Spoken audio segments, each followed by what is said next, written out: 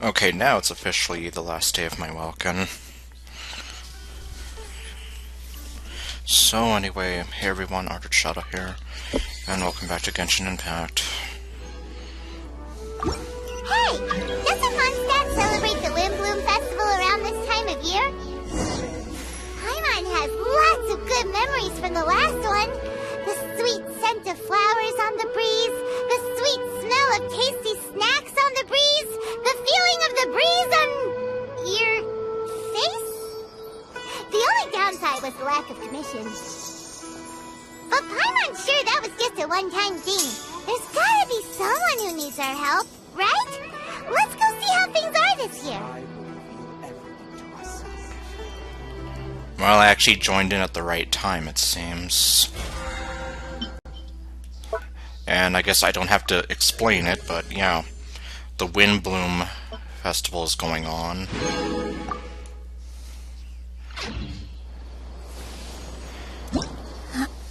And let's see here.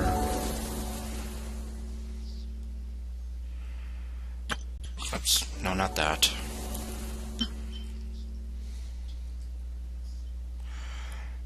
So this is actually, I was totally wrong about thinking that it was the wind trace or whatever.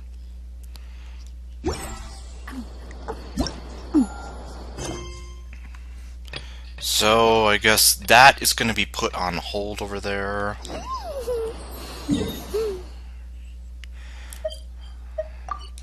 Maybe one of these days I will get back to the... Well, then again, I'm not sure like how the Windblume Festival functions. Like, could I theoretically just do it all in one go if I wanted to? Or is it going to be like the Golden Apple Archipelago where it's kind of spaced out over a certain amount of days?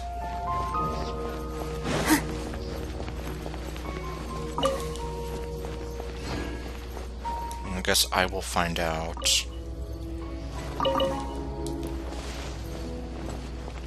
And, well, looking at that little teaser there, it seems that Calais is involved. And I'm also thinking, or at least to my understanding, Sino and Tenari are also involved. Which unfortunately means he's still gonna have those voice lines from that person, so... man.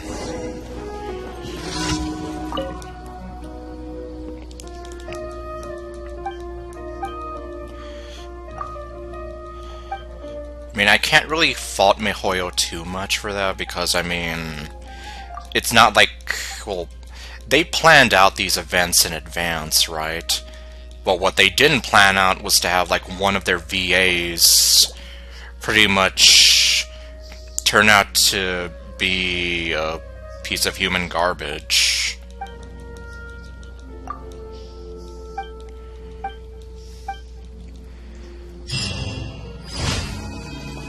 So it's probably, like, yeah, it's most likely too late for them to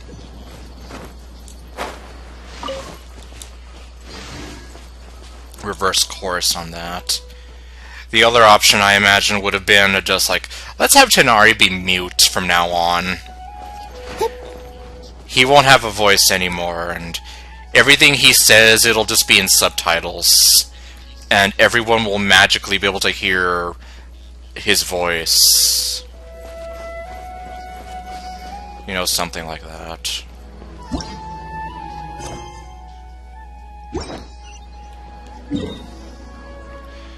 Alright, well then I guess I'm just gonna go ahead and do my commissions and collect the rewards. After that, I guess I'll head on over to Mondstadt and see what the Windblume Festival is all about. Yeah, so this will be the first official Windblume that I ever get to participate in. Not the Wind Trace, that was a totally different thing.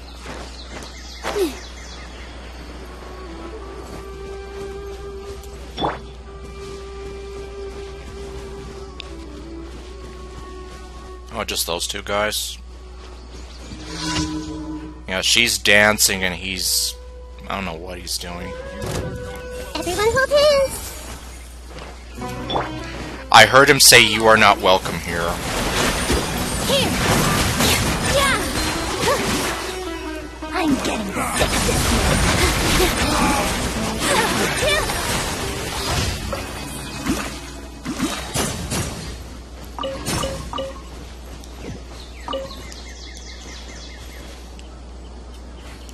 Alright, hold on, let me grab this stuff.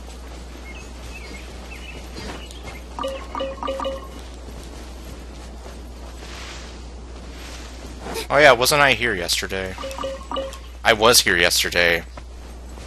With the Hilly Troll Towers. The Hilly Troll Towers that were like right around here. Oh right. Did I...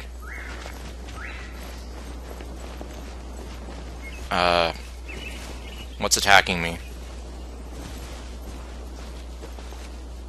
Nothing's attacking me, silly game.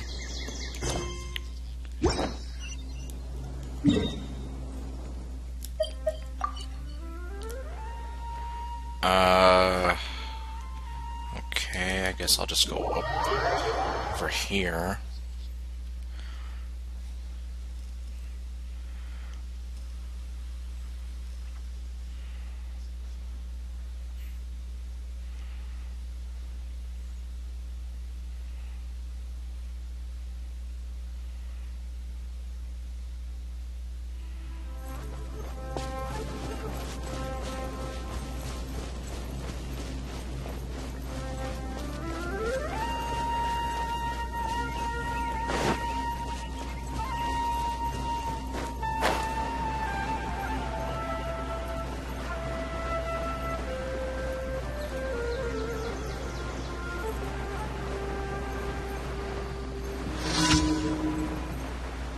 They just appeared out of nowhere, man.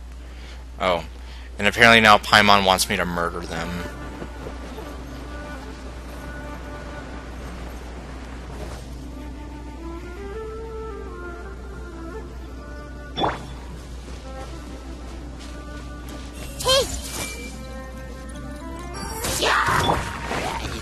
Dance with the waves! All my strength! Oops.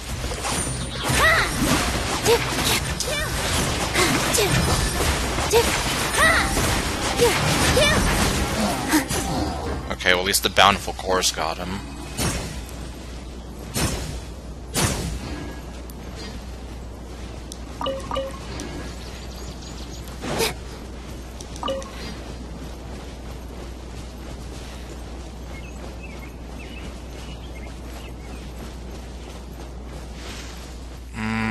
Okay, let's see what's over here.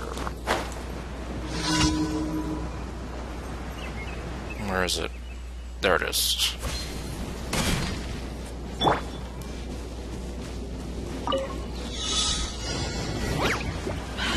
Okay, apparently we're fighting a whole bunch of mushrooms. This dance is for you. Positions. Yeah. And they died.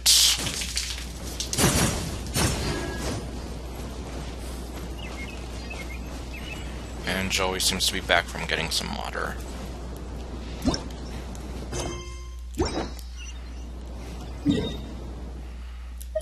Oh, it's just right here.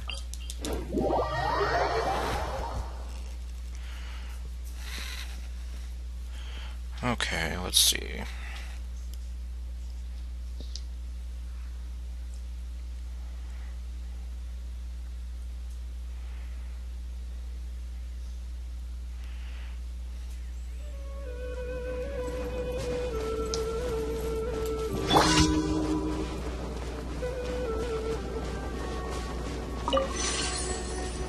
Okay, where is it?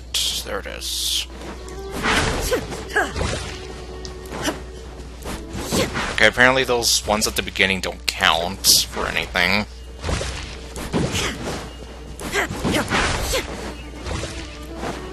Good to know, that way I won't try doing that every single time.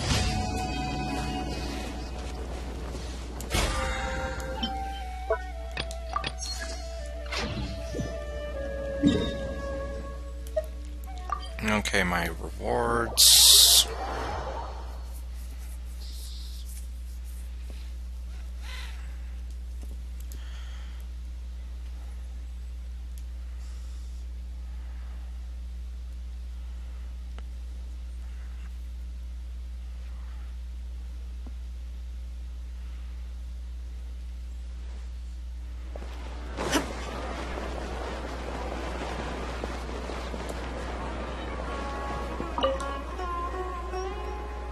Ad Astra Abyssos. Thank you for Ad Astra.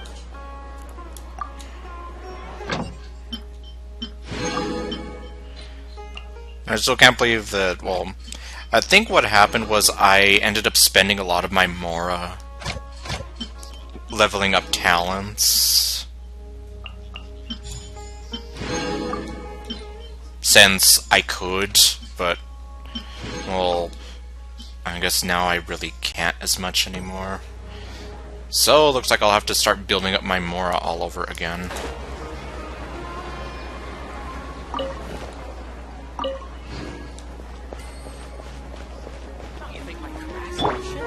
I see everything!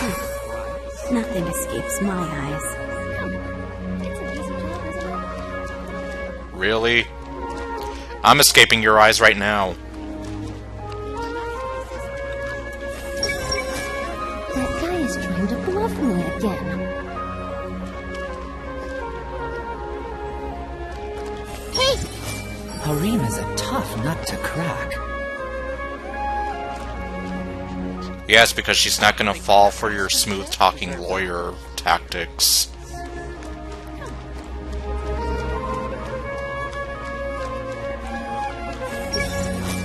About that topic brought up the other night. I can't space out. I can't let anything affect my work. Alright. Yeah, I keep forgetting that you can do that. I wonder, does he think of anything? Yes, he does. I hope the children are doing well. The children? Do you have a family?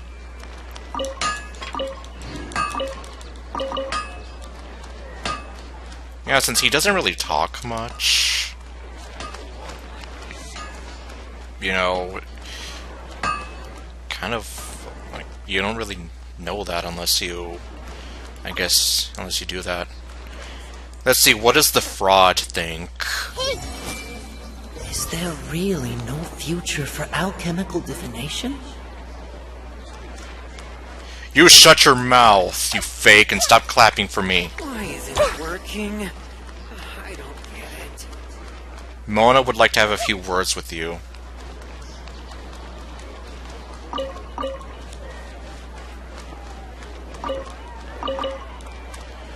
It really is kind of a shame that you miss out on this stuff if you don't have Nahida. And as I was recently kind of informed, you can do a lot of this in some of the, like, limited time events with some characters. Meaning, if you don't have Nahida and you go through those events, you miss out on reading their minds and getting some bonus little, well, not so much dialogue, but you know what I mean.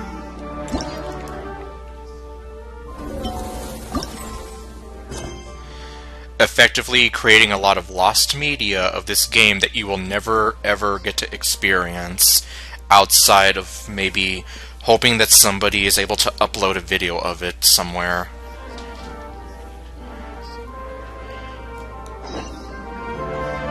Alright, let's see what we're gonna do.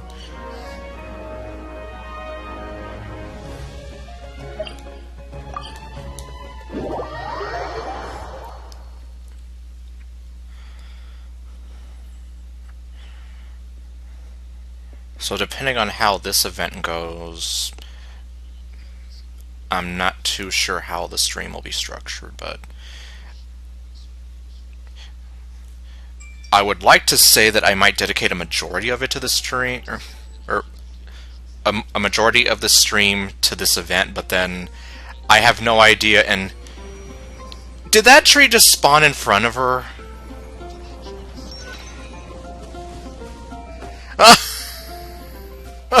The academia? Did you hear What happened this time? Somebody just magically planted a tree right next to her. I see everything. Okay, apparently they don't have any brains to read. Which means they're just a bunch of brainless idiots, which I already knew. The academia? Ugh, what happened this time? Did you hear what happened? Shut up! Stop talking about the academia. That was at least 3 months ago, or whenever I completed the Archon quest. And even then, by that time, you were still talking about the chasm. And I was just here like, you guys are super behind. Step up your game. What happened this time? And now you're getting bullied by a small child. It's the academia. Shut up about the academia. But yeah, like, they just magically put this tree in front of her.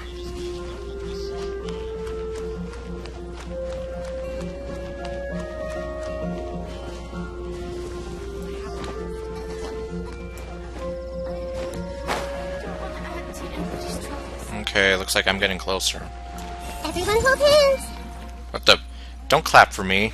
Well, she's clapping for me trying to read her mind.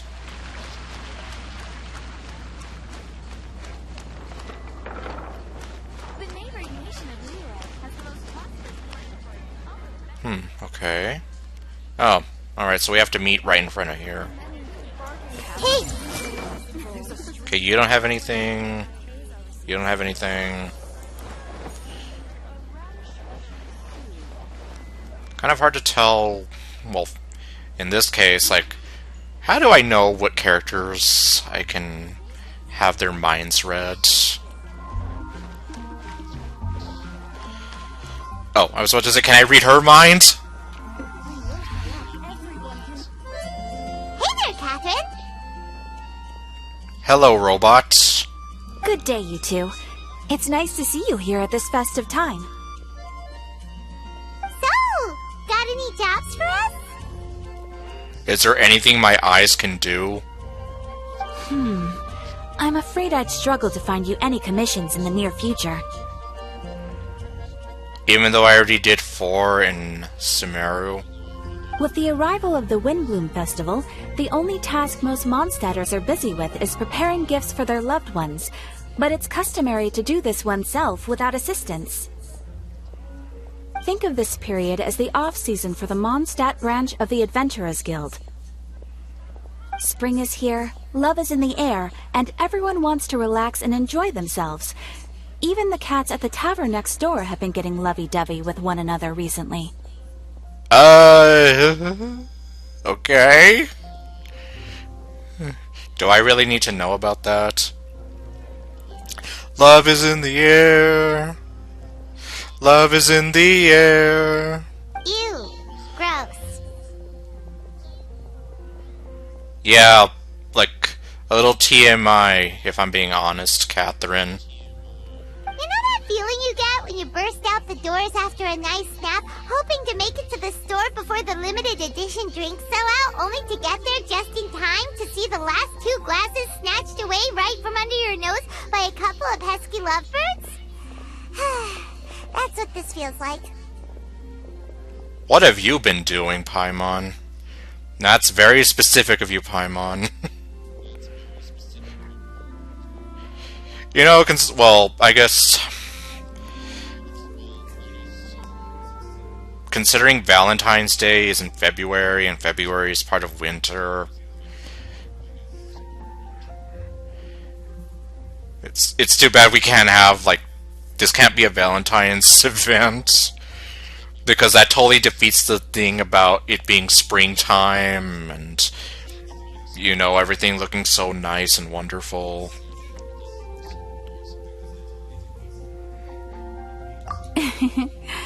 Perhaps you two could simply take this chance to... Traveler, Paimon! Thank goodness I found you. There's something I need your help with. Sucrose, what's wrong? Whoa! Sucrose? Whoa, Sucrose. Whoa, someone needs my help someone needs help after all? Not my help specifically, just help. What is wrong with you? That's no way to greet a friend we haven't seen in so long. Well, I'm not gonna parrot what you just said. No, not help like in the Windblume sense. It's just... How do I explain? Go ahead, Sucrose. We don't have anything else to do right now anyway. My whole schedule's been cleared. Phew. Okay. Here's the situation. I've been appointed as the Windblume Festival's special ambassador by the Knights of Favonius this year. Wow. You're really moving on up in the world, Sucrose. My task is to do good deeds for people during this festival of gratitude and love. Love is in the air. Nice one! So how did they decide who to appoint anyway? They put names in a hat and then they just reach in and pick one at random. They spun an empty bottle donated by Angel's Share inside a circle with all our names on it. Whoever's name the bottle stopped at got chosen. That's even worse than what I suggested. And I was just joking about that. At least it's a little more random if you just put all your names in a hat and then choose one at random. No, it's like, we're gonna spin a bottle and let fate decide. This method seems a bit arbitrary. You think? I think so too. But everyone said that it was to make it fair, so everyone had an equal chance to become the special ambassador. You also could have done that if you put all your names in a hat or something like that. The thing is, I'm not great at dealing with people, so I was really daunted by it at first. But I'm still glad that I got this role. Aw, she looks so happy. I like seeing her so happy. Luckily, I came up with a way to spur myself on, which has helped. Have a look. Are you gonna make a love potion? Is that a test tube? Lumini's like, what do I do with this object? My eyes cannot understand. Eyes, sorry, right, well, eyes, are you actually watching the stream right now? You haven't commented. I'm in the middle of the Windblume right now, though. Yep, every time I do a good deed for someone, I get them to breathe into a test tube. That way, I can collect everyone's breaths of joy. That's interesting. And she technically said the magic words. But I can't play the song, especially because this is a live stream and I don't want YouTube and technically Twitch to get angry at me. Sounds fascinating. Are you gonna use them in your research? Yeah, what exactly are you gonna do with them? Yes. I believe these breaths of joy will serve as valuable raw materials for alchemical transmutation. With any luck, I'll be able to produce something truly miraculous. Like an extra sweet, sweet flower? Like an extra sweet sensetia? Mmm. Darn, now Paimon's hungry. Wait, you're doing this on purpose, aren't you? Yes. Actually, I meant something even more exciting than that. Like a monkey? Okay, no. Do monkeys exist in Genshin Impact? We haven't seen any monkeys anywhere in this game. I can't say for sure until I have more test results to confirm my hypothesis, though. Alchemists mustn't make claims they can't live up to. Yeah, because then that's false advertisement. Anyway, I'm still missing one final breath of joy. And you want me to give you a breath of joy? Oh, is that all you need help with? That's easy. Just treat Paimon to a sweet madame. Then you'll get your last breath of joy. Paimon, go to sleep. More like sweet madame breath. Paimon, be serious. And also go to sleep while you're at it. Hey, come on! Paimon's doing her best to help, okay? Well, you're not helping. So, does it need to be more like official or ceremonious or something? Yeah, how does one constitute what is a breath of joy? No, joy isn't measured in those terms at all. How do you measure joy? And now she looks kind of, well, not really sad, but I don't know. Let me put it this way. Have you ever planted a fruit seed and cared for it while it grows? I planted bean sprouts. And I was pretty happy when those grew. In the same way that those tender, sweet fruits are the product of your time and effort, the amount of joy derived from an experience is positively correlated to the degree of hardship overcome during it. For example, in my case, I would say that to experience a statistically significant amount of joy, I'd have to do something like spend 6 months developing a medicine formula to a point where it was finally consistently effective. Similarly, in order to collect a significant amount of joy from other people, I have to find ways to do something sufficiently challenging on their behalf. Oh, Paimon gets it now. Long story short, you want us to help you find people for you to help. Okay.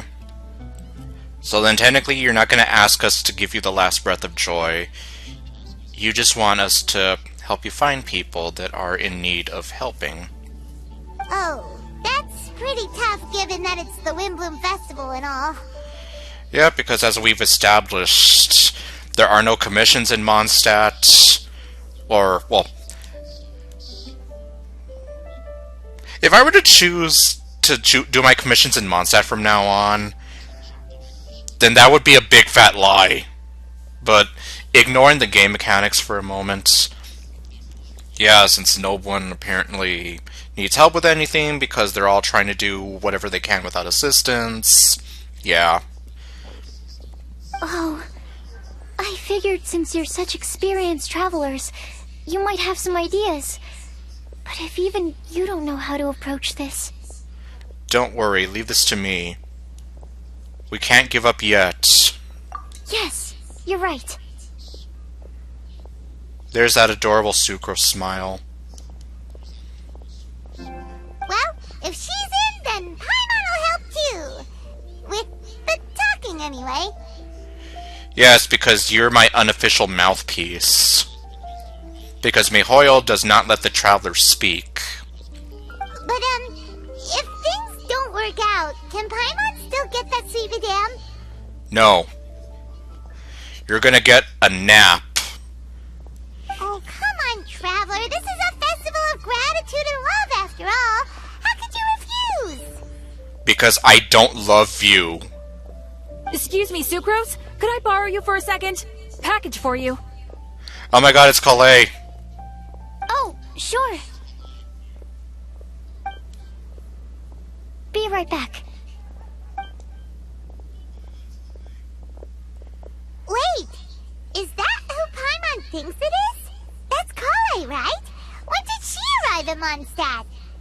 I have no idea. She obviously wasn't there earlier. Of course, neither was that tree that sprouted out next to the two jerks over there.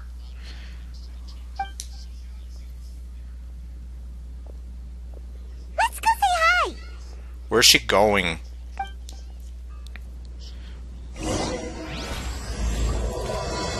Alright, and so begins the Windblume Festival.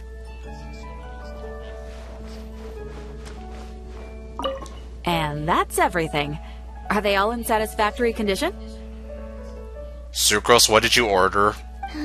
Yep. Thank you, Marjorie.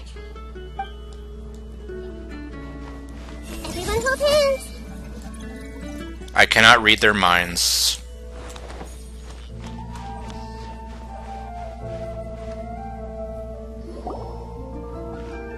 Kale! Hey! Oh, hey you guys. What are the chances? You don't sound excited to see me. You were staring into space just now. Something the matter? Yeah, because staring into space is my thing. Have you seen these eyes? These eyes can stare into anything. Like right now, I'm staring into your very soul as we speak. No, don't worry. I'm fine. You're hiding something from me, aren't you? I was just looking at a Mondstadt children's book in the souvenir shop over there. While I was flipping through it, a piece of paper fell out. The writing on it was really mysterious. Almost like a prophecy. The prophecy is being fulfilled. If you can do these things, you may light the lantern of utmost joy and receive a supreme blessing.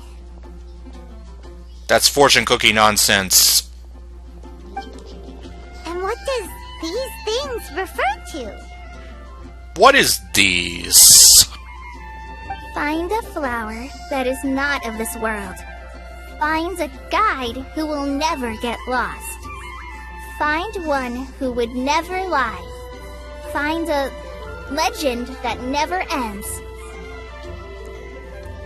Why do I have the feeling that Lumine is the flower and Paimon is the guide? So, 4 things in total. Here, have a look. That's just me kind of overanalyzing it. I asked a lady who owns the store about it, but she said that she didn't know anything about any paper slips. Yeah, she doesn't really say much of anything, does she? Especially since I bought all the souvenirs from her ages ago. Perhaps we can ask a friend about this later. Which friend?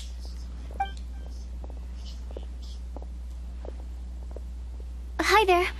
Sorry to butt in, but what's the name of that storybook you just mentioned? Are you sneaking up on me? Oh, it was called The Boar Princess. That is strange. I've read that book, and it sounds like that note you found has no relation to the story at all. So maybe somebody just stuffed it in there and totally forgot about it. Or maybe the prophecy is being fulfilled.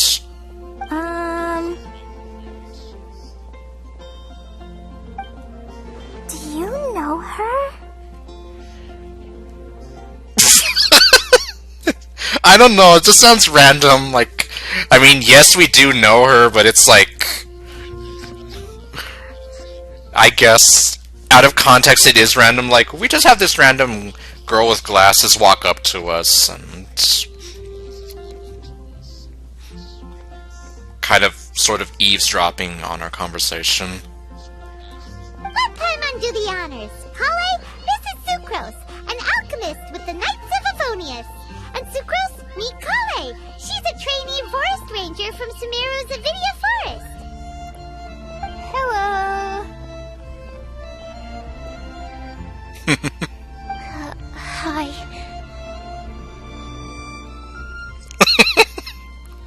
You're gonna kill me with cuteness. Well, Sucrose alone kind of kills me with cuteness, but watching her be all embarrassed and cute like this...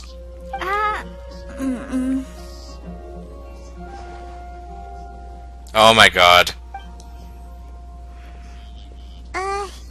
This is getting awkward fast. They're both so shy. Yes. They're almost as bad as I am. Although with me, it would probably be even more awkward. Sucrose, what are your thoughts on this prophecy? Could it be real? It's fortune cookie nonsense. Without having done any research, I couldn't comment definitively. But if you want my subjective opinion, I don't think that it's a nasty prank or anything. Why not? The only people who read children's books are those with a childlike wonder and imagination. Or children, of course. I'm sure that whoever put this prophecy there would understand that. Yeah, and you don't want to go, like, freaking out children if they find that. Would they really do this just to spread lies and ruin someone's innocence? I can't imagine anyone being so cruel. I know. It would almost be like people who go telling children that Santa Claus isn't real. And, well, that destroyed, well, at least, like, for my cousin, I think she had it, like, very, very badly just because she found, like, a ton of the letters that she sent to Santa Claus somewhere in her parents' house. I don't remember the whole story, but it was sort of low-key traumatizing to her because it was like, oh my god, everything I know is a lie, like that sort of thing. My mother just kind of lazily put out Christmas presents too early that were addressed from Santa Claus, so it was like, huh, well, there goes that one. That's a great take. I love it. Exactly. Who would want to hurt a child's feelings? Someone who's very cruel and has no heart. Okay, so what do you think the blessing is, Sucrose?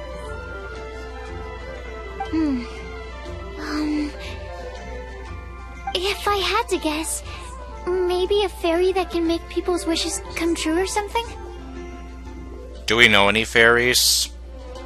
I haven't read many fairy tales, so this is pure speculation. With no other information on hand or prior research to compare against, I'm afraid it might not even be worth considering. Wow! Her guesswork is really good, though. I want to pick her brain some more. Calais, control yourself. But will she find it annoying if I keep asking her questions? I don't think so. Sucrose is a very nice girl. We've only just met after all. What's the best thing to say to someone you're meeting for the first time? Earth to Calais, are you reading me? They're both just staring at her. Or, well, all three of them, Paimon, Lumine, and Sucrose, are staring. Would you like to get the Lantern of Utmost Joy? Wait, you know where to get it? Well, yes. I mean, if possible. Then, what would you wish for, Calais? I'd wish for a better personality. Aww. Uh-huh. Huh? Even Lumine is confused. What's wrong with the personality that you have now? You can't waste it on that. You've got a great personality already. Exactly, and that's why I say, what's wrong with the personality that you have now? And hey there, Waffle. That's very kind of you. But if you know me like I do... Aww. Calais! Oh my god, we finally get to see these two meet. And exactly, Calais, you're fine. You don't need to change anything about you. I know that voice. It's Tony Curtis! Okay, no.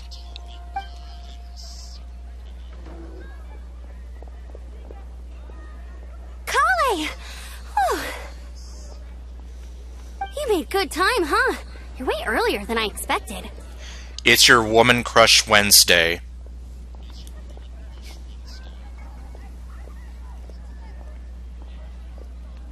Oh, this is your lifelong dream right here?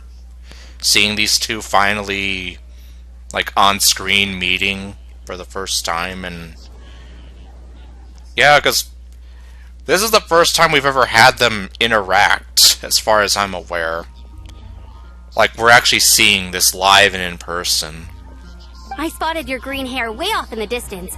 Good thing my eyes are sharp, or I'd have missed you. Amber! Have you been doing well? Did you finish all the pita pockets I brought you last time? And now she's like... Look at the way she lights up. You bet. They're getting yummier each time you make them.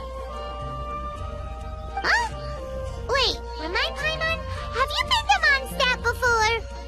Yes, I think. I just don't know anything about that. A long time ago, I had a lot of help from a lot of people here in Mondstadt. Yeah, like Lisa. I don't quite know how that works out, but apparently it happened. And she also apparently knows Kaya. So ever since my Alizar got better, I've been looking out for an opportunity to come back to Mondstadt and tell them all the news that I've been cured. Great. Good for you. Thanks. If it's okay with everyone, why don't I take Kale for a walk around town? I'd like to show her some of the places she didn't get to see last time. Of course. Fine by me. Sure, go right ahead.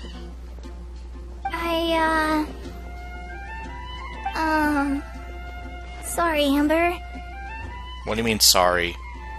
I agreed to meet my traveling companions by the city gate in a few minutes, so I can't go with you just yet. Alright. Sino and the guy who shouldn't be talking. Kaya in the webcomic made me want to... Really? Wow. Oh, well, I don't really keep up with the... Well, I've never read any of the webcomics, but I'll take your word for it. Oh, that's alright. In that case, you guys go rest up, and I'll go see Master Jean to ask for some time off. Oh, okay. So that way you can spend some time with your Woman Crush Wednesday. Traveler Sucrose, could you look after Kale for now? I'll come get her later and take her out. There's still a whole bunch of people I need to introduce her to. Sure, no problem. You can count on us. Awesome. See you later then.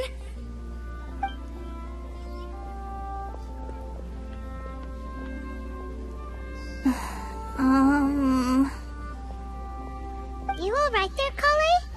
You look kinda disappointed. It's because Amber's gone now.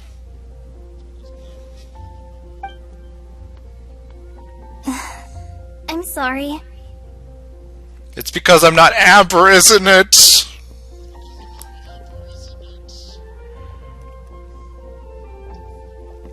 I'm just feeling a little shy today. Don't worry about me. I know there's more to it than that.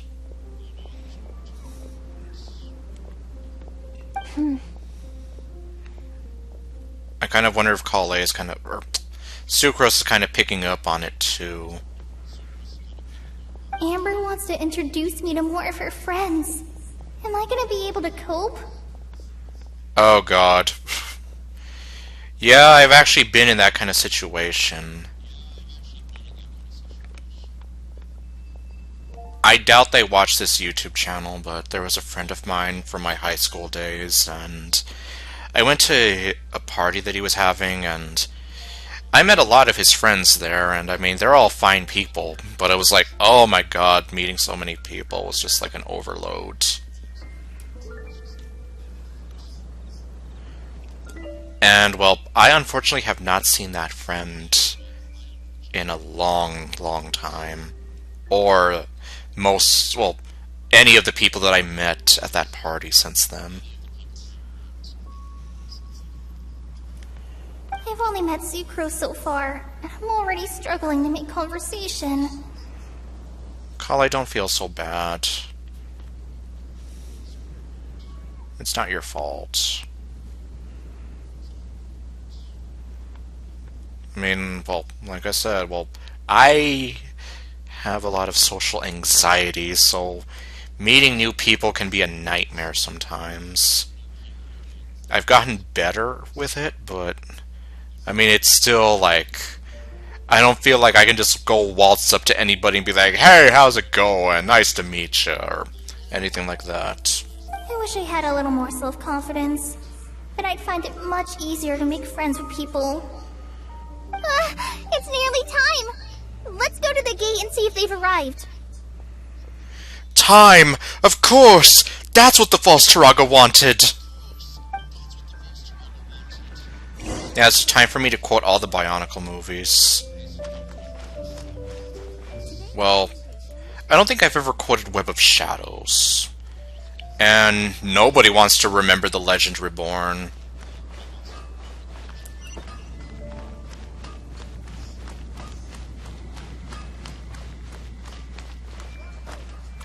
Do you have a brain? No. Welcome to Mondstadt. Hope you enjoy the Windblume Festival. They don't have brains! That means you're a bunch of brainless idiots! Okay, no. No, it just means that MiHoYo didn't think about making them... Like, yeah, seriously, how are you supposed to know whose minds you can read?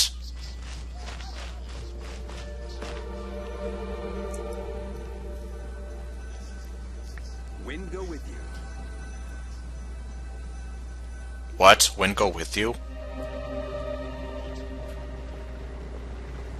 There they are. There's Sino. This humble windmill, such a great view. I don't know, maybe because it... I guess maybe just marveling the structure of it and the sight of it. All they do is... Yeah, but I mean... You could probably make something like... I don't know, like... Have Swan be like, did I leave the stove on this morning? I mean, it's understandable. It must have been a long time since you last came to Mondstadt. Now, if only we had an option to shut off Tainari's voice. Because it is the true Great Vayu Viastra. What? Oh, come on. Don't tell me you don't get it. I don't get it. Yeah, I mean, there's a joke going around that they are pretty much like Kale's two dads. I just wish we could do something about Tainari's voice right now. View, Vayu, and also Mahamatra, Vayu Viastra. No? No. No. No. Tainari! Sino! Over here! You're worse than Chugga Conroy! At least his puns are kind of funny, and... I mean, sometimes they're cringe, but at least I understand them. What is he saying? Yeah, see, I have no idea what Sino's talking about! Whew, am I glad to see you. I'm not glad to hear you, though.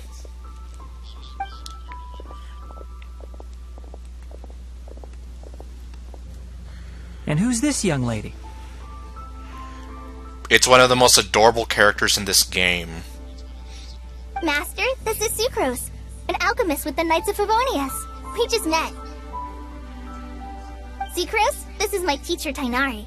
He's a highly respected forest watcher in Sumeru, and he's also a very famous botanist. And he currently has an English VA who's a piece of human garbage. and we'll have to wait months before he's recast. Kale's exaggerating. I'm Tainari. Pleased to meet you. So you have a teacher as well. The pleasure is all mine, Tainari, sir. Yep, he's extremely knowledgeable too.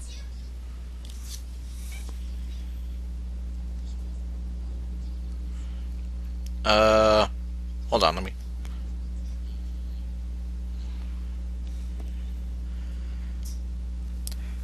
Well, I have similar thoughts, but I mean, Paimon's not talking right now, so... My urge to tell Paimon to go to sleep are kind of... my urges to tell her to go to sleep are kind of calm right now, so... And this is General Mahamatra Sino of the Sumeru Academia. He's really famous in Sumeru as well. He also tells really, really bad jokes. Greetings. Though if I might say so, we're purely here for personal reasons. You needn't be unduly concerned with our official positions. Did you come here for business or pleasure? Okay, obviously it sounds a lot more sexy when Brianna Knickerbocker says it. And Kale, there's no need to use my full title. Sino is fine. Or sir, if you absolutely must. Indeed. We're not here in an official capacity. Just to keep Kale company on her vacation. Vacation's all I ever wanted. Vacation, have to get away. Okay, no. I heard that song playing at CC's last week. Keep me company? But it was you two that insisted on coming. That's so that they don't, like, give it away, like that they're worried about you or something. Kale is very important to us. We felt obliged to ensure her safety on the long, treacherous journey to Mondstadt. Okay, well at least Sino's a little more upfront about it. And Sucrose is being so happy again. But I've been here on my own loads of times before. But they love you! Oh god, Lumine. At your work, though. What if something bad happens while the General Mahamatra's away?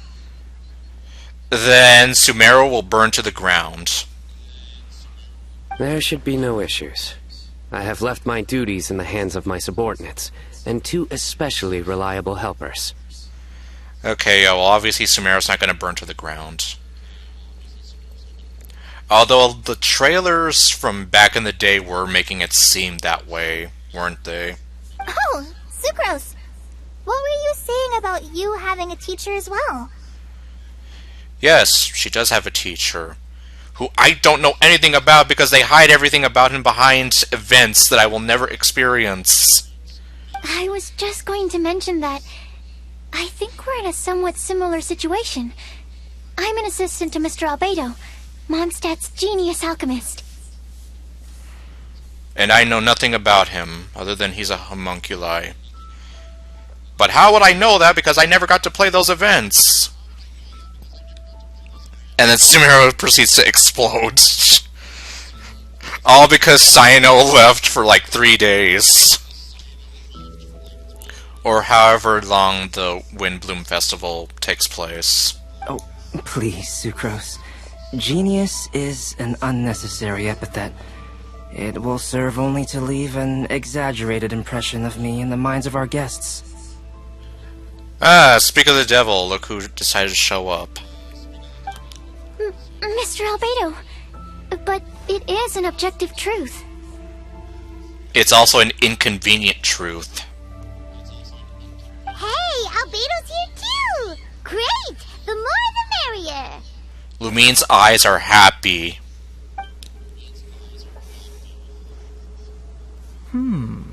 So tell me, Sucrose, since your specialty is bioalchemy, what do you know about the antitoxic properties of the calla lily?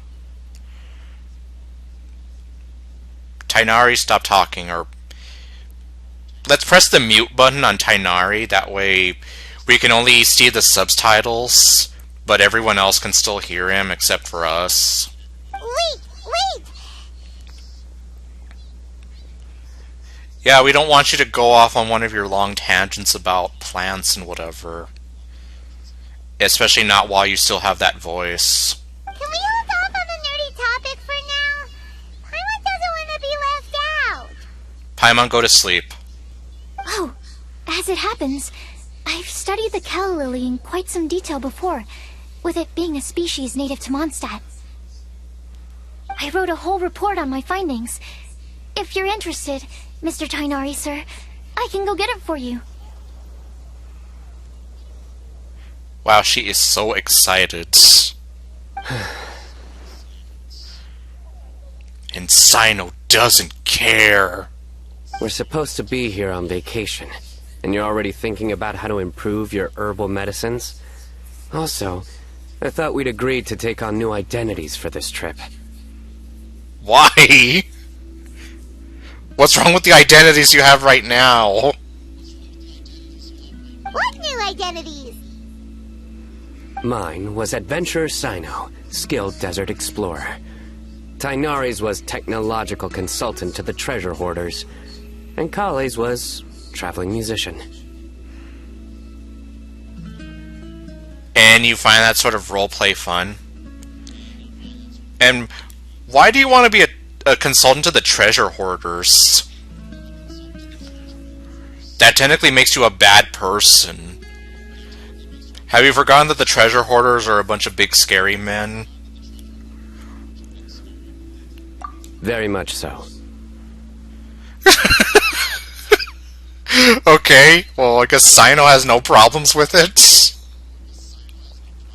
I just like how nonchalant he is about it. Like, no questions asked. And he doesn't show, like, any sort of, like, I don't have a problem with this, everything is fine. I do wish some of the less cautious adventurers in the Avidya forest would consider coming to Mondstadt instead. What Philanimo mushrooms lack in texture, they make up for in not causing vomiting or diarrhea. Stop talking about that. Stop talking in general. Are you contemplating using some compounds from the calla lily as active ingredients in a targeted antidote? Yes, I gathered a few on the way here, and my initial research suggests to me that it could be worth a try. Okay, I got it. But as much as I don't wish to be a wet blanket... She has a job to do. Because love is in the air. It takes a huge amount of experimental data to conclusively prove how different drugs interact. Estimating the total development time would be very difficult. Okay, well... Sucrose, have you already forgotten about your job, though?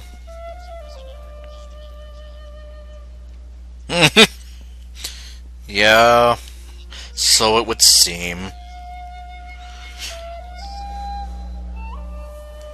Add in the time for procurement and delivery of essential materials, and I'm not sure if we could complete development before you need to return.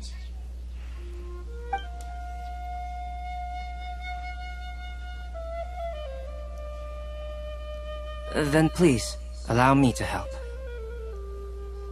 Mr. Albedo! Apologies for my tardy entrance in the present discussion. I understand you're looking to make an antidote for poisonous fungi, correct? If you happen to have some samples with you, or relevant documentation on hand, perhaps you might give me the chance to review them later.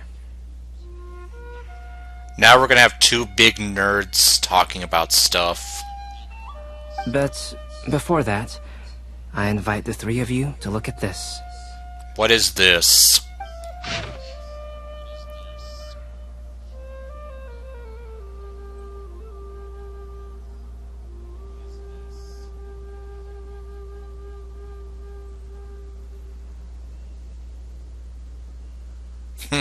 Okay. Food and lodging arrangements? Yeah, where are you going? Were you quietly writing this up the whole time? Paimon didn't even notice! Impressive multitasking. We have 3 nerds right now. Ah, yes.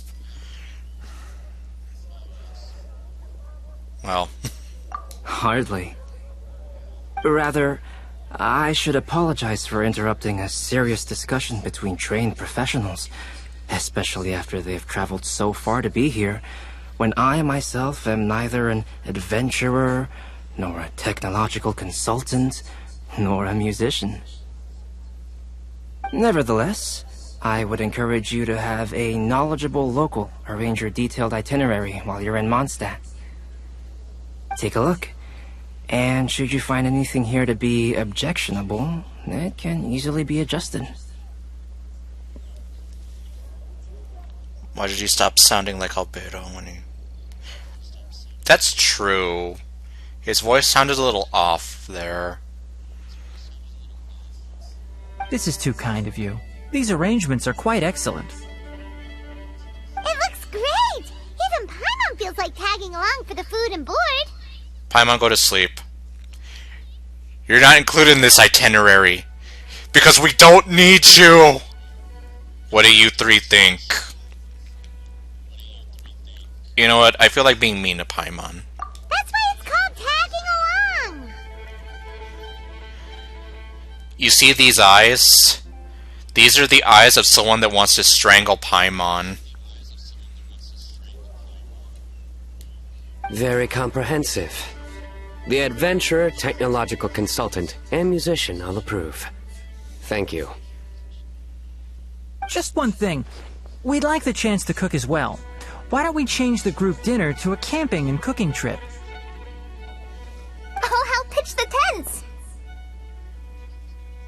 And I'll fly the plane. I can help too. Hey, that's... Sucrose actually says that sometimes, doesn't she? I think. I don't know. No, I think she says, I want to help. And Paimon will take her to Good Hunter to order some starters. Mondstadt's cold cut platter is not to be missed. Nice idea. I'm looking forward to it already. Great, then it's decided. Sucrose and I will bring the 3 of you to your inn for a quick rest. You 2, let's meet by the lake this evening. What are you gonna do to me by the lake? Are you gonna murder me in my sleep? And then throw me into the lake and... Okay, no. Rosario would be more likely to do that. Probably. Welcome to Mondstadt. Hope you enjoy the Windblume Festival. Shut up!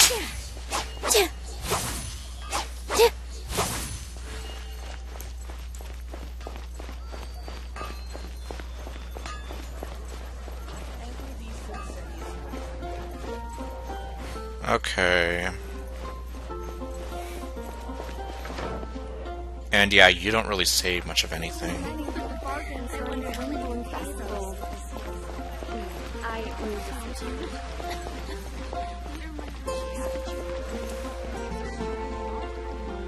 Love is in the air. Okay, no.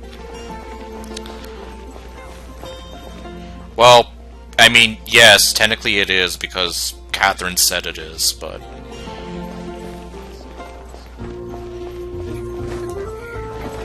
I work here now.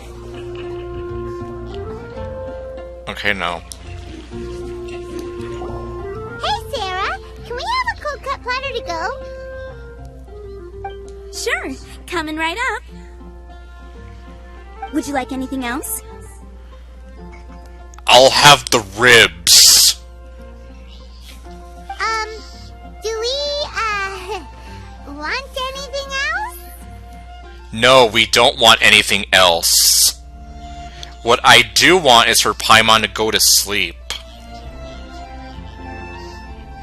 That'll be all. Ugh, if we must. Nope! I'm gonna be like that one meme of the kids who are like all saying they want stuff from McDonald's. I'm gonna be the one parent who orders a coffee and then just drives off.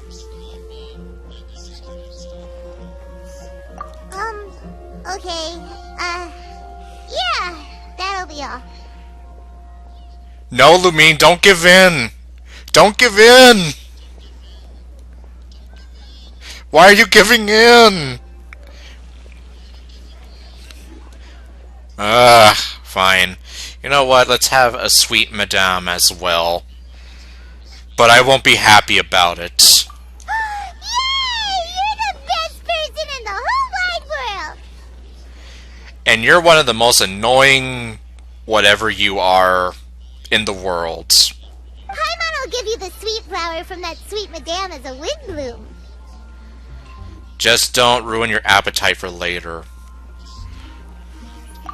No need to worry about that. Paimon can make room for good food. Paimon has at least 5 stomachs. Alright, just a moment. Oh, that was great. Well, too late. Paimon probably already ate it. Although, trust me, if it were up to me, I would have been like, nope, this is mine. It's all mine. You can't have any. If that was a Windblume treat, then Paimon wishes it could be the Windblume Festival every day.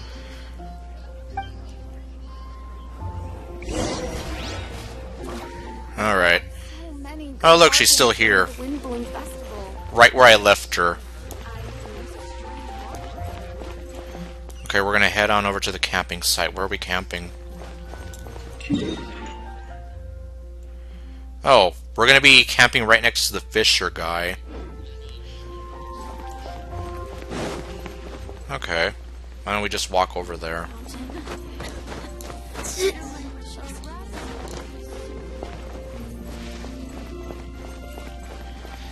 Hey, you jerks, how the hell are you? Can you tell me what it's like having a tree magically sprout out next to you? Paimon wants to eat food, but little did she know she was the food. Paimon is not emergency food!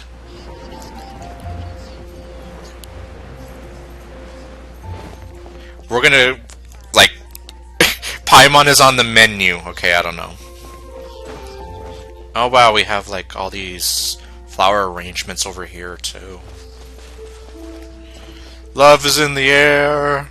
Oh wow. Can I read your minds? No. You have no minds.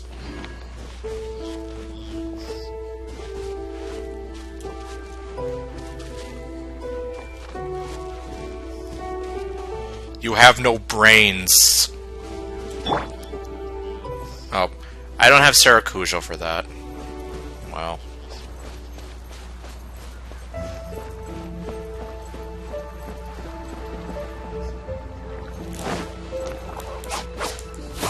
Oh my... Wow, that was really lucky. That pigeon didn't really move anywhere the whole time Nilu was swinging at it. Okay, excuse me, Lizzie. Lizzie McGuire.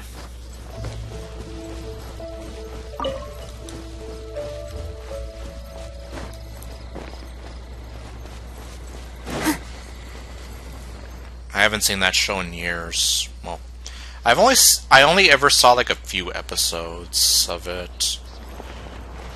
I know there was a movie about it that was like the finale, but I never saw that either. And everybody's here. Alright, looks like we're all here. We went from evening to afternoon. We're not late, are we? Technically we are, but somehow the clock magically jumped back about 3 hours. Not at all. We just came early to set everything up, since we happen to be free today. Kali put up the tent so quickly, but still managed to tie very sturdy knots. You can really tell that she's a professional. Wrestler? Okay, no. I didn't do much apart from passing materials around. Sucrose, don't put yourself down like that. Thanks. It's all thanks to Master and Sino. They taught me everything I know. What can I say? For a skilled adventurer, this is just another day on the job. It's just another Thursday. Even though I'm playing this on a Friday. Are you quite finished? Or were you going to sing each other's praises till the moon rises? Come on, let's all sit down.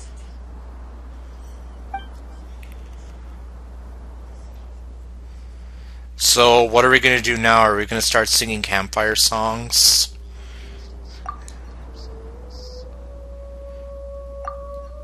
That sunshine sprat was really very good.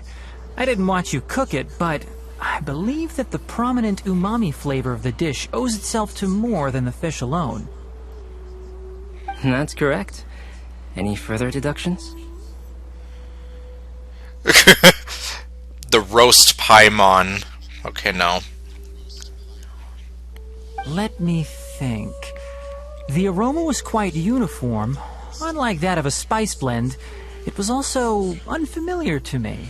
So I would venture that it was a Mondstadt specialty. You know, I just realized, where's Amber? She was supposed to be getting her day off from Jean, but we never heard back from her. As far as edible Mondstadt plant species are concerned, calla lilies are usually used in soups. So if I had to guess... small lampgrass?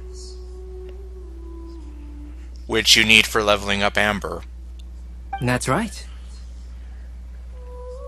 And Diluc.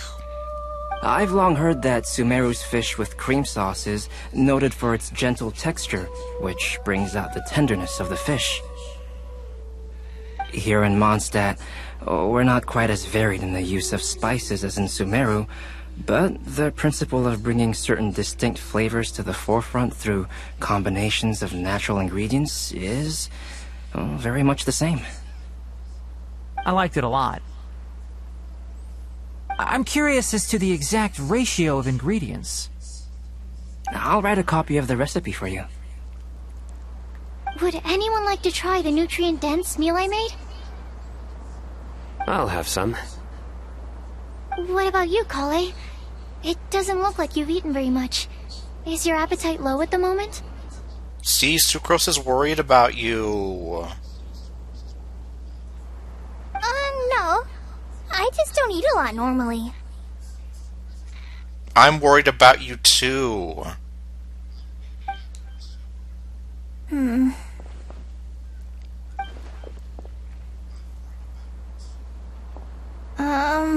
Sorry. I didn't mean to make things awkward. You hurt Sucrose's feelings. Okay, no. Oh, I'm not sure what's really... I'm pretty sure she just walked off to go get... well, tend to the food over there, but... I am pretty sure there is more to Kale's feelings than she's letting on right now. I mean, obviously, meeting all these new people is kind of overwhelming her a bit. Like a social anxiety overload, possibly. Tainari. While we were on the road, we spotted something white, walking on two legs. Was that Paimon? That depends. Were you planning on eating her? Which day was this? Monday. Just after passing through Stonegate. Yeah. Kale's been through a lot. She deserves, like, all the hugs out there. Well, not too hard, though, especially since She's recovering from her Elazar, so don't want to hurt her or anything. You could technically hug the unofficial Calais plush that's out there. The plush is very grumpy, though, I will say. Because the people who made the plush were using her, that thing of official art that they put out for her where she looks all grumpy. You know, like the splash art of her that you have like on the banner right now. I still don't understand why they made her so grumpy in that artwork. Sino, are you sure your eyes were working that day?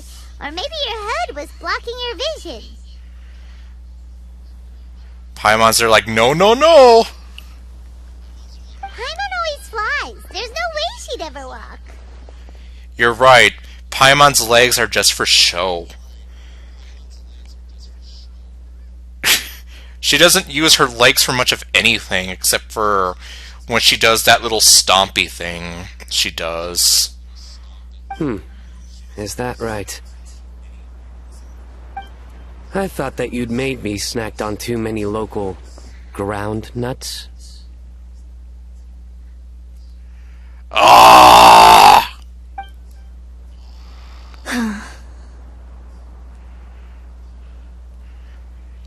Way to go, Sino. You made Calais even more depressed. No? Not funny? No. If I could put the memes, my channel memes in this stream, I totally would right now. Paimon walking would be... Yeah, well, it would be terrifying and it would be cursed because, yeah, like I said, Paimon doesn't use her legs for anything. And plus, imagine seeing her walking, seeing this little 2-foot little being walking around like nothing. That would be kind of freakishly terrifying. Ground, you know. As in ground up, but also the ground. Ground nuts make you fall to the ground. Did you just invent that? Is no one gonna interject? Is no one gonna stop him from explaining? Make him stop! Think of this as part of the process of getting to know Sino. On the bright side, these jokes show that he thinks of you as his friends. Although it makes me, like... his jokes are worse than mine! And at least I'll admit that my jokes are bad. Him, the weird thing is that when he says it, it sounds so nonchalant and serious. So it also kind of makes it hard to be like, is he joking or is he just being serious? Still, we could test the hypothesis. We're gonna make Paimon walk on the ground? What hypothesis? That plant species indigenous to Mondstadt may have an effect on the motor functions of flying lifeforms. Oh, okay. Hey! Paimon's not your test subject! You're right, she's emergency food. Anyway, by your logic, what does that mean by eating, say, Zaitun peaches? That would make a sick Paimon peachy in no time, or something. Or that eating lavender melons would have no effect, because you are a flying lavender melon. I say we put these theories to the test, because that's what these tests are for. Hey! Not you too! Yes, me too. Yeah, I know, and well, I've never heard any of Sino's jokes in-game. So this is kind of a first for me. I've only ever, like, read a few of them. But, I mean, obviously it's not the same effect as hearing it live and in person.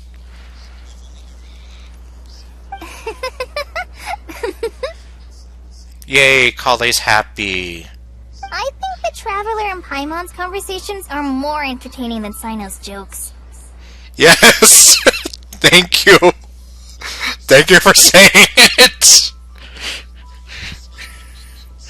That's why I love like choosing some of the mean answers. Like, you see, now that is comedy. Ah, I see. You must have been keeping quiet about this grievance for quite some time now. What does that have to do with anything? She just made an observation, and... Are you really, like... Did he really take it that personally, that his jokes are unfunny? You seem much cheerier now that you're here at Mondstadt, Sino. Actually, feels like you're a completely different person. I know. We've never heard him joke around like that. That's because I'm Sino the Adventurer. That's not funny. This is bad comedy. Kale is grieving because of your jokes. You're right, because it made her depressed earlier. But then me joking about using Paimon as a test subject made her happy. Hmm? It's not? No. Lumine's eyes say everything. In fairness, you only saw him in his work mode while you were in Sumeru. He's actually like this most of the time when he's in a good mood. Okay, so this is a side of him that we never get to see. Yep, it's true. Sometimes when he's eating, he'll grumble about how the bowl is too shallow for the amount of food it contains and other random stuff like that. Huh. Okay. You know, that's kind of why, for some reason, like when I eat cereal, I'll only eat my cereal in certain bowls that are shaped a certain way. Because if it's too shallow and whatever, it just feels weird. And I feel like I'm getting kind of gypped from the cereal and milk, and... See? I understand. Then allow me to reintroduce myself. Before, you knew me as General Mahamatra Sino. Now, please see me as Sino the Adventurer. Why are you trying to reinvent yourself so much? Yeah, so that's another thing he does. He'll keep repeating something he thinks is funny until you stop trying to resist. Well, the joke's on you. I'll keep resisting for as long as I'll have to. So you have two different mental states? Almost like different phases of matter. Interesting. I want to learn to do that too. Sucrose, no! You're already adorable and perfect as you are right now. I think in your case, the two states we would end up with would be highly conscientious Sucrose and stupefied Sucrose. Stupefied Sucrose? What would that even be like? Do I even want to know? I think Stupefied Sucrose would probably be semi-cursed. I like her this way. We don't need an opposite Sucrose. Oh, by the way, was there any reason in particular that you chose Mondstadt as your destination on this occasion? Because Kale wanted to visit her woman crush Wednesday, who is currently MIA. Oh, well, Lisa once told me that the Windblume Festival is one of Mondstadt's biggest events of the year. I wanted to take this opportunity to give everyone a Windblume, as a token of my heartfelt gratitude for everything they've done to look after me. And Sucrose is very happy. Plus, it was a good chance for Kale to get out and meet some new people. See, they're worried about her, and they want only good things for her. Kale, Lily. Oh my god, stop! What? I mean, that one I actually get. Call a lily, call a lily, but it's just a bad pun. Kale's Windblume. Maybe she should call it a Kale Lily. It sounds very Mondstadt. Oh my god, Tainari's just rolling his eyes like, oh my god, please stop. There's also Cauliflower, which would technically make more sense. But somehow, it doesn't sound as nice. Mean? She just looks so done with him.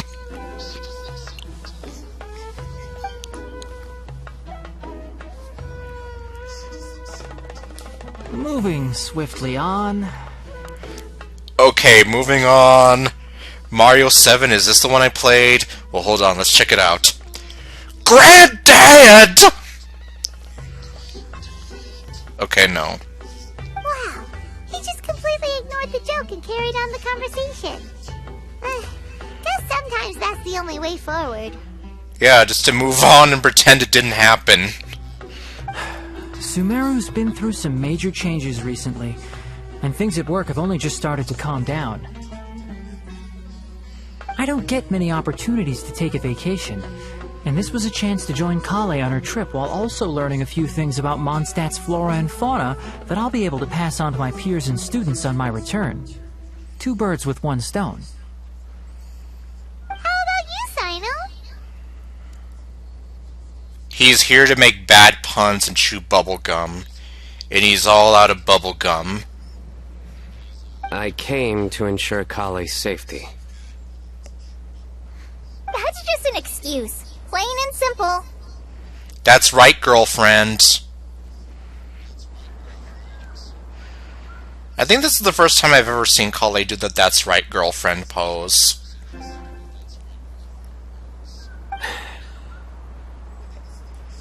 Also, there's the matter of a Genius Invocation TCG custom-made card back. Oh my... Of course he's here because of children's card games. Aha! So you did have an ulterior motive. Have you all played Genius Invocation TCG before? Yes, I have. I haven't. Okay, no, yeah, I actually have.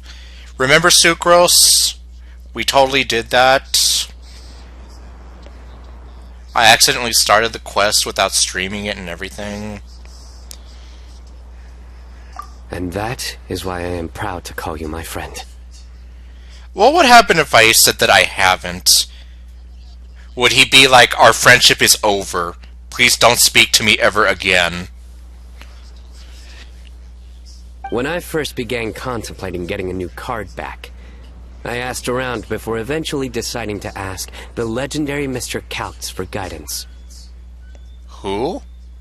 A friend of mine, Sawada, whom I played cards with on occasion, had been to Inazuma for the Irodori festival. He told me that Kaltz was a Mondstadter, so I should try my luck there. Oh, Sawada. We actually talked to him yesterday. House? Isn't that... You mean, he's a friend of yours? I don't know. I legit don't have an answer for that. Is losing his friendship a good thing or a bad thing? On the one hand, that means you'll never get to hear his bad puns again. But on the other hand, if you need him to save your skin, he's probably not going to bother saving you because he's like, you're not my friend, I don't want to save you. I see. So, you came to Mondstadt in search of Kaltz. No, that is inaccurate. I came here principally to protect Kale. You keep telling yourself that. You're really here because of children's card games. You most certainly did not. Kale's been here on the quiet numerous times, and this is the first time you felt the need to join. Not only me, same applies to you too, doesn't it? Well, look who's calling the kettle black. If my writer friend were here now, I'm sure he would describe this curious coincidence as having the makings of a good story. It's always a pleasure to meet a fan. Oh, here he comes. Big reveal. Wait, you mean you're Mr. Calx? It's you! Having my new friends address me by my pen name feels somewhat unusual. Please, just call me Albedo. Huh. So you're Calx. Sino's been talking about you non-stop recently. He's intent on getting you to design a bespoke card back for him.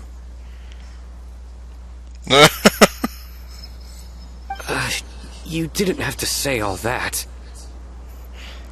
Called out in front of a live studio audience. I don't usually take private commissions, but I believe that we are friends now. All of us. All of us. Our conversations have been deep and interesting. And Sino, your passion for this game is indeed one of a kind. I can see it in your eyes. Even, well, and the fact that he looks like he could have been a Yu-Gi-Oh character. Obviously.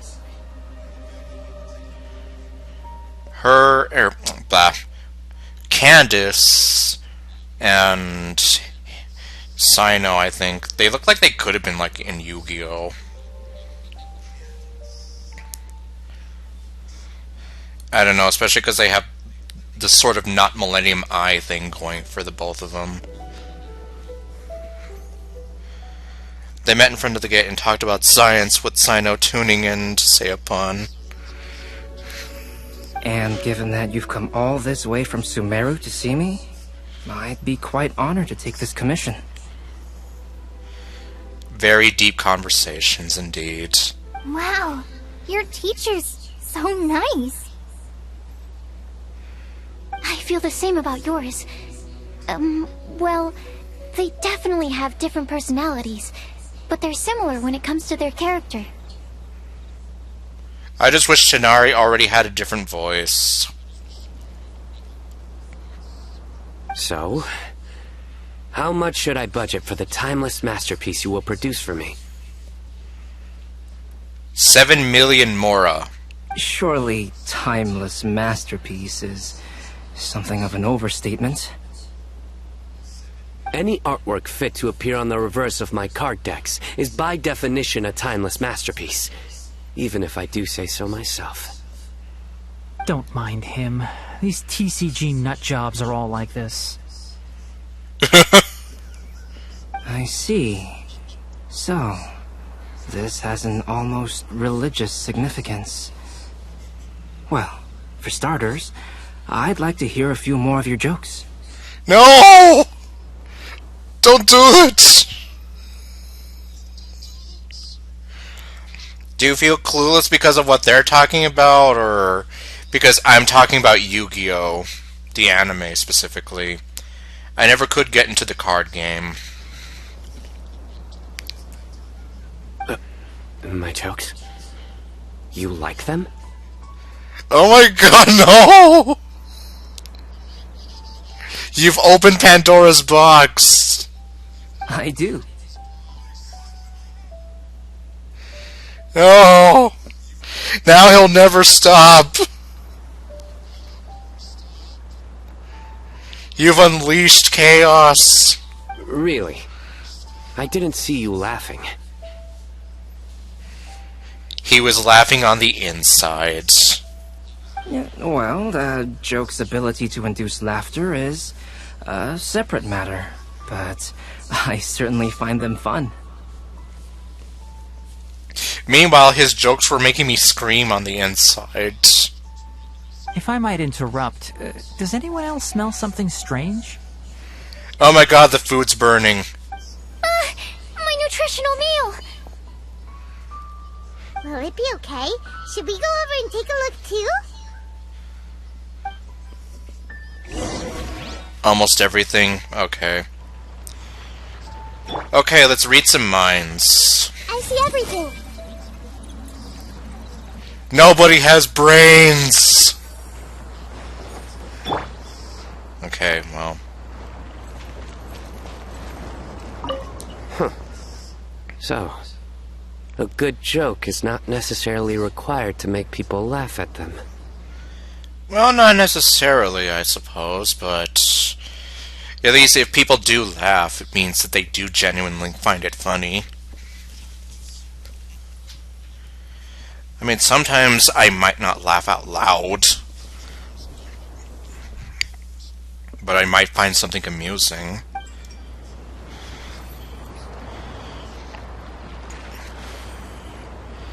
I will never understand why people ship these two together. But then again, I don't really know what the basis is for that, so I would see more basis for Alhaitham and Nilou, just based on what little info I've scrounged up. These are nice. Let's take it easy. He just, with his humor, he doesn't have a brain, yeah. Well, he's a homunculi, so I don't, or homunculus, so I don't know. But you would think that he does have a brain. I'd be grateful if you could check on Sucrose. As for our new friends here, leave them to me.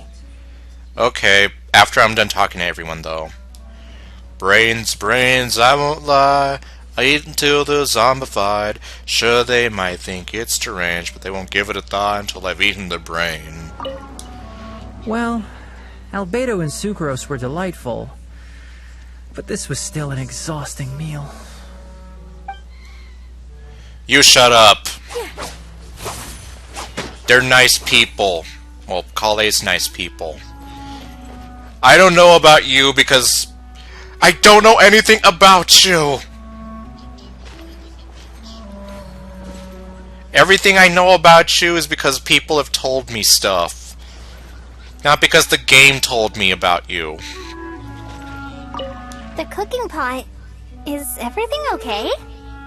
I don't know. That's what I'm gonna go find out.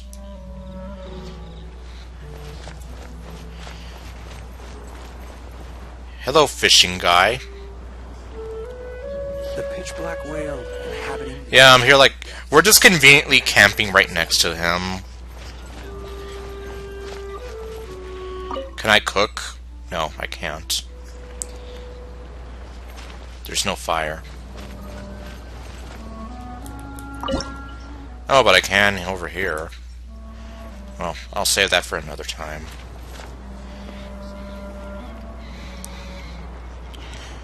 Let's see, Google helped me. Now I know a little more about what's happening. What did you Google?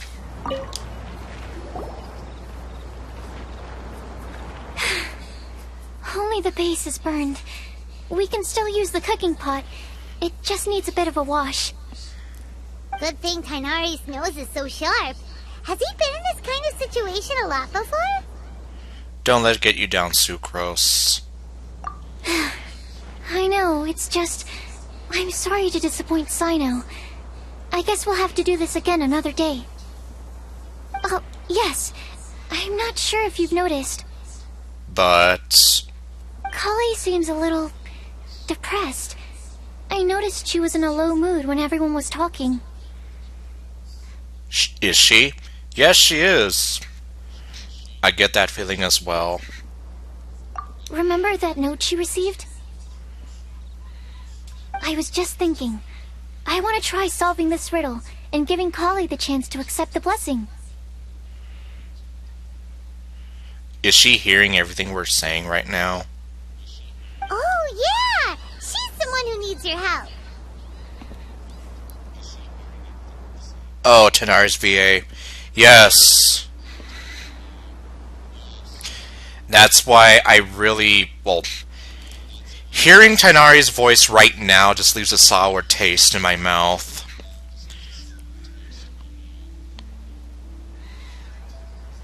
That's why I'm here, like... I have very mixed feelings. Well, actually, no, not even. Like, after knowing everything that guy's done, it's like, ugh, just get him away from me, for the love of God. Yeah, so I guess now you know, and that's exactly why I'm here, like, that's why I'm saying, like, I wish I could mute Tighnari, I wish he would stop talking, I wish he would have a new voice already, that's why I'm saying all this stuff. I'm not even gonna talk about everything that he's done. One, because I don't think I even know everything that he's done. New stuff keeps coming out, like, every so often. And two, because I kind of want to keep the streams free of even talking about that kind of stuff. So, yeah, but basically, that's why I'm saying that Tighnari's current VA, who apparently breached his contract by doing all this shit, and is possibly going to be fired very soon, is just a piece of human garbage. Exactly. Maybe she'll be willing to breathe into my test tube. But anyway, that can wait. I still find that kind of weird, though. But I guess I can't really question it. Even if I wanted to, as I've said, Lumine cannot speak. All she does is stare into your soul.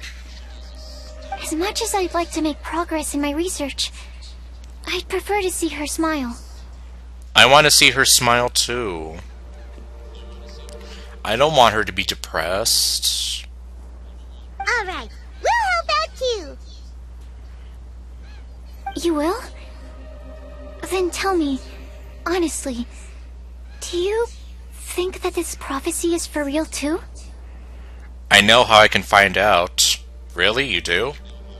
Huh? Right! Paimon, shut up. I'll be back shortly. Alright, let's meet at the alchemy crafting bench in the city. I've got some thinking to do in the meantime. We're back. Wow, that didn't take very long now, did it? Or, no, wait, I guess we're gonna go meet at the crafting bench after this, right? Oh, what a shame. You just missed a joke about windmills. Oh no, I'm so sad. I'm gonna go cry right now because I missed it. Stop, please. I don't need to hear it a fifth time. How many times has he told it? That bad, huh?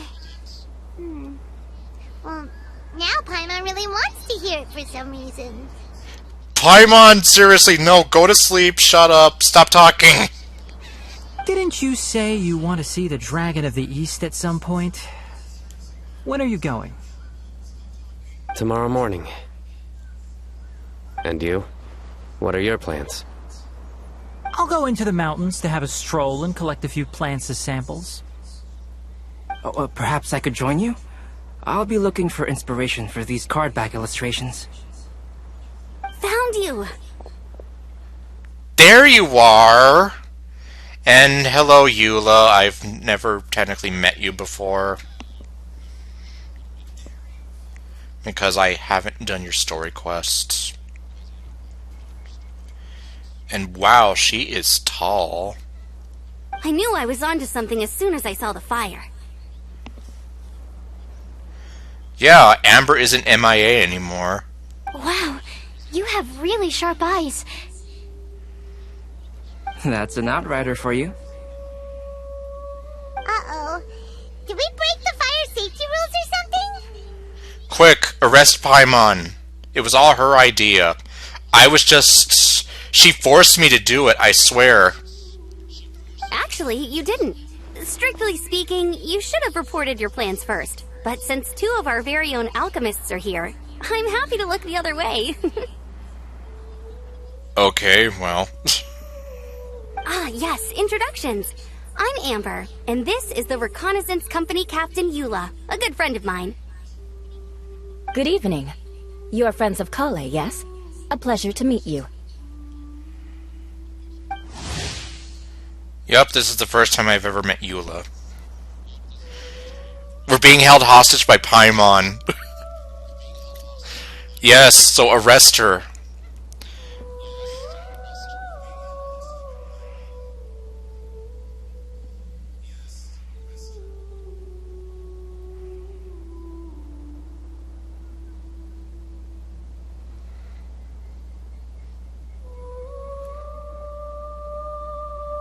Okay. Yeah, well, like I said, this is the first time I've ever encountered the NPC Eula, so... Oh, Amber and Eula. The pleasure is ours. I've heard a lot about both of you from Kale.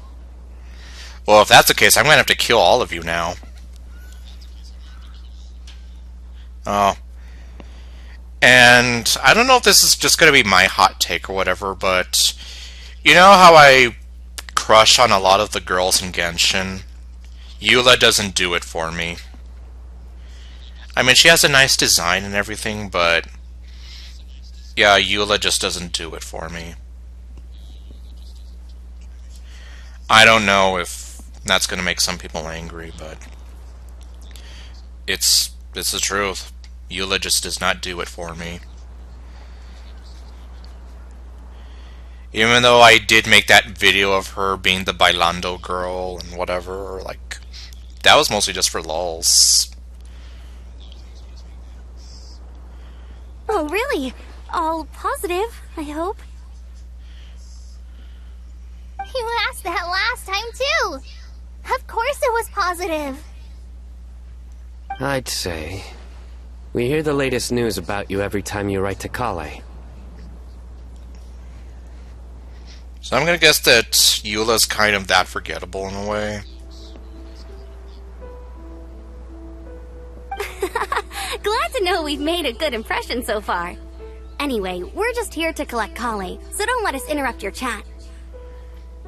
Makes me wonder how it's gonna be when I finally do play Eula's story quest. Come on, Kale. We're gonna take you to check out a few scenic spots. Okay, great. And see, now she's happy. Still as high energy as always. You know Amber? Yes, we've met. She's Kale's most important friend. And for that, we are also very grateful to her. She doesn't show up that much in her own story quest? Dang. Well, to be fair, like, Nilou's story quest is hardly even about Nilou. And gosh, I forgot what other story quests. Well, I think Kazuha's is kind of like we don't really get to know that much about him, and the Golden Apple Archipelago was like the one where we get to learn the most about him.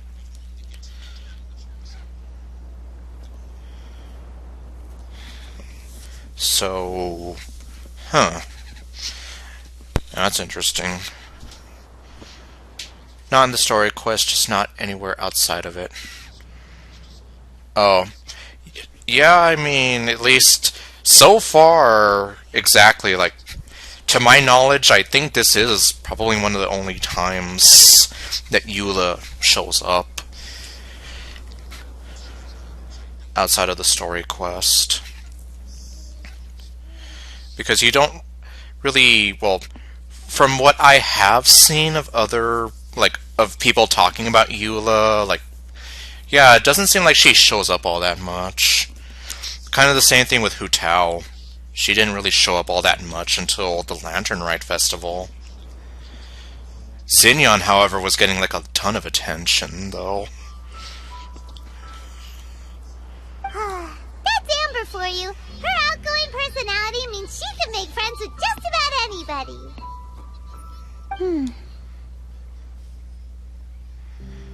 Paimon, now you just hurt her feelings. I want you to go to sleep right now. It's getting late, and we still have a lot lined up tomorrow. I suggest we all head back and get some rest. Yes, we should preserve our energy. All right, I'll start packing up.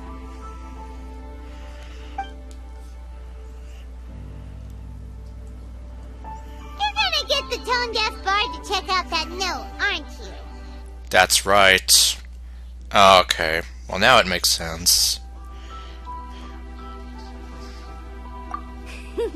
Guess Paimon knows you pretty well, huh? Knowing him, he should be hitting the taverns around this time. Yep, he'll be drinking his ass off in the tavern.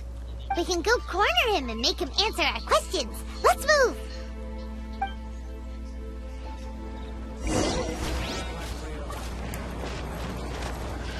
What happens if they set up or what happens if they set Mondstadt on fire? I don't know. Well, it looks like that won't be happening anytime soon because everything that was here right now, they just tore it all down.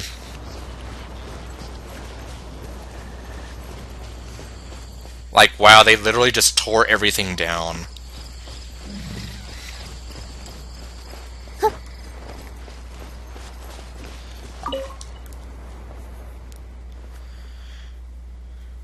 Love is in the air. Okay, no.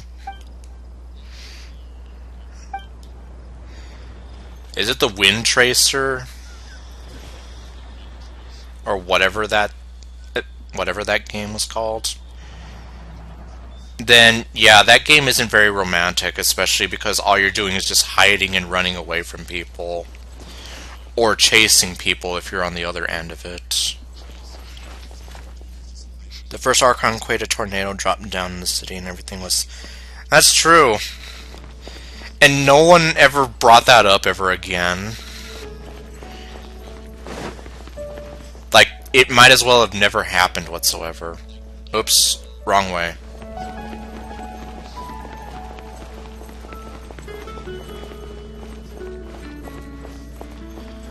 Let's see. What do you know? There he is. And here's Patton Oswalt. Bring a date. Come on in and take a seat. Okay, no.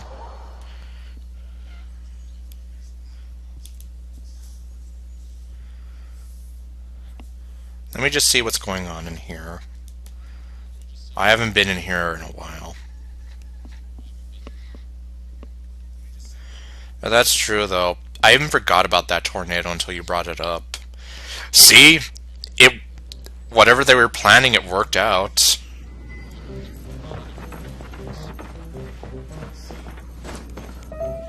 Hey, big boy, want me to dance for you? Okay, no. I doubt Nilu's even gonna do that right now. What would you like? I would like for Paimon to go to sleep, please. Can you make it happen?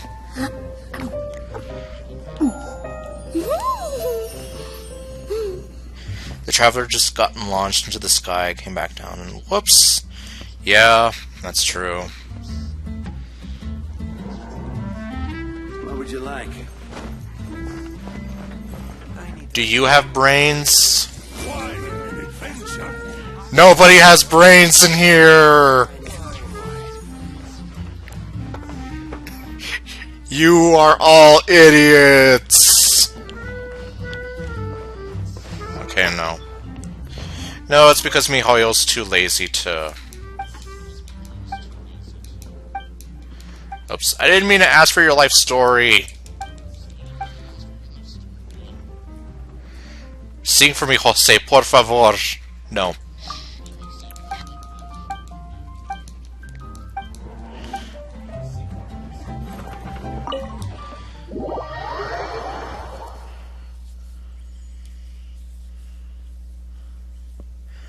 Alright. I guess I'll go ahead and talk to Venti now. Why are you staring at me, Joey?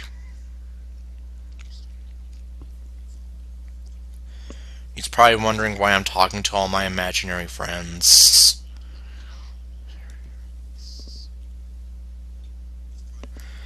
I wish they would just move the NPCs farther from the doors. Yeah, exactly. Like, I don't want to hear... Especially with him, he goes on and on and on, and I'm just here like, no, I don't want to hear this every single time I accidentally press that.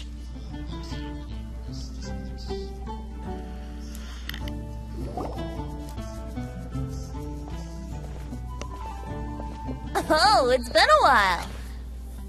Why were you just sitting there staring at nothing while we walked up over here? You're right. He has 5 fingers on each hand. Paimon called it. Tone deaf bard drinking as usual. Put your drink down and get your game face on. We've got some important questions for you, mister. Okay. Let the interrogation begin.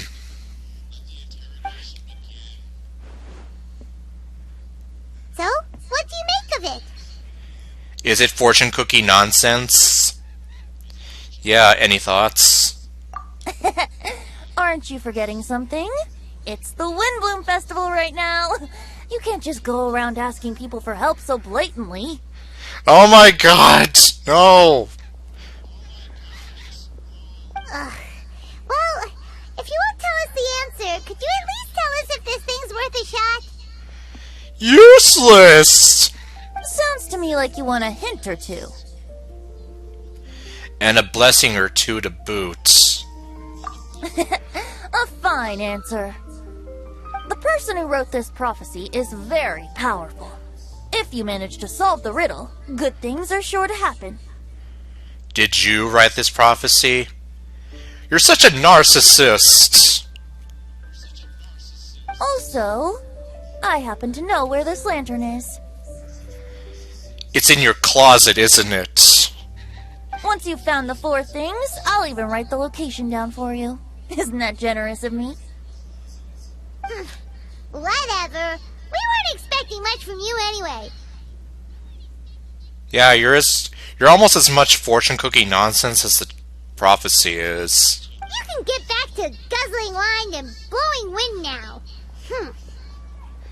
And not necessarily in that order. Oh, woe is me. Paimon sees me as nothing more than a drunken wastrel.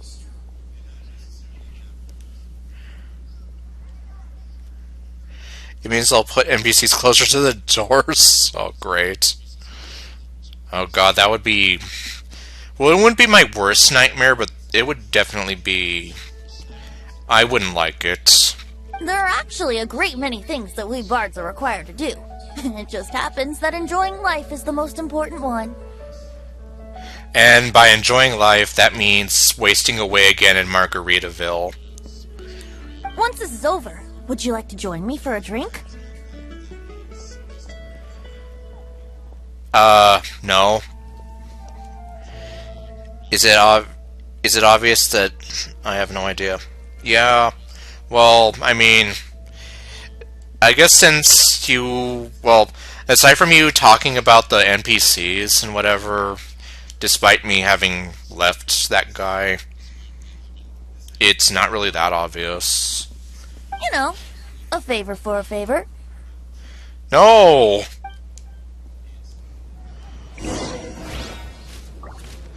Quick, can we read his mind?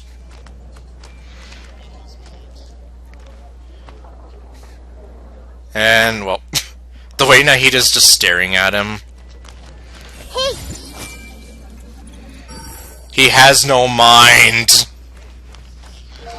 Huh? Want me to dance for you? Okay, no.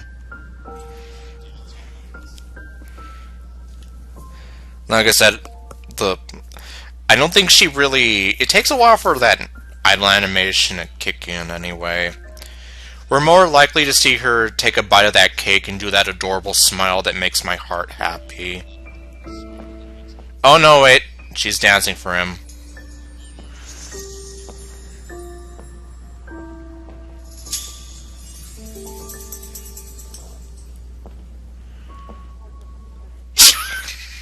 fact that I can do this, so...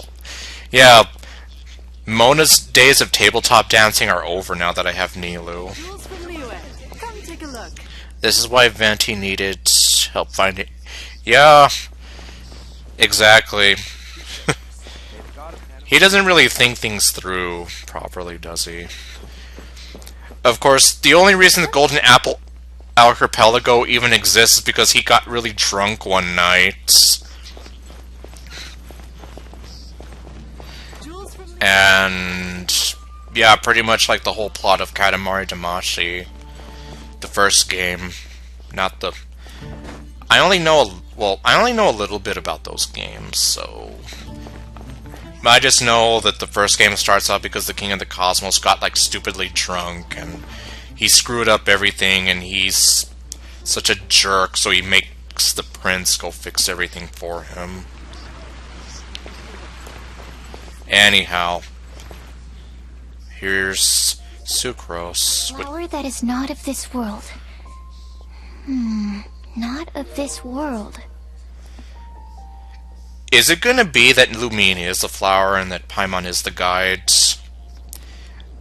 And does that mean that I was right the whole time?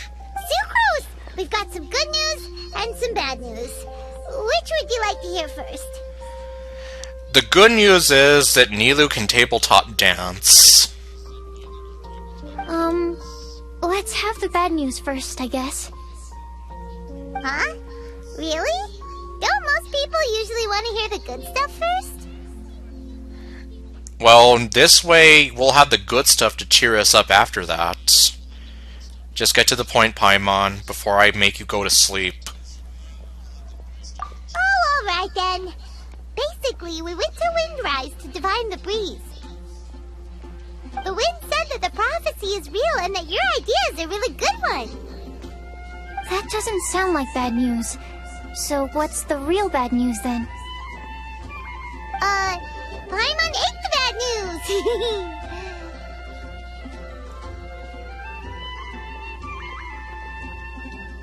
You're just asking for somebody to strangle you.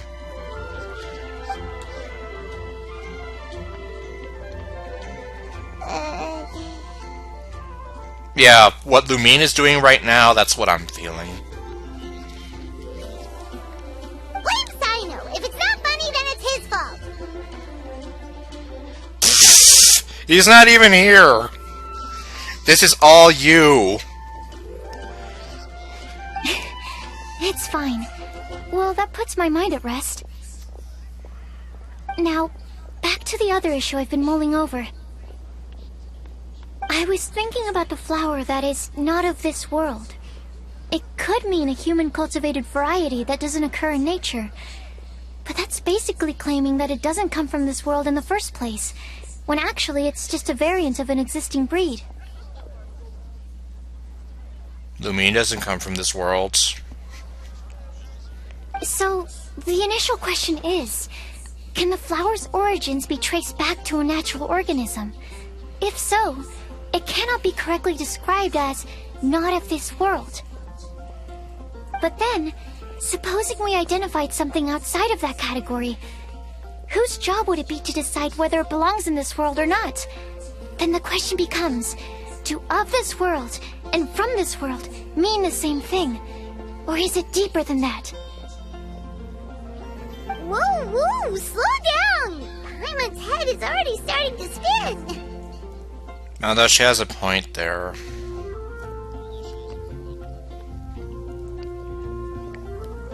And yeah, Lumine also has a flower on her head.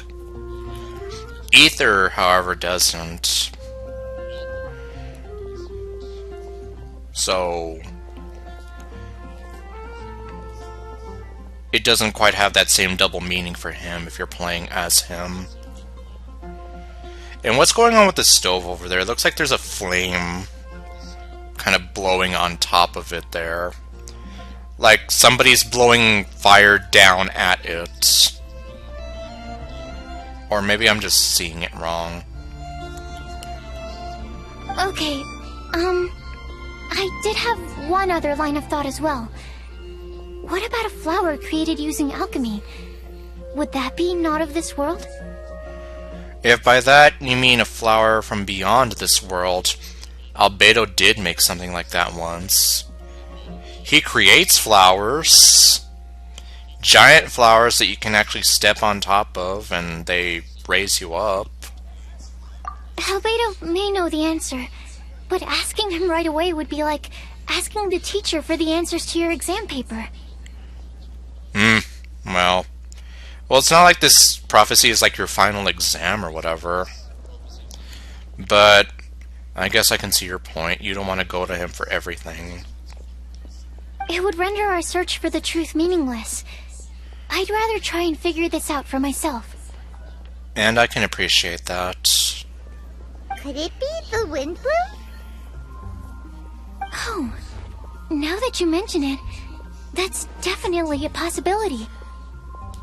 The Windblume doesn't refer to a specific flower. Everyone defines what it means for themselves. In which case, the Windblume doesn't exist in reality. This does seem like a promising direction. I've made a note. Okay, I better go read up on this. Yay! Paimon was actually useful this time! Guess we have that sweet madame to thank, huh?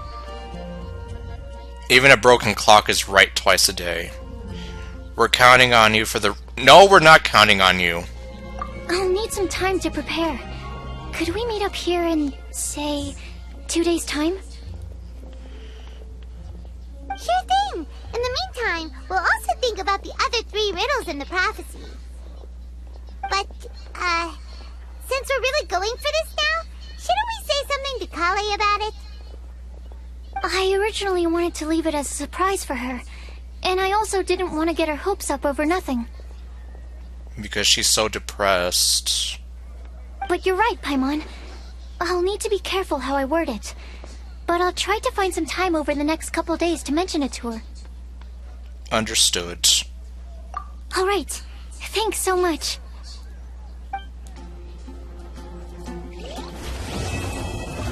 Okay, so that's part 1 complete.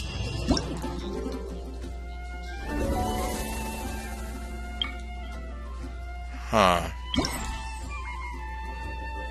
So now what?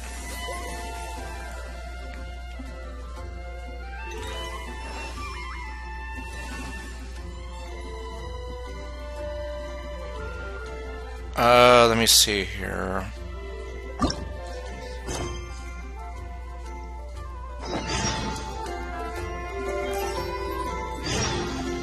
I guess we're going to be doing some of these random quests while we wait.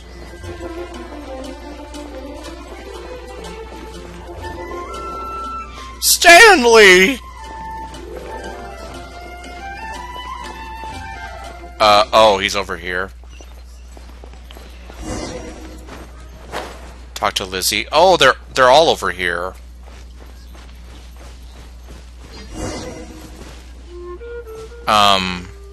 Yes, I see them.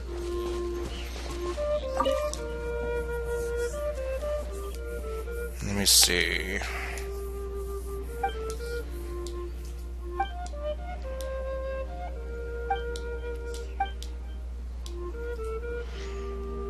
The person who designed it calls it floral chess.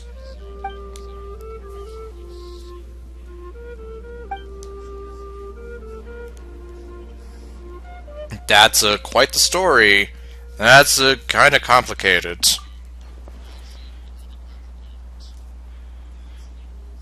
Imagination.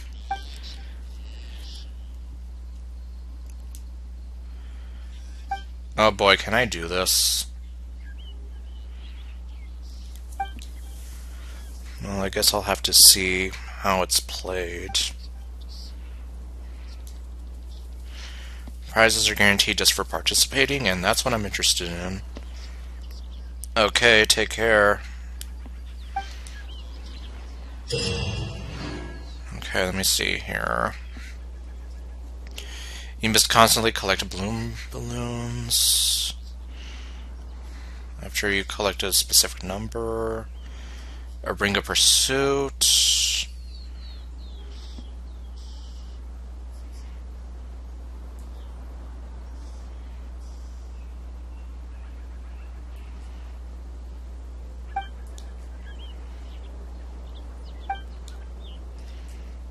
Huh, okay.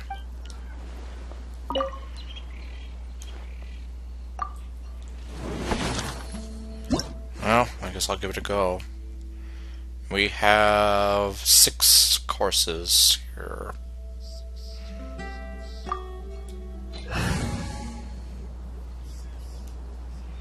Wait, does it matter who I go with?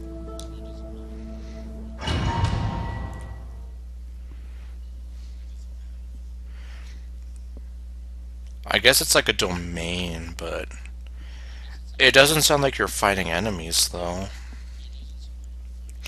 Although I suppose you could use some of the other characters' abilities to help you. Let me see here.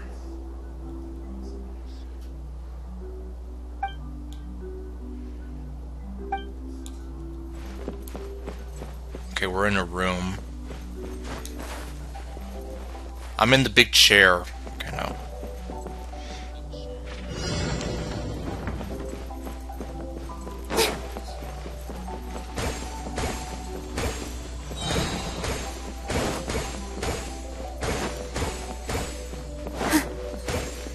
Okay, gotta avoid that thing. Next area has been unlocked.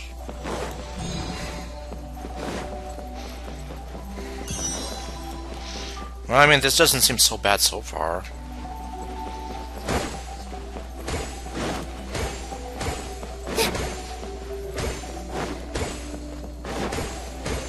Okay, and there's that thing. Uh-oh. Shit. Ah!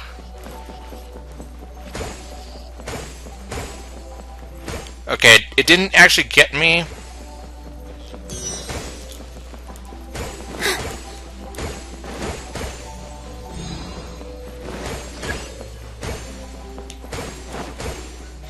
Oh god, where's the next area?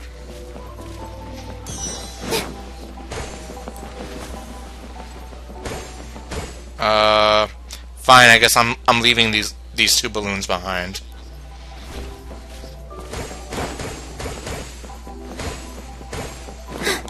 Oh, nope. Psh. Almost caught me there.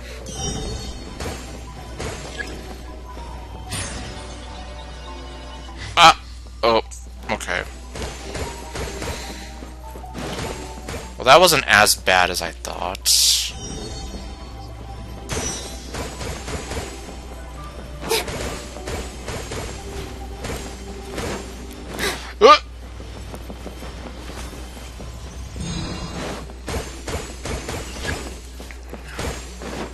The Ring of Pursuit has appeared. Oh, wait. Where is it? Where is it? Where is it?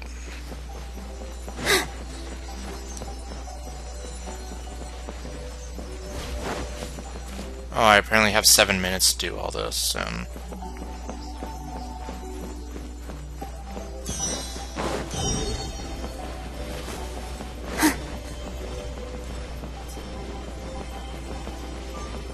I guess this is it.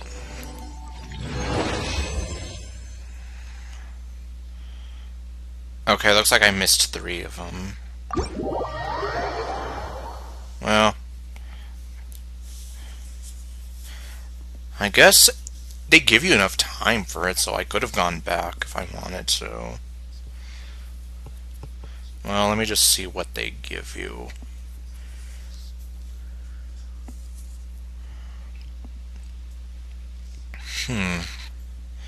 I'll also have to look and see. Well, the Windblume event starts today, but I don't know how long it goes on for.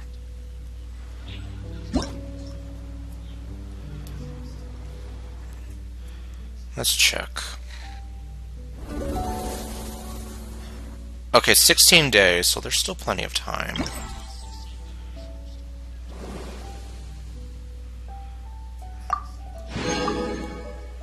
Wait, I got a weapon off of that, I think.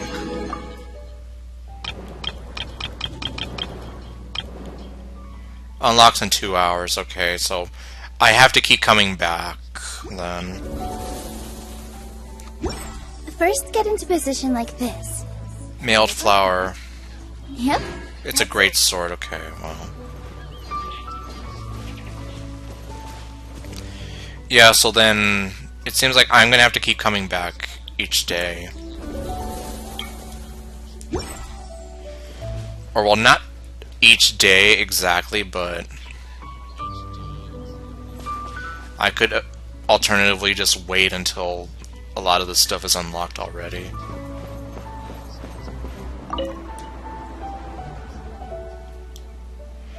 Let's see, what event have you got going on here?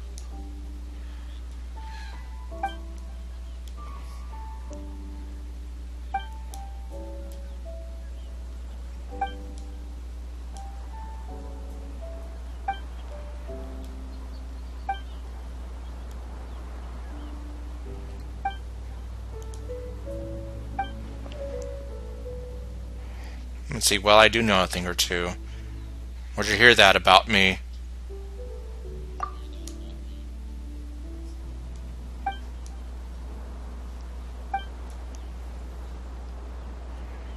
Let's see. Take some pictures around Mondstadt.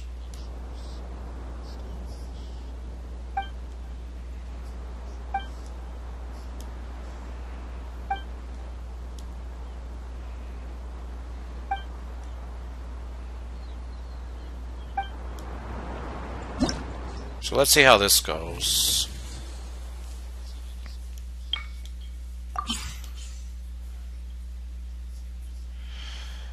Okay, let me see here. Remember to take a photo from the main gate and to keep the photo taking point right in your sights. The bouquets, the carpets, the floral terraces.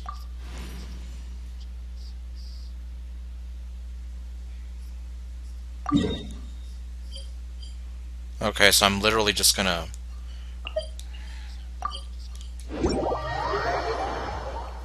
Well, that one seems easy enough. You just go to the front of Mondstadt and then take a picture of all that stuff.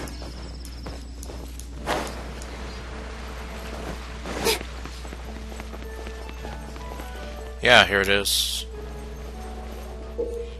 Okay, let me see. You must equip your camera. At your photo taking mode. Okay, so it's almost like that other photo taking event they had.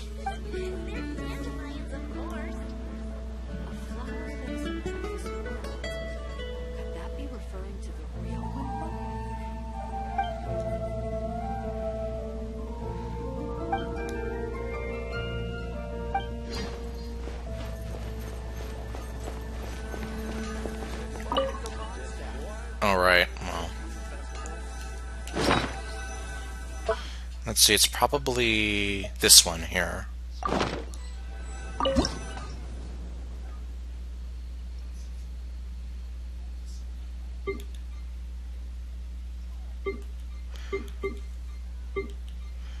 Okay, I think this one might be the one.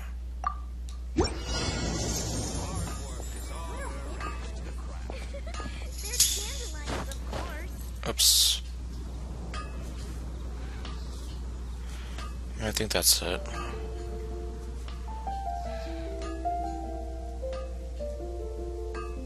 Welcome to Mondstadt. Relaxing days like this are nice.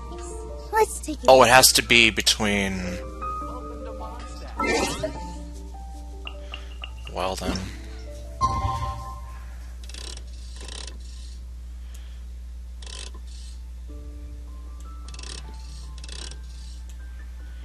That means I have to... Oh well. I'm gonna speed up time then. Which I kind of wasn't trying to do. Take a deep breath, as if you're about to blow up a huge balloon. Exhale all your... Yeah, there we go. And then, poof! It's now flying away.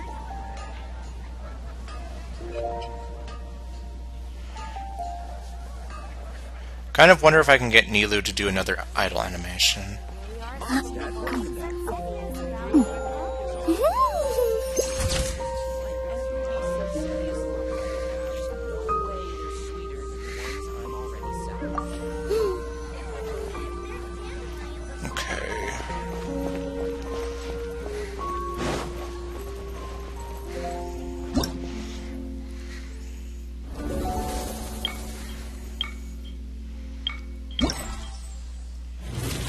Let's see, so that's this one.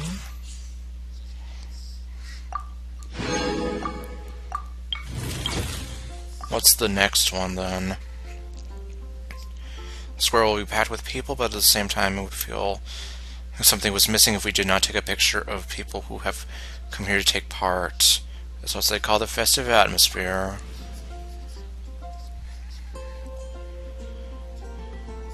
Let me see here. Character who must be from Mondstadt.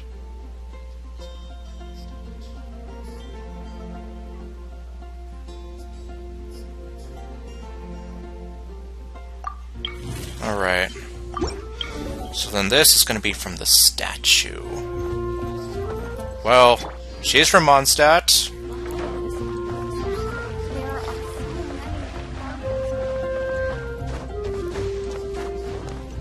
Yeah, this is almost exactly like that other photo taking event. Of course, that was just a full-blown event. This seems like a kind of a mini game of sorts.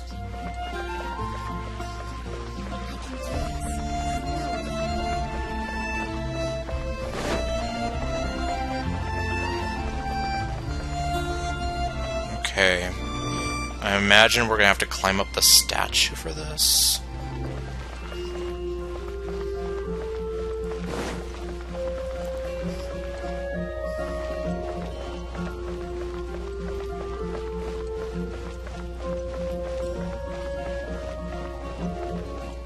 Wait, am I? Oh no, wait, it's up here, okay. I really envy those with a god's eye. Well, good thing we have the little marker there for it.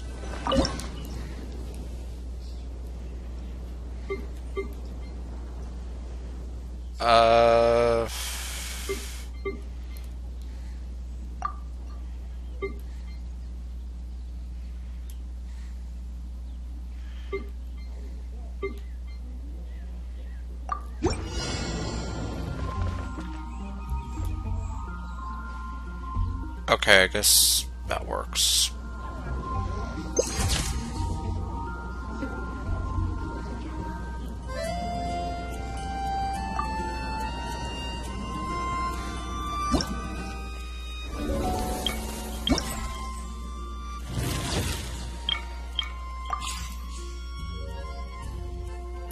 Okay, I'll take that.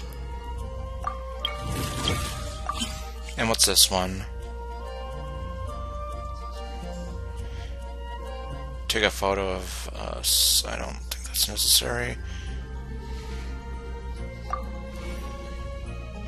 Okay, so I have to go to the booth, or that little area over there. Must include the character, must use an elemental skill when the picture's being taken.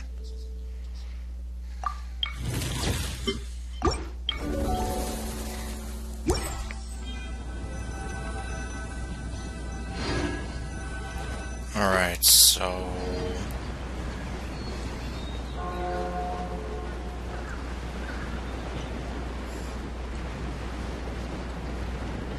hold on, let me grab some of these thingies here.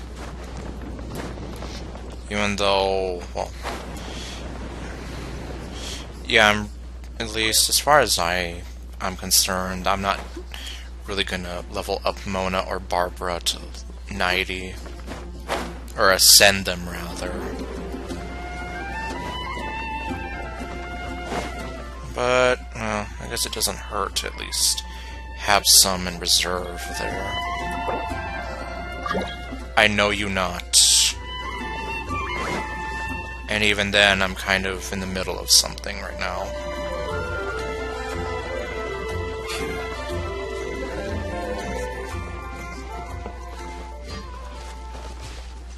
Okay, so this is the spot right here. Oh no.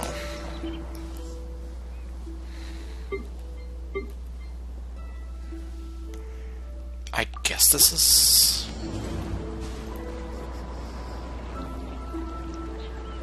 With all my strength!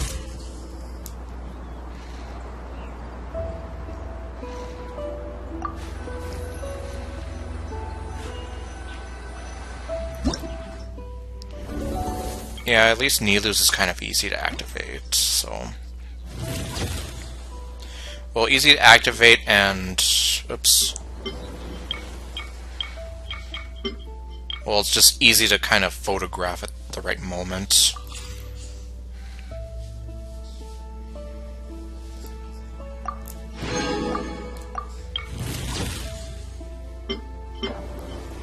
Okay.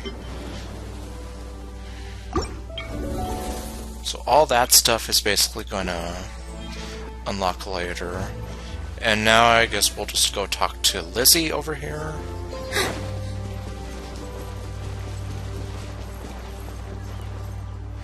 I wonder if this will be... Well, there was that one music event that I missed out on. If it's going to be similar to that.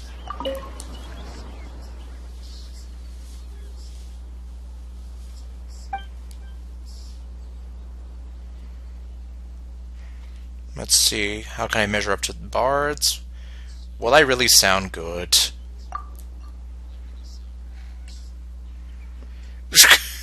That doesn't sound reassuring.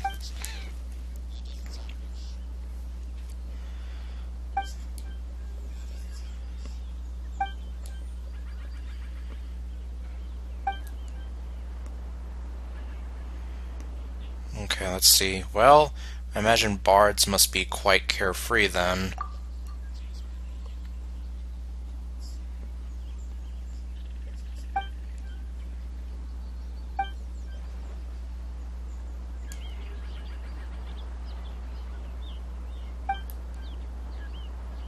Use your own instrument.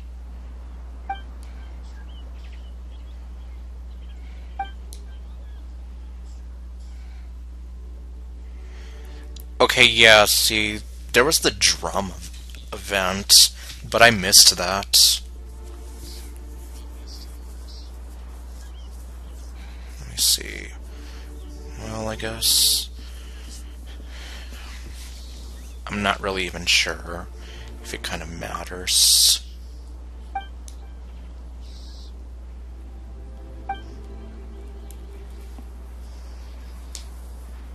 Okay, a tuning phase.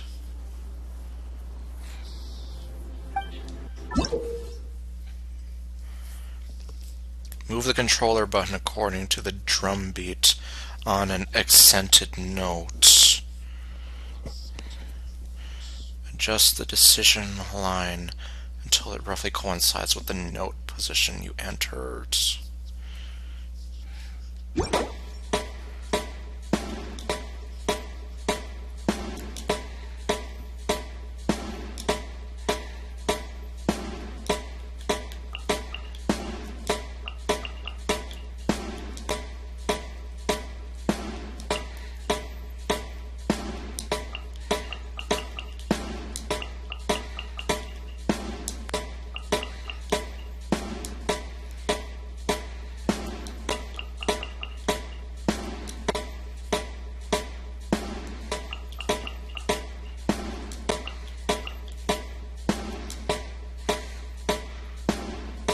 And see, press when you hear the accented note.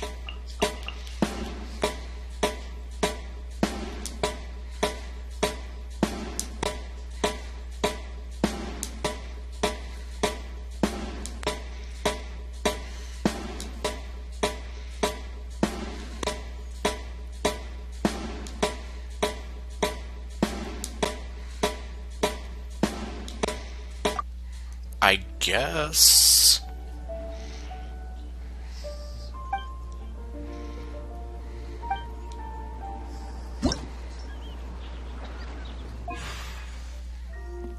Okay, let me see here to configure the settings for the game music.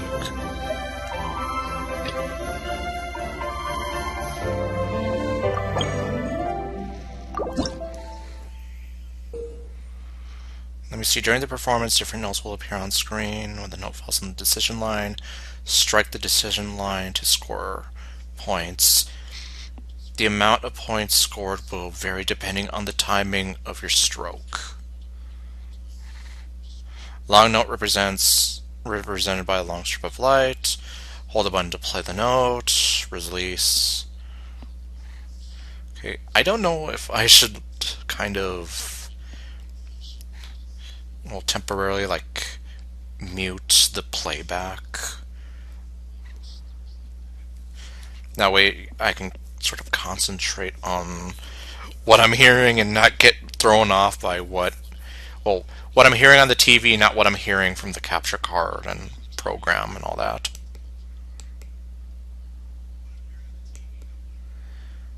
Okay, well, I guess I'm just gonna mute it.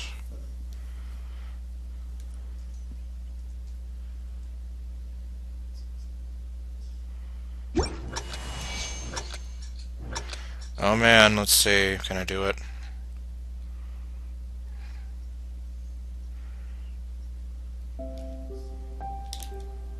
Yay, I'm messing this up.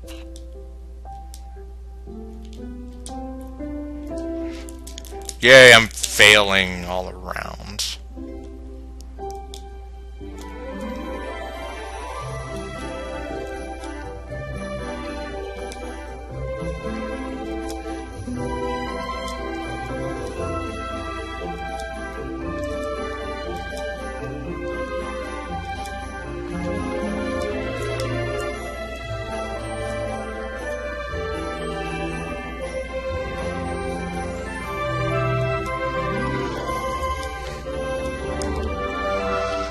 I'm terrible at this.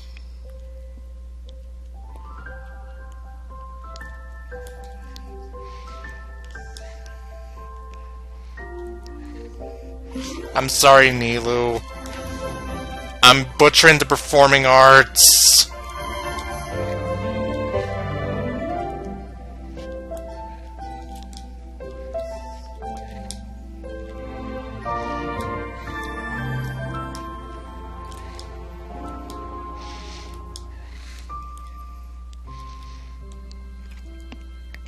I'm sorry, Nilu. Completion rate 53. Okay, well, God. Oh my God, that was awful. It's okay, Nilu, you can leave me now. I don't deserve you anymore. Oh my God. Well, I guess part of it is just like I don't really know the layout of the controller all that well, so I'm just like I probably have to do this a few times.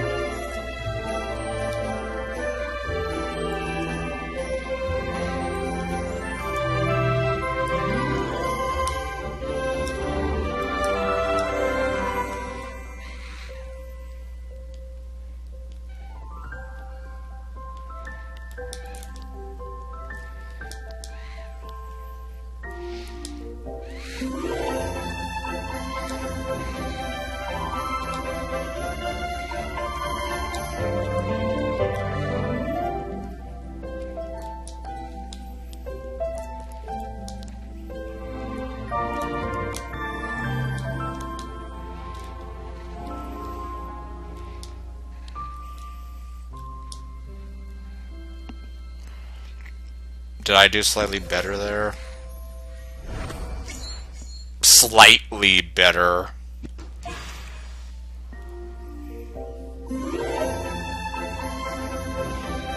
Attain. Oh my God. I'm probably gonna be here a while trying to do this, aren't I?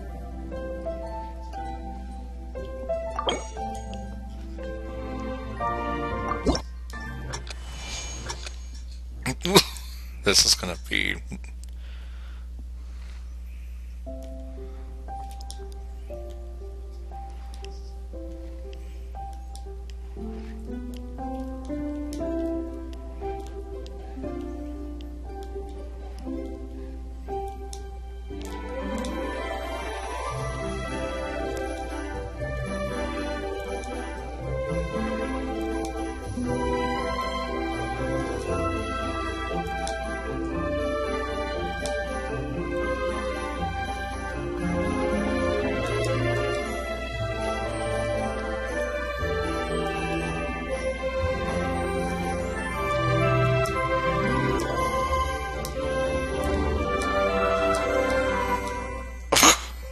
I'm really messing up now.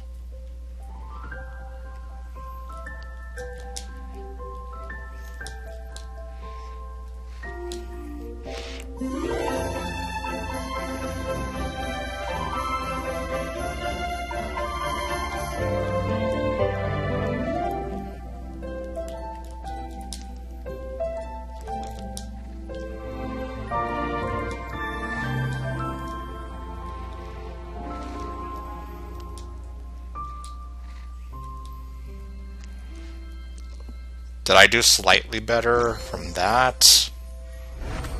Okay, good enough.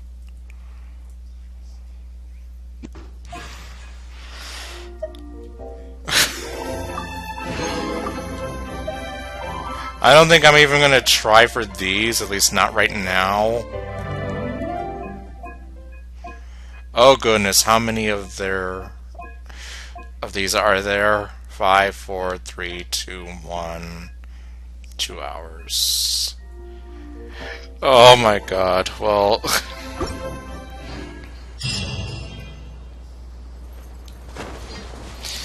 yeah, I don't think I'll be able to do those, just because... 1, I don't think I'll be very good at it, and 2... oh wait, I already...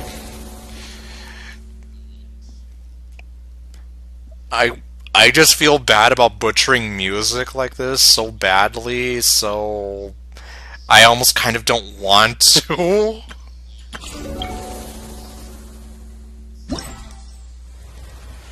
Windblume encounters, okay. Unlocks after... oh, it unlocks after 1 day, okay, well. And, alright, so it's 3 acts in all. Let me see here.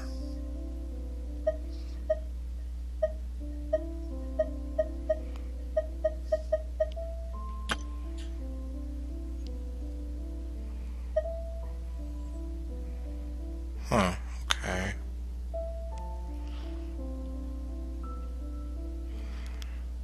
Refinement material for this sword that I just got. Okay, I guess I'm gonna hold on to these because there's 3 of these.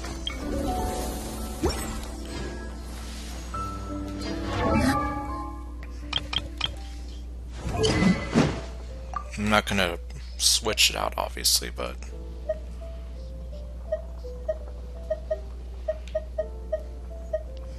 yeah, here it is, the mailed flower.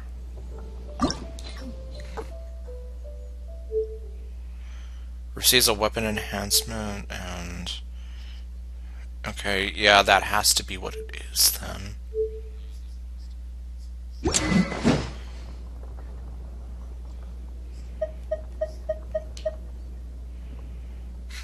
Okay. Well, I guess I have 16 days to try to get as much of that stuff as I can.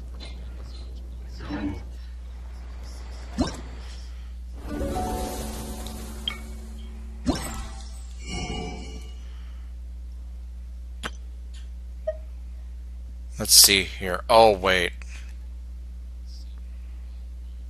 There's 1 here. And then the other 3 are over here. Okay. Alright, in that case, it probably is, like... it might be the best thing to just hold off and then try to go for everything else later. Jeez, though. Or maybe... yeah, well, I guess hold off to try to get as much for these unfading silky grace things. Then go to town and try to get as much of this stuff as you can.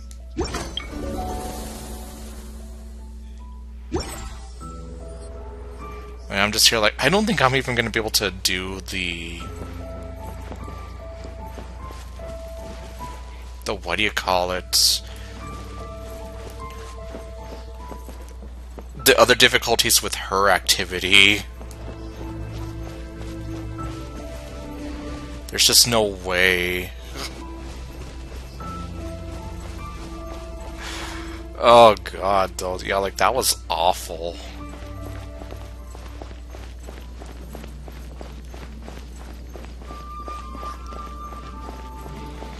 Let's see, it's 11:30 now. Since it's Friday, I can play for a little longer.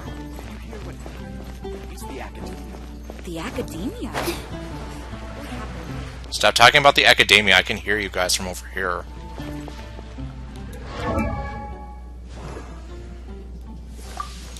Well, I guess while I'm here, let me see. Okay, your sword is fine. Yours, well, not so much. Okay, I can't even do that anyway. Ah. Yelan, what about you? Oh no, wait, it's already... I don't need to...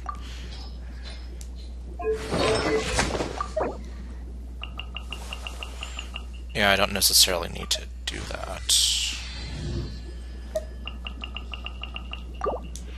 Or I'll hold on to that. Anyone else who might need this more?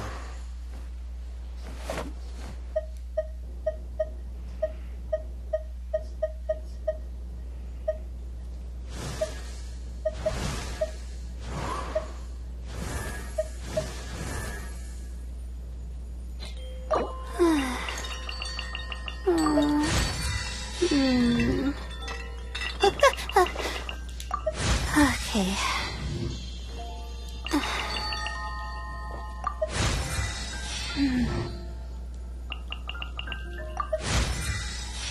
Well, she's almost at level 40.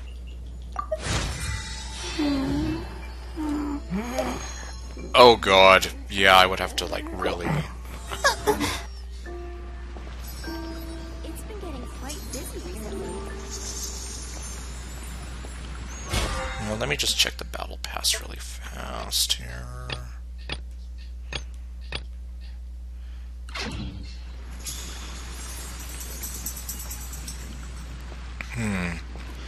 I suppose I can maybe just do some of the ley line stuff. Or... You know what? Well...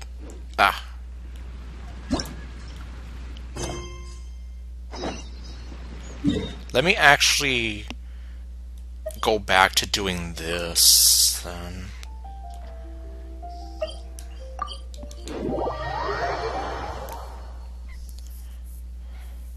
At least that way I'm not falling so behind again. Yeah, because I wasn't able to do this part last night. But I'm pretty sure I can try doing this now.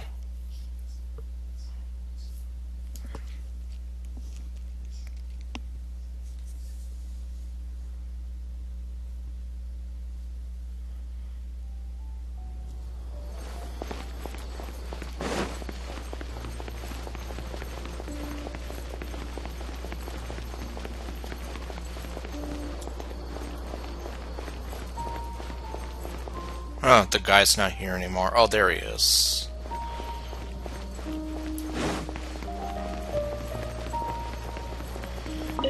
Okay, so I guess now we're gonna go ahead and investigate Irminsul.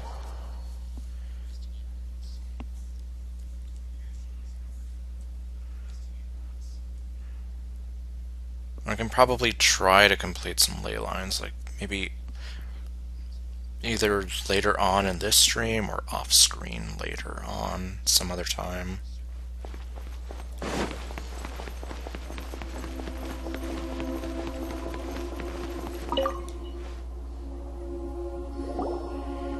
Prepare yourselves. I'm going to transport you into Irminsul. Now I'm ready. You surprised me before with that.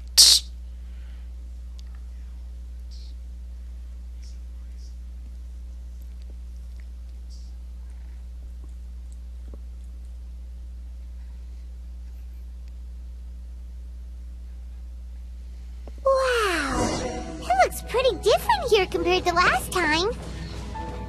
The colors are gentler. Okay, so you can die here. And well, I guess I interrupted the thing that Paimon was saying.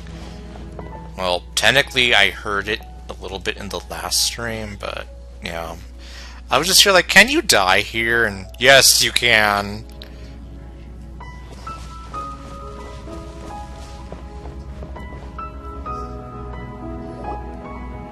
Look at that. Hot on my heels. You know, you didn't have to cut your catch-up short just to keep me company. Oh, but I guess you panicked when you realized that I might enter Irminsul ahead of you. Now he just sent me to babysit you. Shut your beak, jailbird! No way a prisoner gets to be so smug! I understand that prisoners have to put up with harassment from the guards. But right now, I'm on temporary release. So maybe you should think about backing off a little. Sounds like a successful rendezvous. Apparently. If this is successful. I need to be quite clear about something. In a few moments, you'll be entering into the innermost region of Irminsul. It is an environment like no other, and the most important place in all of Sumeru. Unlike anywhere else, Irminsul's inner region consists exclusively of torrents of information. You must put aside your differences and be extremely careful as you navigate your way through. I know there are many grievances between you, on both sides, but it is essential that you remain calm after entry. This is as much for your own safety as anything else. Understood. Fine. Let's call it truce. But only until this mission's over. Let's cut each other a little slack, shall we? We are going to be traveling together after all. Per my agreement with Lesser Lord Kusanali, I'll be at the front. It's my job to lead the way and get rid of any obstacles in our path. All you have to do is keep your pretty eyes open and try not to fall behind. Aw, he thinks Lumine's eyes are pretty. You sure are confident. Paimon will give you that.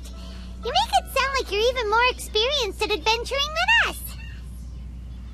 If there are no further objections, I suggest we get going. Or did you need some time to mentally prepare yourselves? Well, I needed time to mentally prepare myself yesterday. Ew! Ugh, the snark on this guy, it's unbearable. There's no need for all the biting sarcasm. Focus on doing your job.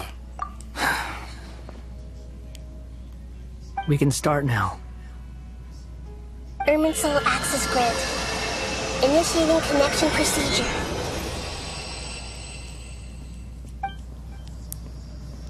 Is this a small sapling? Oh, darn it! Come on, let's catch up with him. He's already gone.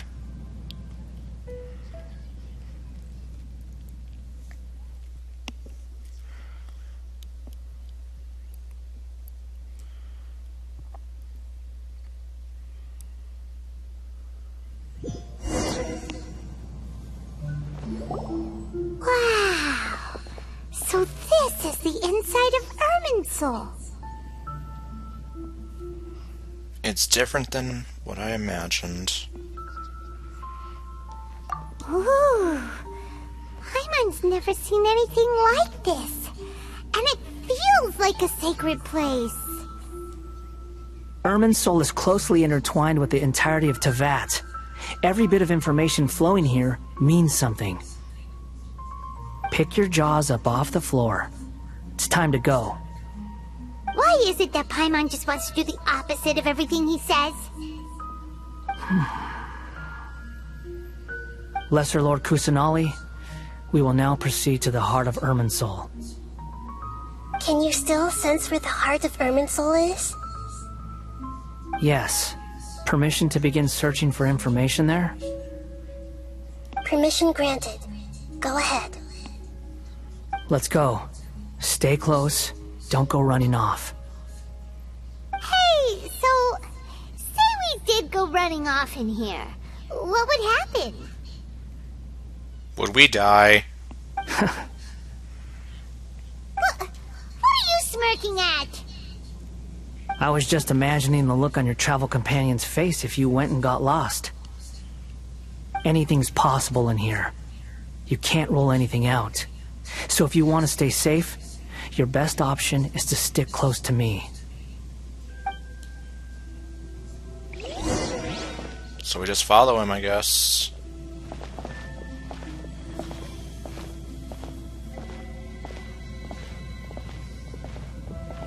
What do we have here? Crackling things have spread out.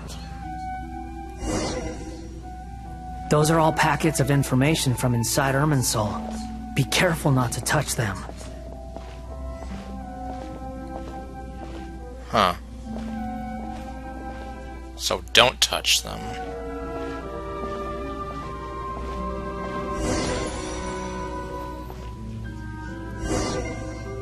It looks the same in every direction.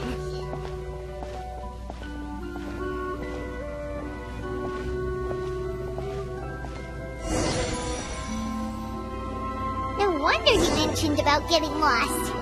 Huh. What do you know? He was actually telling the truth. Is he mocking me again? What is it this time?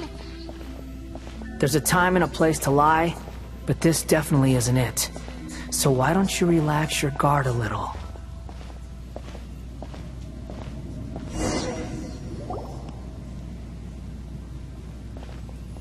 We're here. What a huge tree! This is the center of Irminsul. All the information in the world is flowing through it. Lesser Lord Kusanali. Good, you made it. Are you ready? Ready when you are. Then please begin. Preparing to access cognitive currents. Establishing waypoint. The Balladeer's actually doing what Nahida tells him. Guess he must want to stay alive. He hasn't put up any resistance, and he seems to be working on the front line. Maybe he had a similar role in the Fatui. Who knows, maybe.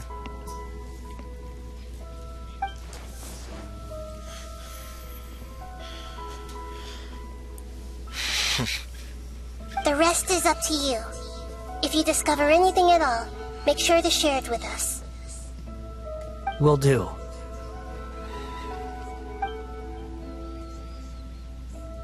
Huh.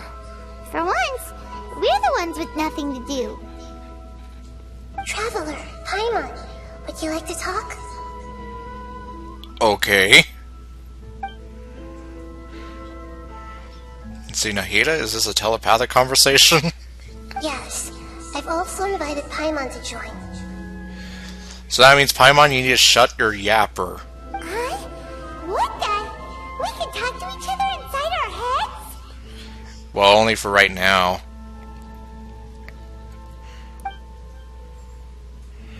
See, I'm guessing you don't want us to disturb the Balladeer. That's part of it. Plus, we're all friends. There's nothing wrong with us talking like this once in a while. Paimon's never tried this before. This is great! So, Paimon's been wanting to ask you something. Don't you think the Balladeer's a bit of a walking contradiction? He's always talking back, but he seems to listen to what you say. Yes, and he seems to excel at doing odd jobs for others. As I've told you before, there are still some mysteries for him to resolve. Things that are clear as day to me, but that he has yet to understand. Perhaps today will be the day that he finds some answers. Is this about his past, the betrayals, and the other events in Inazuma? Well done. Smart and attentive as always. Actually, I caught a glimpse of a few things when I ran to Hypatia at Paris DI. Yeah, that whole thing. So, you made contact with that part of his mind. Well, it's true. Betrayal turned the Paladin into the person he is today. Huh. Paimon thought nothing could get under that guy's skin. Turns out, he can get hurt and angry just like anyone else. Yeah, he went through a lot of hell, and he lost a lot of people along the way. People he thought he could trust, and those who hurt him pretty deeply. Everyone has a history, Paimon. Even if you're a puppet created by the Electro Archon. Speaking of puppets, we ran into two people at the Academia today talking about an essay. Turns out their topic was about the Tatarasuna incident. Nahida, do you know anything about that? If you mean the mysterious events, the Kabuki Mono and so on, yes. I know about all of that. Really? Because from what they were saying, it sounded like lots of Tatarasuna's history is still unexplained. And most of the information we have now is just from people filling the gaps with their imagination. At least that's what they thought. Yeah, and that one guy wanted to make it like some kind of weird political struggle.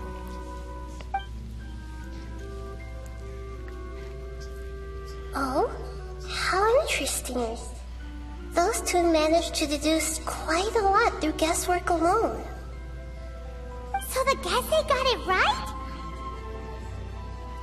Wait, was it a political struggle? Well, they guessed right about one thing. Tatarasuna was sabotaged. Must be a riveting conversation you three are having. Funny how all the good ones happen when I'm not involved. Seems like he knows. What makes you think we're talking to each other? Don't insult me. You're having a private conversation without me. Obviously, I must be the topic of said conversation. We have every right to keep certain things confidential. Of course you do. You can't have your prisoner knowing too much. So, have you found anything yet? Still looking. Don't get your hopes up, though. You and your twin come from outside this world. It wouldn't surprise me if there was nothing on either of you in Irminsul at all. Wait! How did you know about that? Did Nahida tell you? It's not like we've never met before. And anyway, you're world famous. It'd be more surprising if I didn't know a few things about you. Every conversation with you is hard work, but your attitude is better than I thought. Right now, we have to keep the peace. I'm not interested in creating more misery for myself, and making cordial conversation is something I can manage. Huh? Wait.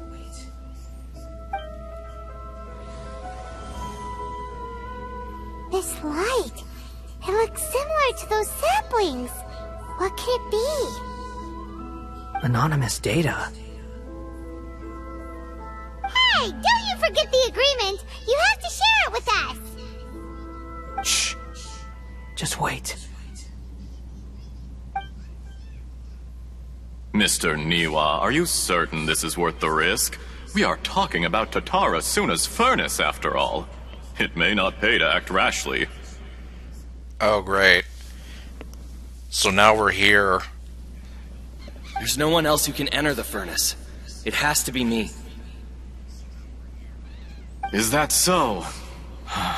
Well, since you insist. It's... That name. Ni was the man in charge at the Tatarasuna. Plus, he belongs to the lineage of the Ishin art. Whoa!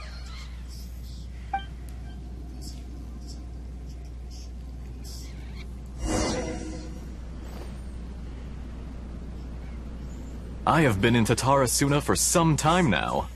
You have shown me great hospitality, as has Mikoshi Nagamasa, and indeed, everyone else. And now we're in the past. Sort of. Under your leadership, Tatara Suna is a warm, welcoming place. Like a giant village. People are gainfully employed. Their lives have purpose. They are motivated. As I understand, the Raiden Shogun has, in recent years, eliminated much of the evil that plagued Inazuma. As for Tatara Suna, it was originally established as a means of safely disposing crystal marrow.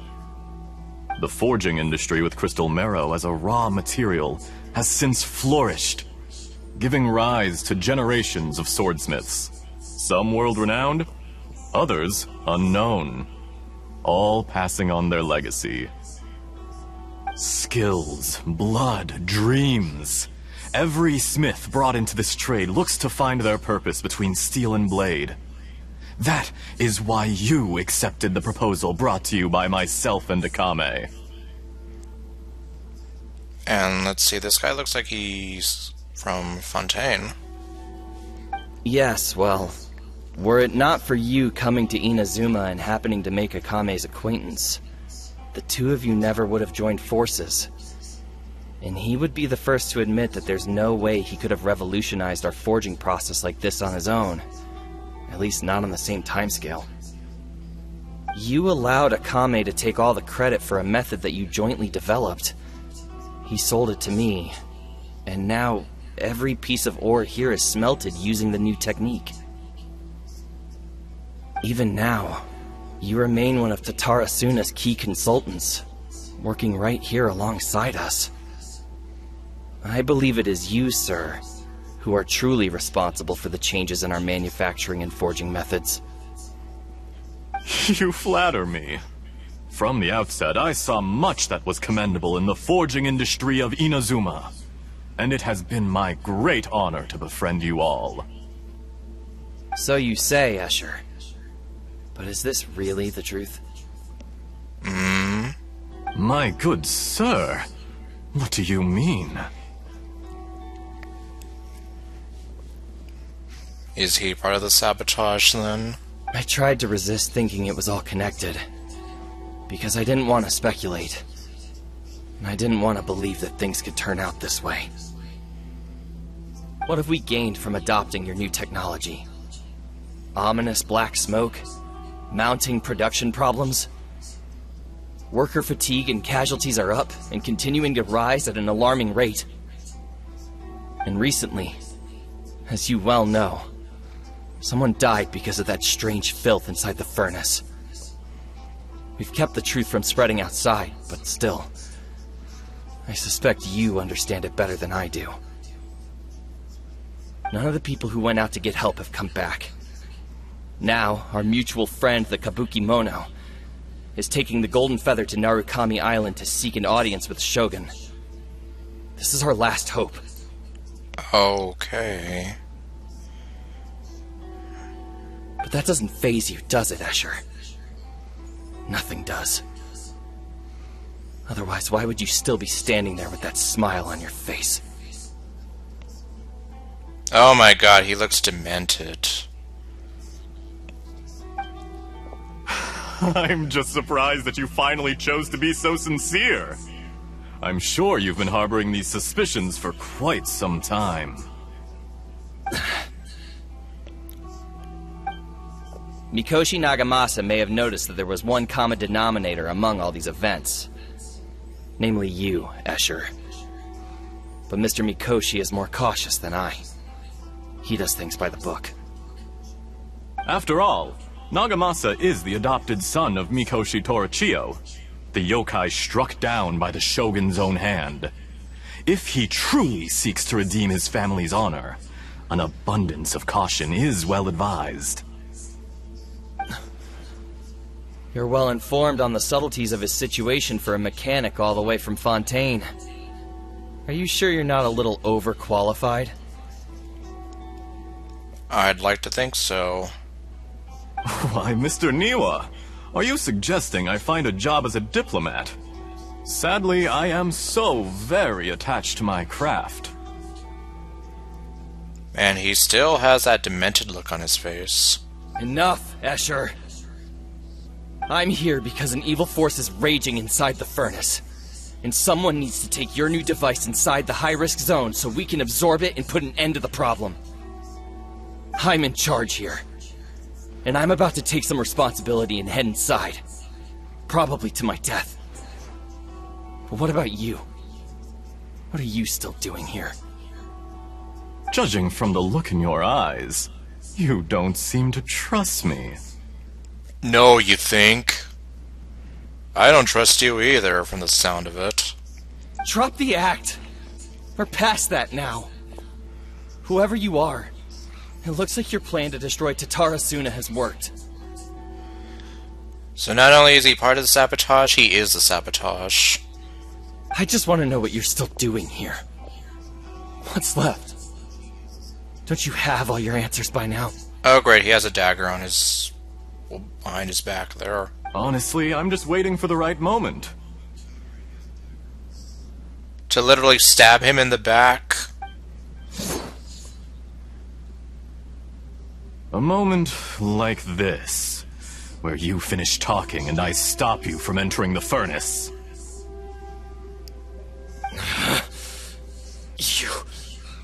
You...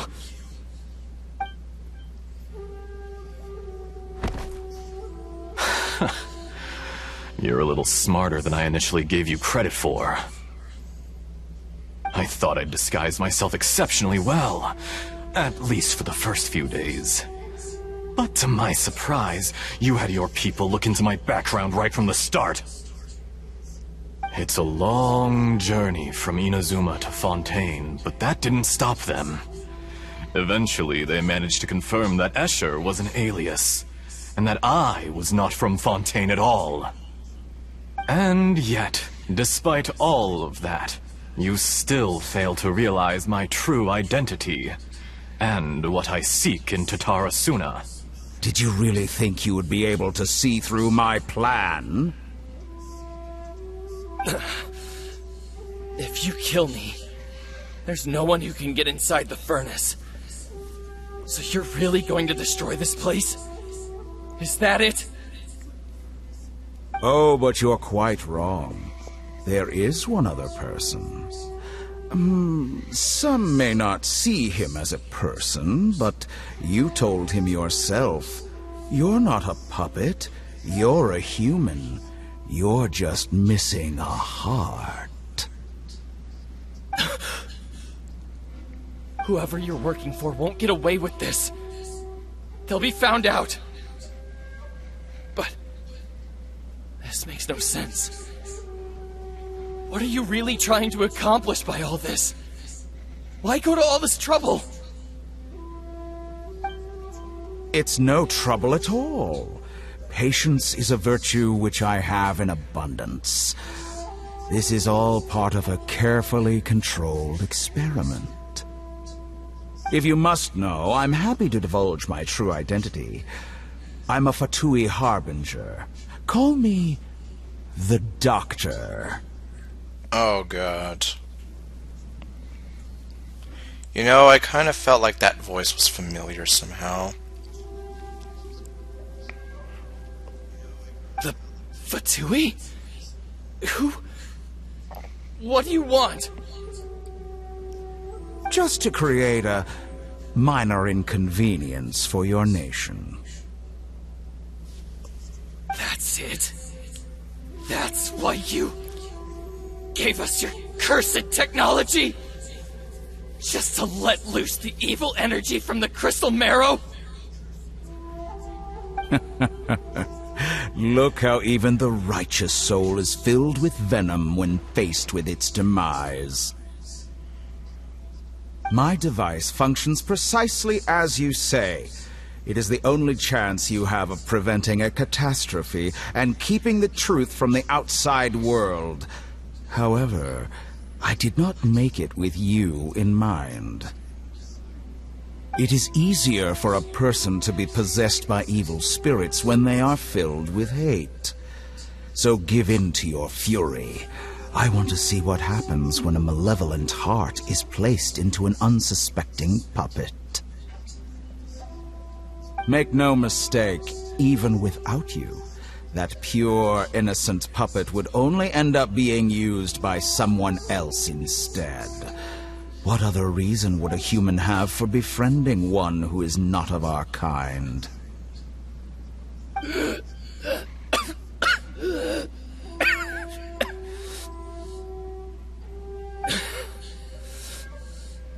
If you give him my heart, tell him that both Nagamasa and I see him as one of us. He has nothing to prove to anyone, because not everyone just wants to use other people. The only ones who think like that are people like you. What a beautiful way to see the world. It almost makes me feel a little guilty. Then out of respect for you, I shall redefine myself. Think of me as a monster or a demon, if you wish. At least this way your death is not a consequence of your own folly turning you into an easy target. You simply lost to something more powerful than you could ever hope to defeat.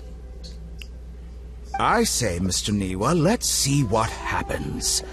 Will your puppet friend become a human? No, that will prove quite impossible. Mr. Niwa? Already dead. What a pity.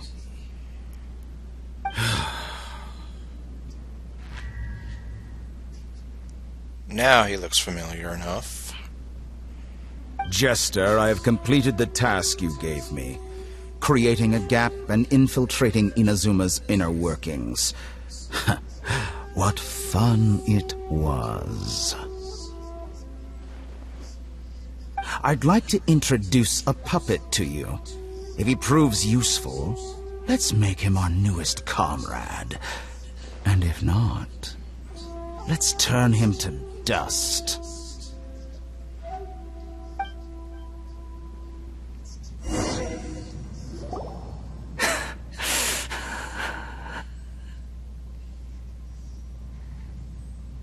Hey, are you alright? Dottore.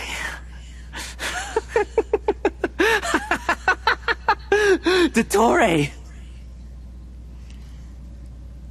Yeah, I think he's kind of broken now.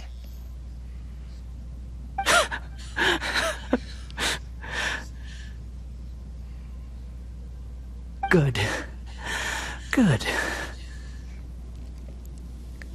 Was that the doctor? Did he turn into a mechanic from Fontaine? Well, apparently. But he wasn't from Fontaine at all. I'm afraid so. He was the one behind the Tatarasuna incident. But why did we see things from his perspective? When I touched the doctor to confirm whether he'd eliminated all his segments, I read this memory in his mind. You have to admit, it must be the truth. Maybe so, but it means nothing. Does it? But this memory shows that Niwa didn't betray you. He never meant for you to be the one to take the device into the furnace. You know very well what that means, even more so than I.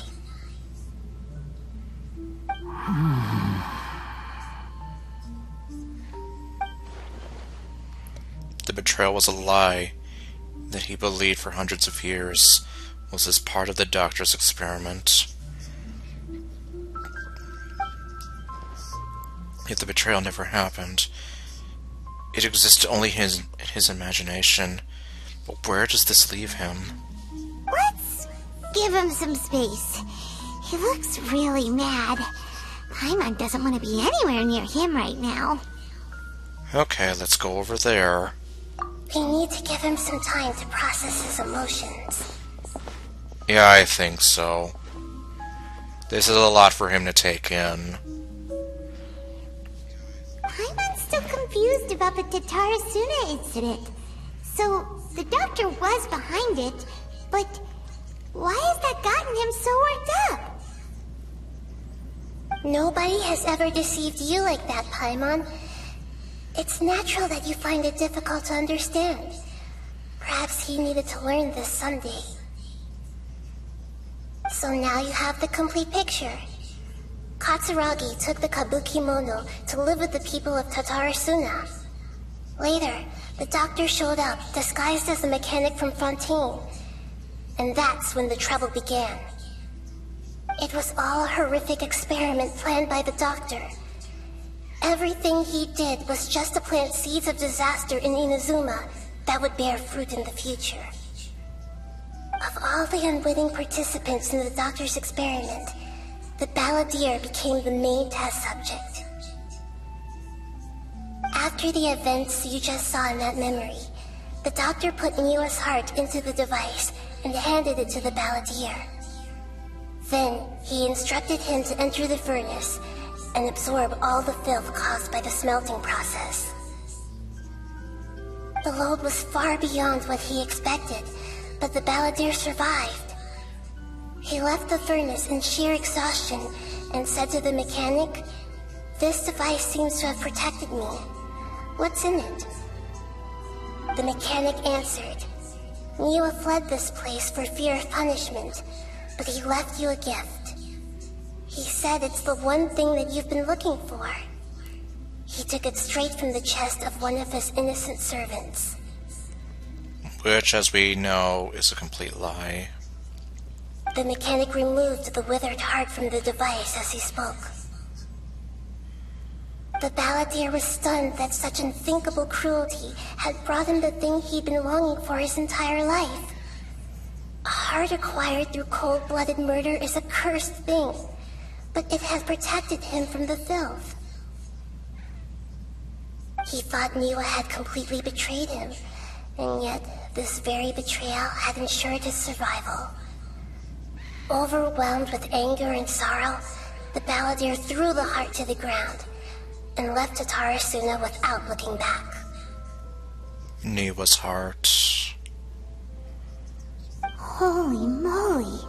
So the doctor killed an innocent man and pinned everything on the victim? That's terrible. Sounds just as underhanded as you might imagine. Being betrayed and abandoned by a close friend is sure to cause great resentment. Now we know what was behind the decision to take revenge on the Raiden Gokuden 100 years ago. But it doesn't mean that revenge was the right decision. Yes. Only if he understands this can he choose a new path forward.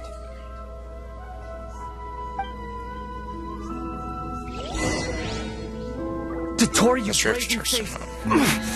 Niwa didn't run from justice. You killed him.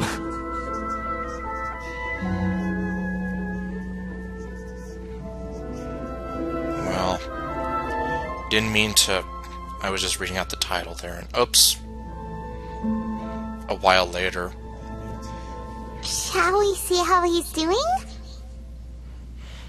I think he's still...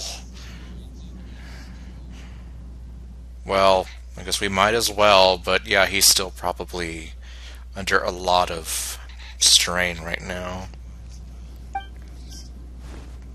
Hey, you alright?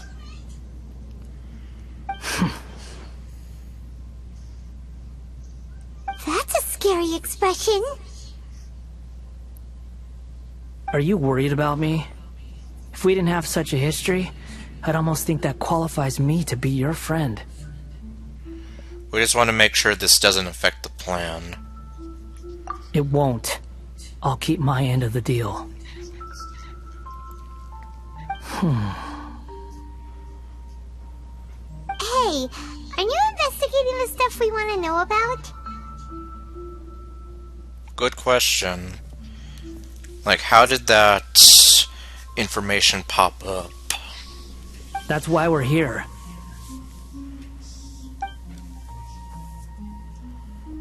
But unfortunately, there's no information about the Descenders in Irminsul. Huh. That's interesting. Even if you can't find anything, that seems to confirm it. Irminsul does not keep records on the Descenders. Anyone who comes from beyond this world is not counted as part of Tevat. Oh, does that mean we have to leave empty-handed? Well, not necessarily for Scaramouche's part.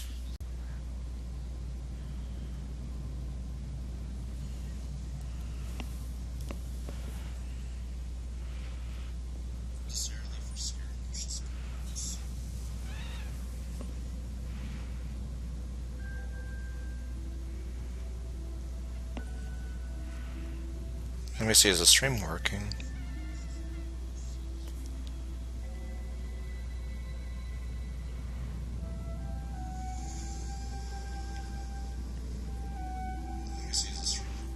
I guess it is now. I kind of got stuck there for a moment.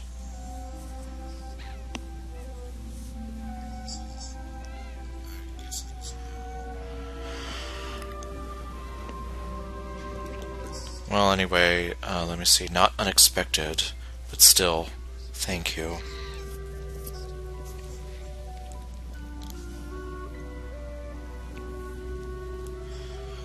Don't thank me just yet. We're not done yet? You look really upset. Well, since Irminsul was a dead end, I guess I can share some other info that might interest you. Oh boy.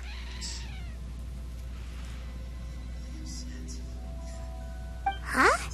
About what? The reason why there are records about your brother in Irminsul. It might have something to do with Conria. Apparently, Conria was his first destination when he arrived in this world. Plus, he only came to this world because the heavens responded to the summoning. The heavens responded? The Jester told me this himself. You can take his word on this. He was a royal mage in Conria, and lived with your brother for a time. The Jester, another Fatui Harbinger. Why? I don't know the details. It's up to you whether you want to believe me. All I can say is, I wouldn't lie to you about this. Did you get all that, Lesser Lord Kusanali? Yes. Astonishing news. Does this info count towards my mission? It wasn't from Irminsul, but was it valuable? Very valuable. Good. In that case, I'll take some time for myself now. Why is he doing that? Huh? What have you done? Lesser Lord Kusanali was right. My power's all but completely spent. Even if I use all of the divine power left in me, I can't sustain this shield for very long. I shared a secret with you, and now you owe me. So in return, I'd like you to answer a question for me. What do you want to know? Give me your hand. I'm not that kind of girl.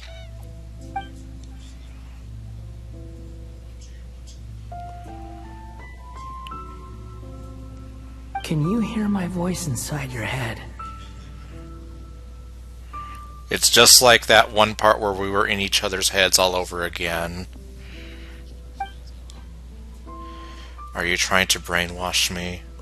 No, I can't do anything like that anymore. At most, all I can do is exchange a few words with you. And Paimon is just here like, I don't know what's going on. So tell me, in this world, is it possible to change the past? Well, I have a feeling that it isn't.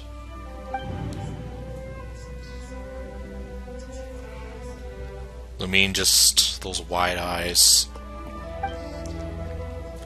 Wait, why would you ask that? Probably because of the information that he just got.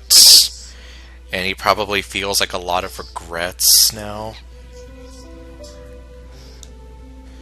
If anything, he probably wishes he could go back and either stop some of this from happening, change something, I don't know. Done. Okay, well, I guess not. Huh? What the? What happened? Paimon only saw you hold hands for a second. Nothing. I was just thanking her for helping me. Well, I didn't even answer his question. Well, even if time travel or changing the past was possible, looks like we're not sharing it with him. Wait, that look. Did he see me hesitate? But that was because I know about Greater Lord Rukkhadevata. But I mean, we didn't necessarily change the past itself. Like, all of that still happened, it's just that nobody remembers anything. It's as though Rukkhadevata never existed to begin with.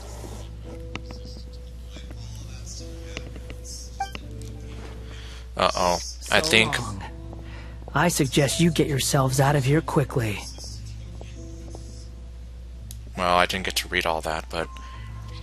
I'm essentially gonna guess by not denying it, it confirmed that it is possible for him. In his eyes, anyway. Where are you going? Hey, wait up! Didn't you say not to go running off? Paimon, we have to stop him. Balladeer, stop. Fast reaction time. But I don't think we'll be seeing each other again. And he's gone. From this day forth, the names Balladeer and Kabukimono will cease to exist. Those who died in Tatarasuna because of me deserve another chance at life. Yeah. He doesn't want any of that to happen. Hey, Balladeer! Don't do anything stupid! You know, I never did like insects. Hordes of the puny things swarming together can be a real nuisance. And I enjoy nothing more than to stamp them out like the pests they are. But if a colony of harmless ants isn't threatening anyone, I guess they deserve to be left alone. Luckily, everything can be set right. It's time to solve this once and for all. Balladeer! Balladeer! Uh-oh, he disappeared. Come on, we gotta find him somehow.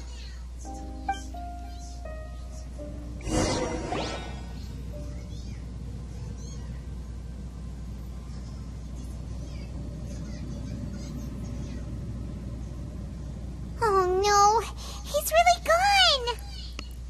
Yeah, he just phased out of existence. Well, maybe not out of existence, but he's totally gone. Oh, can you hear me?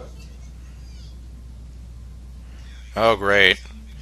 We're having some interference. Nihida!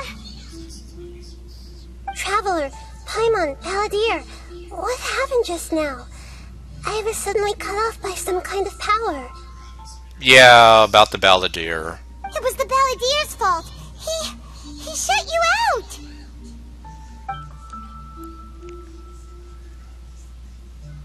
I didn't think he'd be capable of something like that with so little power left. Did he keep some of his power hidden when he was defeated? Or did he achieve something beyond his abilities, and it took everything he had? Where the heck did he go? Ugh, it's all our fault.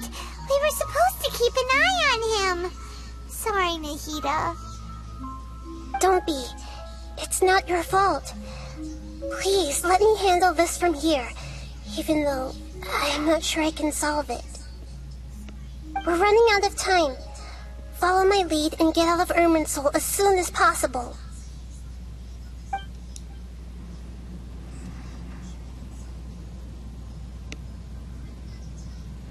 Well then.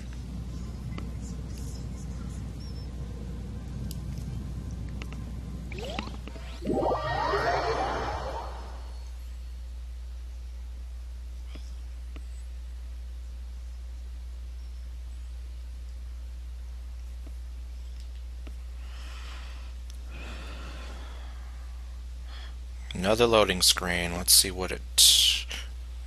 Or, well, rather, let's see what's on the other side.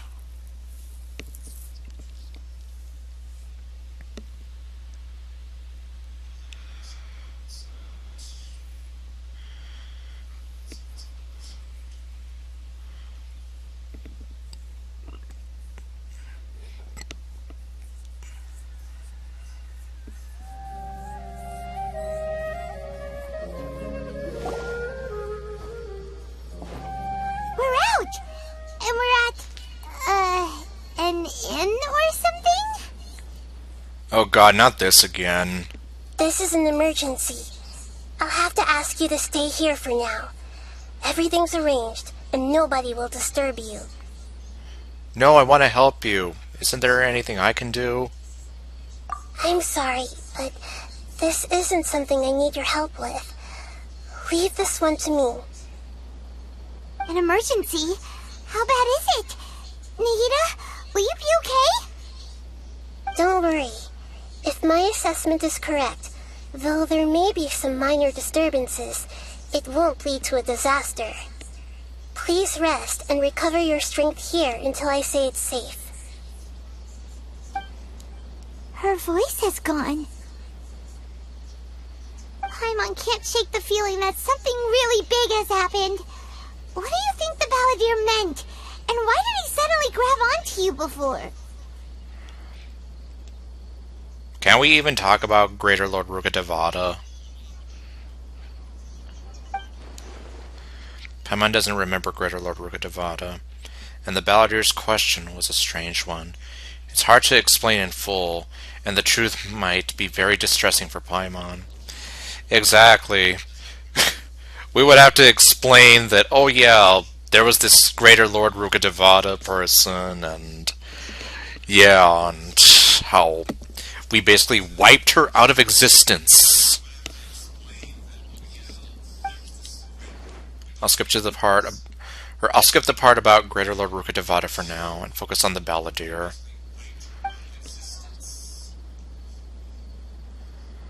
He wants to change the past? But surely that's impossible! It's not easy, that's for sure. Right! You can't just rewrite history! All that stuff happened already in real life! Well, we sort of did rewrite history. But all the stuff that happened already happened. We basically just changed how everyone remembers it. So that doesn't necessarily change the events that happened themselves. It's like, imagine Paimon drank all the water in this inn. Even if no one was there to see it, Paimon would sure as heck remember drinking it. Yeah, great example. So, why does Paimon still have a bad feeling about this? Paimon can't help but feel scared about what he might do. Paimon's so confused. Maybe he wants to erase himself from history. Oh man, well, I don't know about that. Huh? Oh! Sorry, Paimon accidentally... It's the Balladeer's fault for causing Paimon all this mental stress. But erasing yourself from history? It's unthinkable. Is that really possible in Irminsul? Not necessarily, but maybe. I'm just guessing here. Uh-oh. Paimon's head is overheating from trying to And it's still not working. Ugh, Paimon's had it with that little brat. He's been nothing but trouble ever since we met him. There's no way he'll actually succeed, right? Otherwise, won't everyone who's connected to him be affected too? You would think so, right? Indeed, if the Balladeer does erase himself from Ermin's soul, many people in Inazuma will be affected. I can't imagine what the situation would look like. Worst case scenario, it will affect everyone with a connection to the Raiden Gokuden. Kazuha, Ayaka, Ayato. Will this mean that they'll disappear? I don't want them to disappear. There's nothing we can do about it at this point. Hey, have you got any ideas on what we should do next? Nope. Seems like now there's nothing left for us to do but to go to sleep. But Paimon's still so worried. Paimon won't be able to sleep a wink tonight. Me neither. We're talking about the fundamental existence of several people at stake here.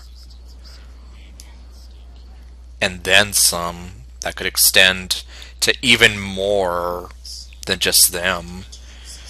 Like, what about all the people who are affected by the Yashiro Commission as it is under Ayato and Ayaka? So, how about, we list all our favorite foods to take our mind off things? Heck, if that doesn't work, Paimon's probably gonna collapse of anxiety here. Alright, Paimon will start. First dish. Munstack grilled fish. Oh, and chicken mushroom skewers. Tea break pancakes. Cream stew. Sauteed matsutake. And dragon chili chicken. Almond tofu. Satisfying salad. Oh, also Adeptus Temptation, golden shrimp balls, triple layered consomme, lotus seed and bird egg soup, and... Oh god, what's happening?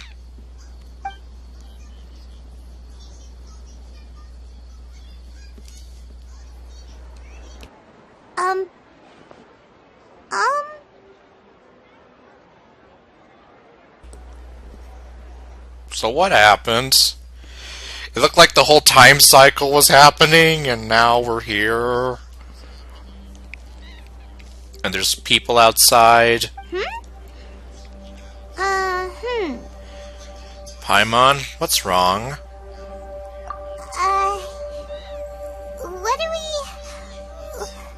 What was Paimon supposed to be doing just now? Oh god. Did it happen? Paimon was, talking?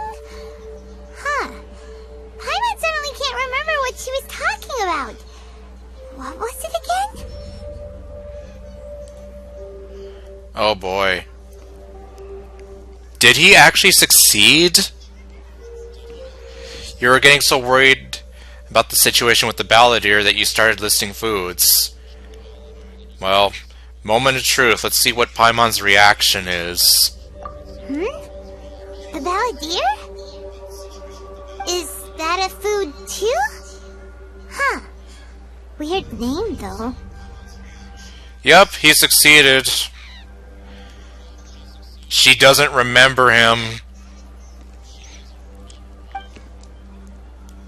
Ugh.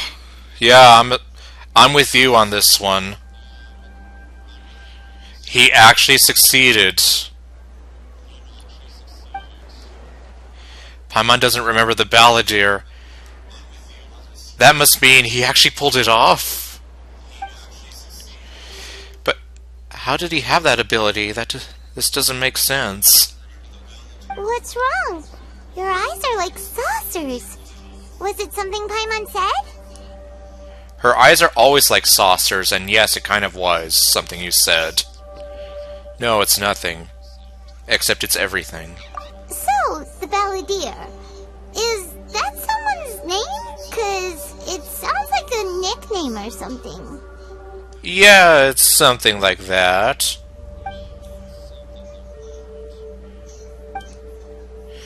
If this is really happening, I need to know what else has changed. Please tell me that everyone that we know is still okay. Paimon, come with me. Okay, sure. Where are we going? I want to go back to Inazuma. Yeah, what happened to Kazuha, Ayato, Ayaka, all of them? For one. Huh? Fine by Paimon, but is everything okay? You're acting like this is an emergency. Now's not the time to explain. Let's go over there first.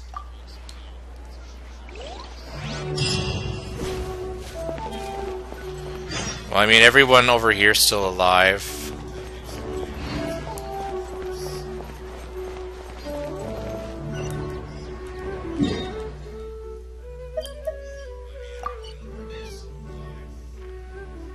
Alright. Let's head back to Inazuma.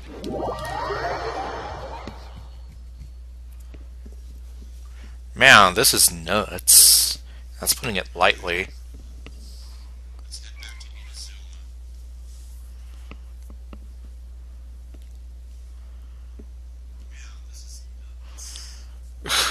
Jesus, so basically what happened to Ruka Devada just happened with the Balladeer as well.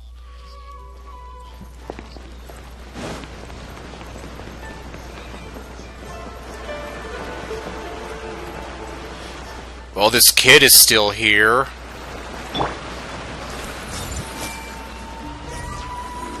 Nothing in his mind.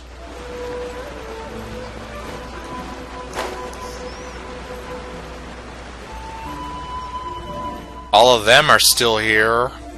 Come take a look.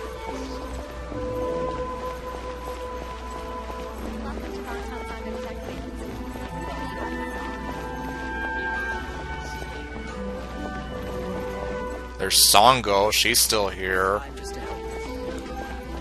Okay, the swordsmith, or well, the weaponsmith shop thing.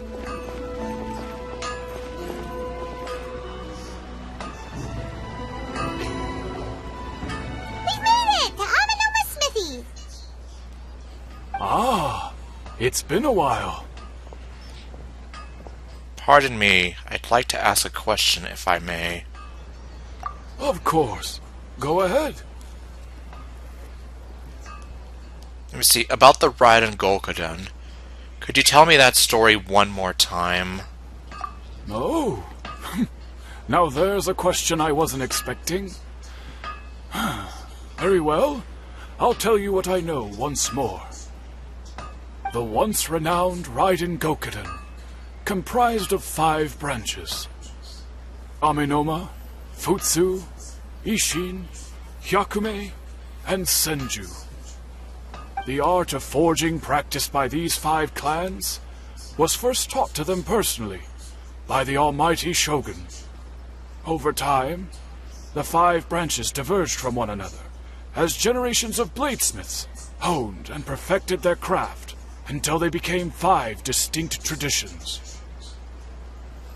Most of the great swordsmith clans of old have since fallen into decline, and for a long time, only the Amenoma branch kept its art alive. But fortunately, Kaedehara Kazuha recently returned to Inazuma and took up the mantle of the Ishin art. Now, 2 clans remain of the original Gokuden 5. Okay, well, Kazuha is still alive at least. If my memory serves me right, you yourself were present when he forged the Ishin blade. Oh, yeah, we were! Paimon remembers that now. Yeah, I still remember that whole thing. And, okay, well, now that I do remember that whole thing, I was wrong, so he was involved in that story quest, duh, but you learn a lot more about him and his personal story through the Golden Apple Archipelago stuff. That was sort of, well, like we were barely touching the surface of his past there. We learned a bit about the the decline of the Raiden Gokuden then, too. It seems like such a shame.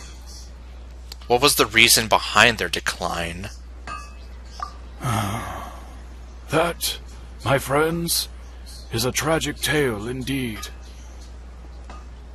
In fact, this was not made known to me for most of my life. All these years, I knew of those great clans' demise, but never the cause. Only recently, when the question was on my mind, did I ask Kaedehara Kazuha about this. He told me that, as we are both heirs to a branch of the Raiden Gokuden, it was right that I should know the truth. So then what did he know? There is no harm in telling you, but I must warn you. It is a dark and sorrowful tale.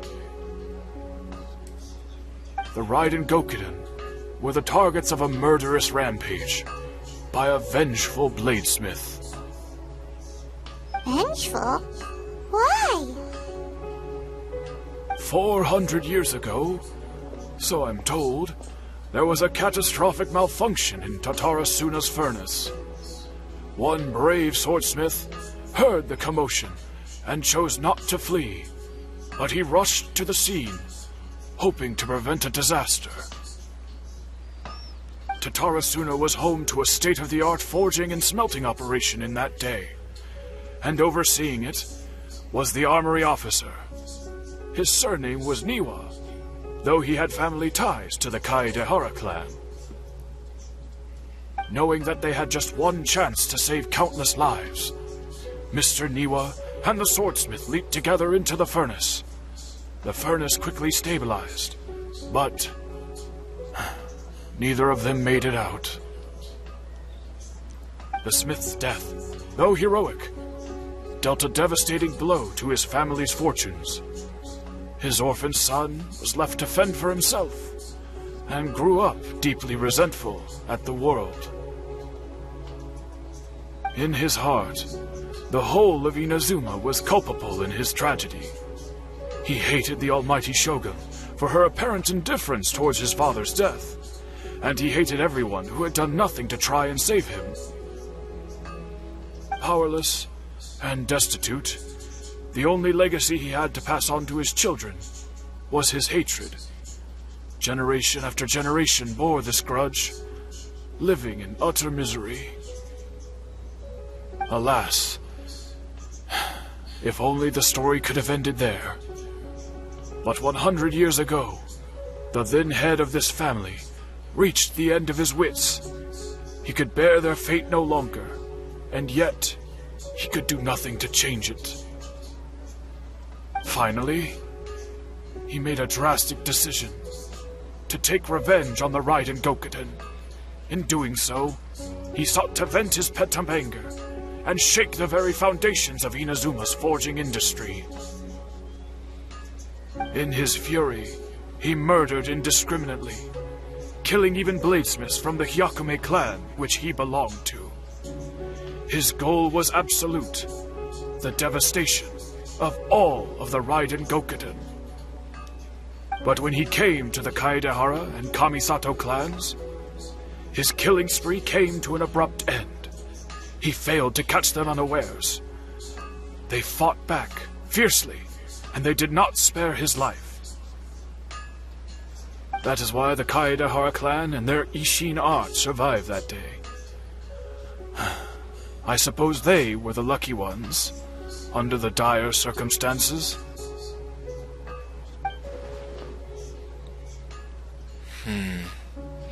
The legend of the Raiden Gokuden has changed. Someone else attacked the swordsmiths. It looks like the balladeer did something in Irminsul, but it seems Niwa still died. Was there anything else you wanted to ask? Have you seen Kazuha recently? Kazuha? Why, yes. Just yesterday, in fact. We spoke for a while over some tea. He seemed well.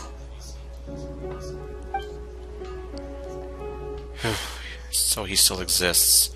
And he's the same Kazuha I know. Things don't seem as bad as I feared last night. That's all. Thank you very much. Are Ayato and Ayaka still okay? Well, I mean, obviously, we played the event from before, so they're obviously still around, but... My pleasure. Don't tell Paimon. There are other places you want to visit too, right? Your expression says it all. You can't hide anything from Paimon. Except we're hiding the existence of Greater Lord Ruka Devada from you. And now the Balladeer. On to the next stop. Lead the way, traveler. Paimon will be right behind you.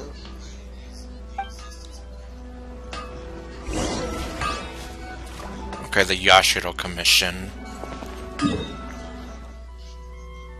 So the Kamisato Estate.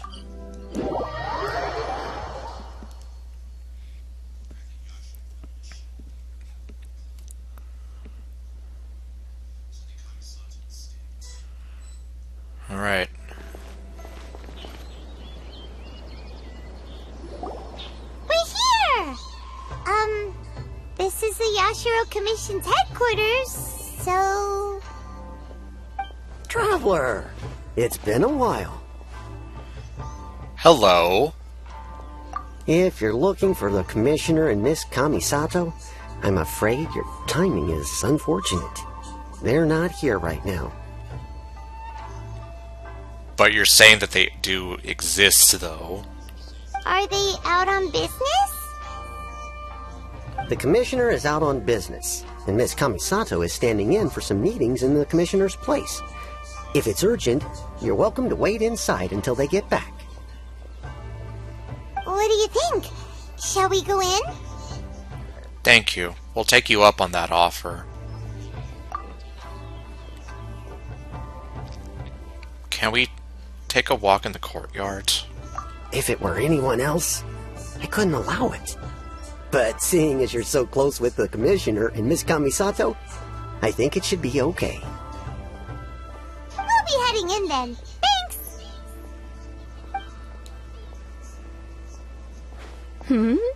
Hello, dears. Is there something you want to say? Ma'am, can I ask you a couple of questions? Where were you on the night of the 15th? Okay, no. We're obviously, well, Lumine obviously wants to try to make sure what the hell's going on here? And is everything not as topsy-turvy as it could have been? Of course, traveler. Yes, I know who you are. Miss Kamisato has told me about you. What would you like to know? How are the Commissioner and Miss Kamisato these days? Oh, they're both very well indeed. Lately, Miss Kamisato has been rather busy attending all kinds of meetings and occasionally paying visits to some local organizations on the Commissioner's behalf. As for the Commissioner himself, well, you know, busy as ever. That much hasn't changed. Although he does seem to be in a rather good mood these days. Any reason for said good mood? So pretty much business as usual in the Yashiro Commission, huh? Very much so. Ayato is still the Yashiro Commissioner. Ayaka is still the Lady of the House. No changes there. As far as I can see, nothing's changed in the Yashiro Commission either. I was expecting as much, but it's still a big relief to know that the Kamisato siblings are both safe and well. Yes, especially. Well, got any more questions? That's all for now. Many thanks. You're very welcome. In fact, I would love nothing more than for you to come and visit more often. but I'm sure you must be far too busy to have time for that. Miss Kamisato talks about you all the time. She seems so thrilled to have you as a friend, and she's always saying how talented you are and how much she admires you. Well, at least that much still hasn't changed. I must say, many things in Inazuma seem to have taken a turn for the better since you arrived here. So you're not just Miss Kamisato's knight in shining armor, you know.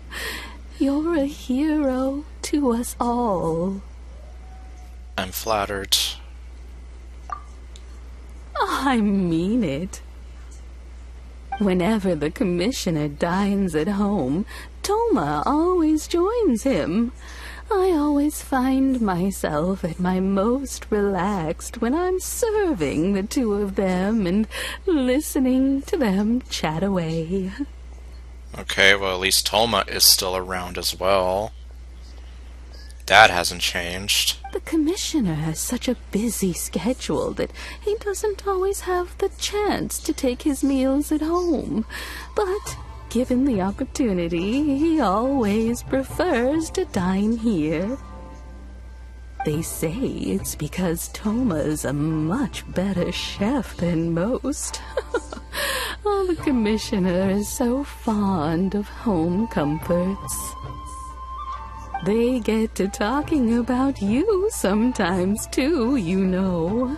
Always with a very fond tone. The way one would talk about dear old friends around whom one can truly be themselves. Miss Kamisato occasionally joins them as well. Whenever the whole family gets together and they start talking about people they've met and experiences they've had, you always get a mention. It's been many years now since the late Mr. and Mrs. Kamisato passed away. Much has happened in the Kamisato clan in that time. As someone who is old and gray enough to have watched their son and daughter grow up, it makes me so happy to see them meet a dependable friend whose company they enjoy so much. So, in the future, if you ever do have the time, please know you are always very welcome at the Yashiro Commission headquarters. There will always be at least one old lady who would be delighted to have the pleasure of your company. Thank you very much. I will visit again. Thank you. The people of the Kamisato clan are very dear friends to me. Wonderful. Thank you. Paimon likes it here too. Also, you were saying something about the food here being really great. Of course. Paimon's itching to try it. We may just have to invite ourselves around for dinner sometime. Paimon meant we should come pay a visit again real soon. Ideally around dinner time. Of course. You're always welcome.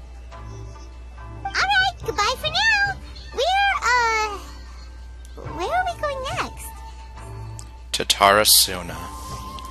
The place where it all started and went down. Great! Goodbye, ma'am! Don't worry, we'll see ourselves out. I guess if we're not going to get to see Kazuha, then we're not going to see the Kamisato siblings. All right, then. Take care now. Hope to see you soon. Oh, are you two leaving already? Yep. Yep, everything's taken care of now. Don't worry. Very well. Safe travels. Goodbye.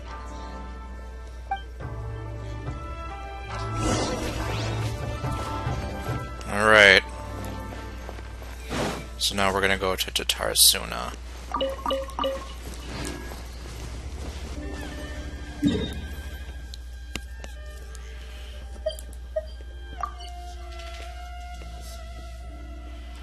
Let's see. I guess here's the best spot. Well, at least that's the closest one.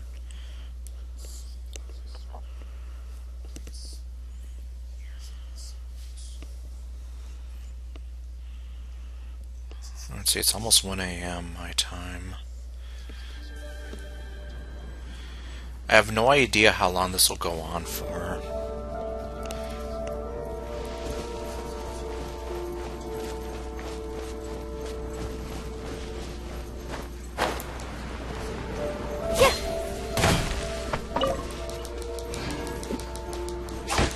Oops. Lavender melons.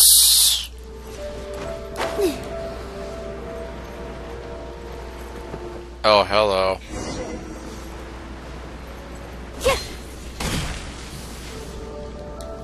I wanted the mint. Well, here we are. But what are we looking for? Something or someone?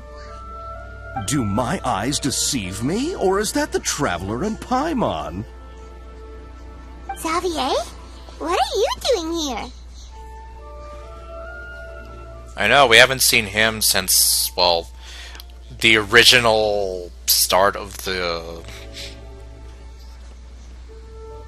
Electro Archon quest in Inazuma. I was in the general area, and now I'm in this specific area. There, that's me. So what about you two? That's me. Okay, no, you're not Baldy. We have some questions and thought you might be able to help. Do you know much about Tatarasuna? Certainly do. I've researched the furnace here in some depth. If there's anything you want to know, just ask away. How well do you understand the history of this area? Like the back of my hand. Make no mistake, I have been here a good many times before.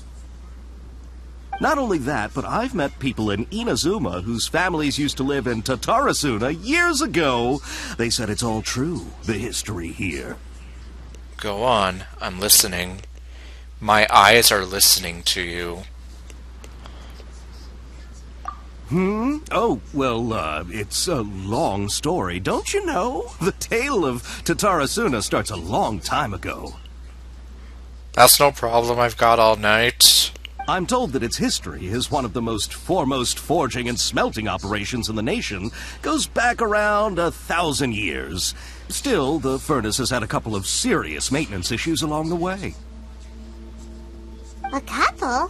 When exactly? One was just in the last few years, the other was several hundred years ago. A fun fact, I'm not the first Fontaine tech guy to come and work on it either. There was a guy back then too. Oh man. Escher. Or Dottore. They say he was a mechanic who consulted on a technology upgrade. It seems like the technological collaboration between our two nations goes back a long way. How about that? Well... Mechanic, huh? Looks like the doctor still sabotaged the furnace, leading to all the ensuing chaos. Hey, weren't you gonna ask Xavier something about Tatarasuna? Come on, ask already. We'll get there when we'll get there. I am. Oh, I didn't realize you two were here for a history lesson. Yeah, something like that. Me neither. Paimon doesn't know what's gotten into this one today. Feels like we've been preparing for a history exam or something. I mean, I guess, but, well, obviously... Well, none of them know what we know. What brought this on? Did you just wake up today with a sudden burning desire for historical knowledge? Pretty much. So can I ask one more question? Sure, go ahead. Have you ever heard of a Kabukimono connected to Tatarasuna? A Kabukimono? No, I can't say that I have. I do know the word, Inazuman, for those eccentric types who always go around dressed to the nines. Just the sort of person that I'd like to meet, actually. But sadly, I've never had the pleasure, nor have I come across anything to do with a Kabukimono where Tatarasuna is concerned. So there's no more Kabukimono. That means that guy's gonna have to find something else to write his paper on. Did the Balladeer really manage to erase himself from history completely? If so, he must have wanted to change the world and revert everything back to the way it was. But so far, it looks like the majority of changes have only affected himself. Of course! Don't mention it. Yes, it looks like pretty much. It didn't really extend out as much as I thought it could. Oh, we're leaving? Okay, bye, Xavier. Oh, you're most welcome. More than happy to help. Farewell. Bye, Xavier. Looks like you got all the information you're looking for. Time to go back and see Lesser Lord Kusanali. Unless she doesn't exist either. Sure, but what's up with you today? Whatever it is, it seems like it's really troubling you. So then, I wonder what's gonna happen when we go see her. Is she gonna remember, oh yeah, I sent you into Irminsul to do... what was it again? Keep your smile, Spinal Crocodile. No matter what happens, Paimon will always be there for you. Alright. You're pretty much stuck to me forever, I know. Thank you, Paimon. Hey, don't mention it. Alright, let's head off and go meet Nahida.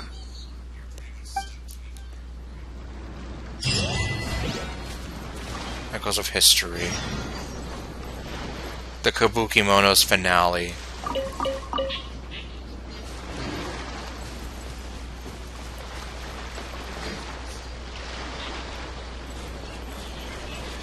Oh hey, it's where the fraud lives! Or well, the other fraud.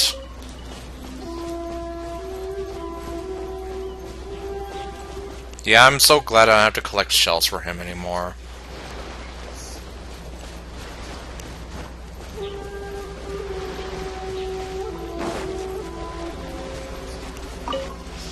Sunny days are so warm and cozy. Oh, there you are, Ice. I was wondering where you went. They make me sleepy. I saw that you were trying to join earlier, but I was literally in the middle of a cutscene in the Windblume festival, so yeah, it couldn't happen. But yeah, this is what I've been doing for the past while or so. Since I have to wait until the Windblume stuff is ready. Oh, it's raining now. Okay, time to go visit Nahida and see what the hell happened.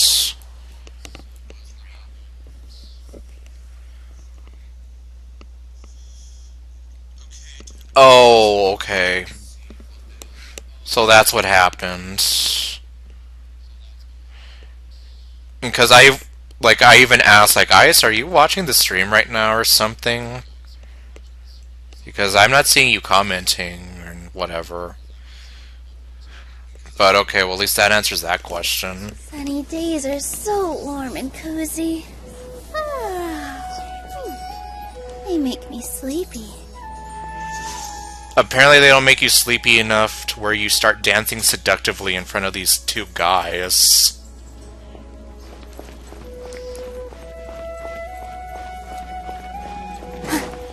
But yeah, I basically just started the Windblume Festival, and now I'm just trying to finish up this. Oh, hey, it's those two guys. What are you writing your paper on now? Hey, it's them! Hey, it's your ugly eyebrows. Akaba, Sawada, you're still here? Yeah, what are they writing their paper on now? Are you still talking about the essay? Indeed we are. If you have a moment, we'd love for you to join us once more. But what were we talking about before? What do you think we were talking about before? We have time. What do you want to talk to us about? Bungee jumping. It's the same topic we discussed last time. Obviously.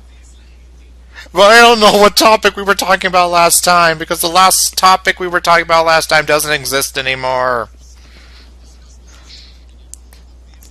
That paper they had took me forever to read. I was skimming through a lot of it. Still looking for more info about Tatarasuna, huh? Should we join them? Okay, so they're still talking about Tatarasuna, but there's not going to be any Kabuki Mono involved in this. Perfect. These two have researched Tatarasuna's past. Let's hear what they have to say. Unfortunately, we haven't made any real progress. Oh my god, I'm gonna have to read it again. The article that you let me read last time was great. Can I read it again? Huh? Oh, of course. I still hate your eyebrows. Oh my god. I don't know if I'm even gonna be able to... Well, I don't remember what it said the last time. So, I doubt I'm gonna be able to be like, oh, hey, yeah, there's some good changes here.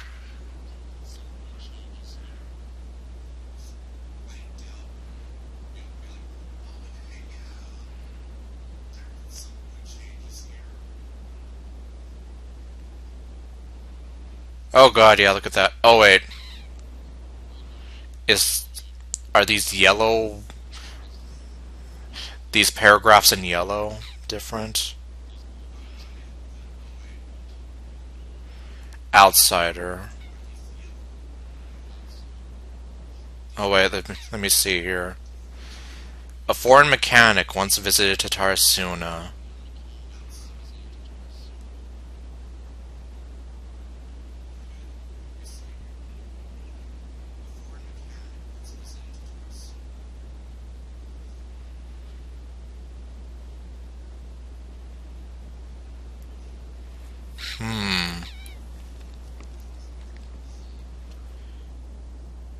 Yeah, because now they're talking about Escher or Dottore.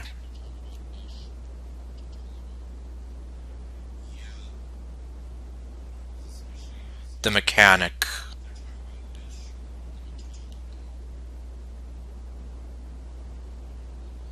Okay, well at least I don't have to sit here analyzing this and being here like, okay, I don't remember any of the stuff I read from yesterday, so... I presume you'll want to read mine as well. Here. Okay, well at least yours wasn't as long. Or actually, no, wait. I think both of those were equally long. Let me see here.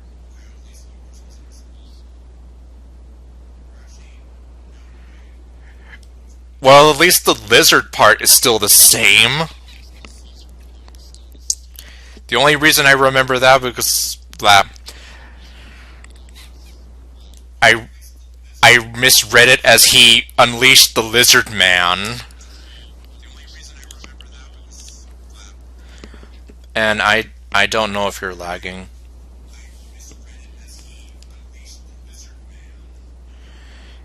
Yeah, the only reason I remembered that part is because I was here, like, I read it as he unleashed the lizard man. Okay.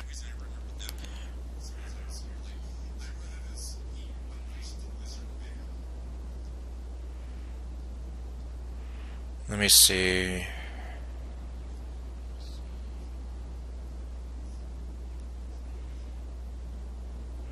Yeah, I'm just skipping around again.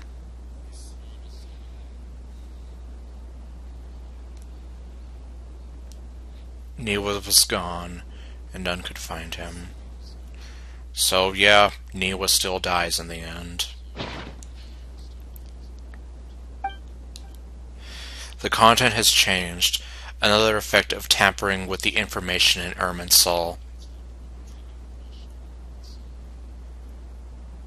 But I'm guessing that's really all he did, though. He didn't literally rewrite the past, like, all of those events still happened. Niwa still ended up dying. The balladeer said he'd erased 2 of his names. If he really succeeded, it must have taken all his might. But still. Well, what do you think? It's a masterpiece! Hey, Traveler. Remember how last time Akaba was saying how he wished he could gather more information about all this? Well, we just got back from Inazuma. So how about we tell them what we learned? Sure. See, he removed himself, but someone else took his place, basically. Yeah, because at least from what the old man at the forge was saying, it was Niwa and a swordsmith or something like that who died with him. What did you find out? Something big? It's a long story. Basically, we have some friends in Inazuma, and... And there was a political struggle. Wow. So many new details. Thank you so much for sharing that with us. Well, well. So it all comes down to one man's desire for revenge. Huh. You heard this from a member of the Armanoma clan, you say? Then I guess it must be true. Ugh. So there's no ghost story here after all. There is a ghost, though. This new information actually lends further credence to my hypothesis. Evidently, swordsmiths were seen as having an incredibly prestigious role in society those days, to the extent that harming them was conceived of, at least by the perpetrator, as a way of exacting revenge against those in power. Yes, okay, point taken, you were right. But that doesn't mean I can't carry on with my novel. Yeah, I mean, you can still write it, however. Now, whether it's fiction or non-fiction, that's another story. And they're back at it. These guys are really into this. We've got some things to take care of. Bye for now. Oh, I'm so sorry. Look at us, prattling on about our projects and ignoring you. Thank you so much for the information. It's okay. At least it wasn't like when Kale hurt my feelings earlier. You're welcome. See ya. Keep us in the loop if you find out anything else. Will do. Well, she didn't really hurt my feelings. It was just... She made me feel bad because I'm not Amber. And you're still here, obviously. Alright, time to see what the hell's going on in here.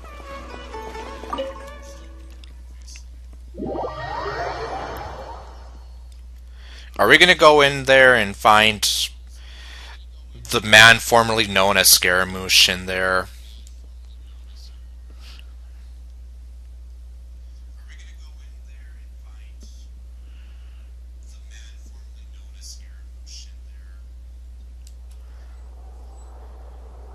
Well, it would be...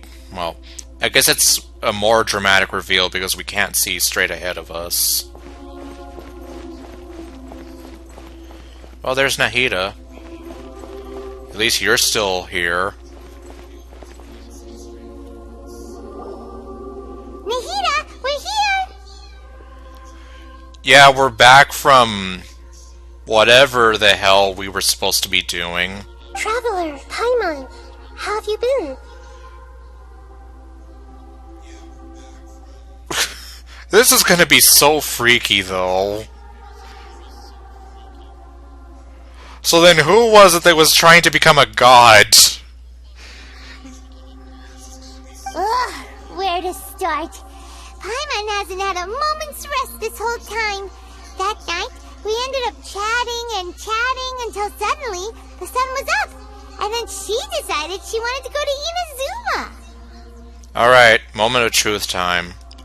How do you react to this?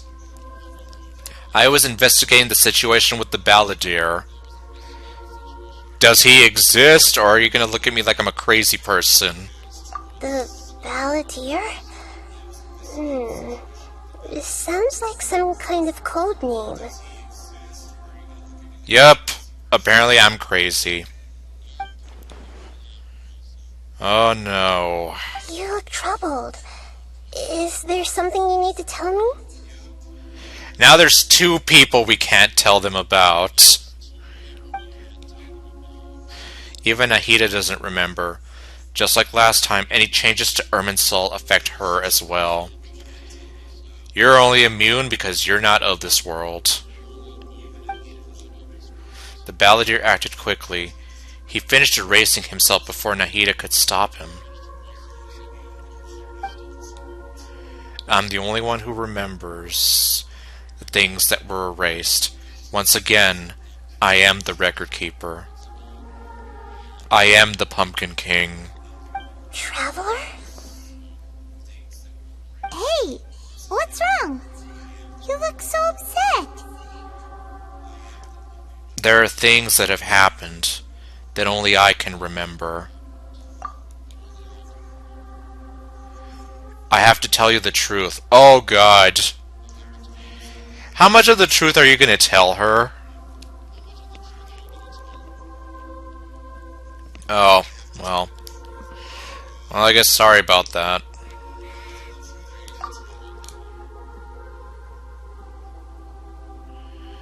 So, are you really going to tell her about, well, not just the Balladeer, but Greater Lord Rukkhadevata?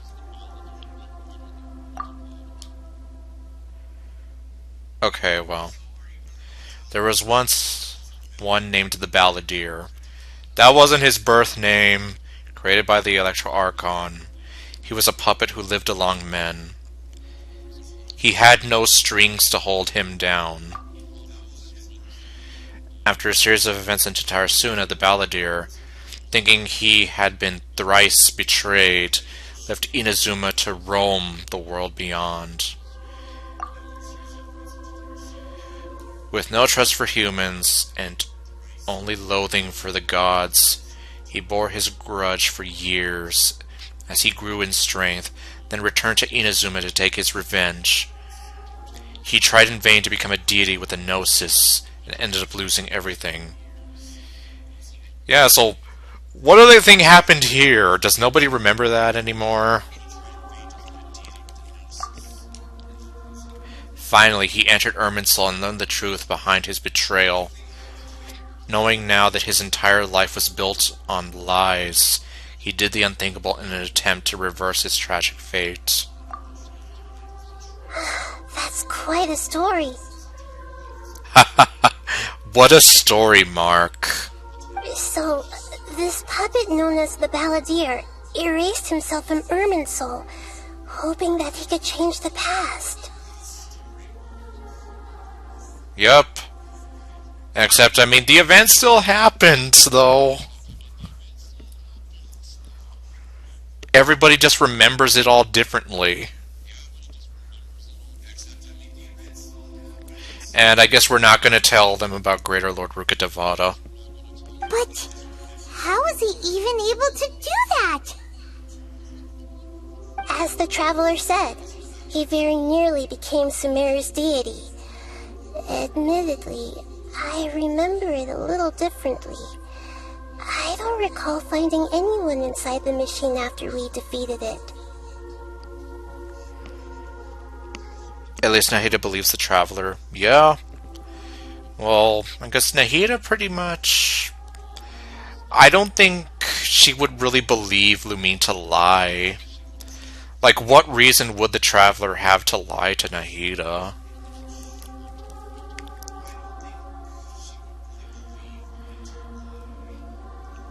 So... I'm guessing then that they just think that the machine was just a machine? Like, there wasn't anyone inside of it? Nevertheless, it does make sense. If someone were to successfully erase themselves from Irminsul, the world would change to reflect the new reality. And in this case, it's a reality where the Balladeer doesn't really exist. So, you believe this person really existed, and we just don't remember him because... well, because he literally changed the world? Yeah, pretty much. And he did exist. Yes. Theoretically speaking, it is possible to do this. But I'm struggling to imagine the kind of person who would dare go through with it. The Traveler comes from a world beyond to that. That's why there's no information about her in Irminsul, and it also explains why any changes to Irminsul wouldn't affect her. So if there's anyone in the world capable of retaining memories from a past that has been rewritten, it's you. It's quite incredible when you think about it. You can say that again. And I guess we're never going to tell her about Greater Lord Rukkhadevata. Paimon's having a hard time understanding this Balladeer guy's motivations. Why did he do it? I can only make inferences based on the information we've been given. As for what kind of person he was, only you remember that. I'm not really sure. We were enemies after all. I don't know his perspective on all this, so I can't say why he did something so extreme. Did he want to reset everything? Or save someone? Or did he want to completely undo his existence? Everything can be set right. It's time to solve this once and for all. Maybe that's all there is to it. I still remember the question he asked. He asked me specifically, and my hesitation gave him his answer. I hesitated because I witnessed Greater Lord Rukkhadevata erase her own existence, but I can't tell Nahida that. And look at her just looking up at us all innocent-like.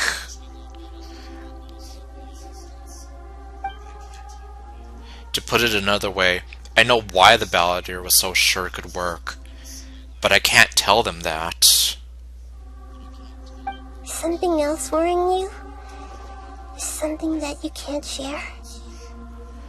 I just feel empty, like my eyes in Ardred Shadow's soul. He chose such a radical option, and yet... It couldn't change the fate of the ones who had died, right? That's right. Niwa still died, and who knows how many other people died. The Raiden Gokuden, all of them ended up dying still. Once the Balladeer realized he hadn't been betrayed after all, it must have completely changed his view of the people of Tatarasuna. Now he saw them as friends again. He couldn't keep hating humans after that, and if he thought there was a chance he could save his old friends, it would be hard not to try. The story makes sense, every part of it. The Balladeer tried to achieve godhood with the Doctor's help. He was unsuccessful, but retained the power to connect with Irminsul. That power then enabled him to change what was recorded in Irminsul and erase himself, even though he didn't have much strength left. Yeah, it does make sense, but it still ended in tragedy for his friends. they all still died in the end. And Tatarasuna still... the chaos still happened. It just feels so hopeless. He gave everything to do this, but it seems like he got nothing in return. Yeah, he changed the world in many ways, and yet the dead still didn't get a second chance. Those fated to a tragic end could not be saved. What exactly did he want to fight against? The betrayals in his life? Or did he wish he'd never existed at all? Please wait a moment. I want to check something. Okay. Found it. This should be the one. The cube! It turns out that I have a strange way of confirming everything she has told us. Really? What is it? It's a cube, you dummy! A record from a personal collection. It was tucked away in a corner. Okay. You should take a look. Alright. What will this show me?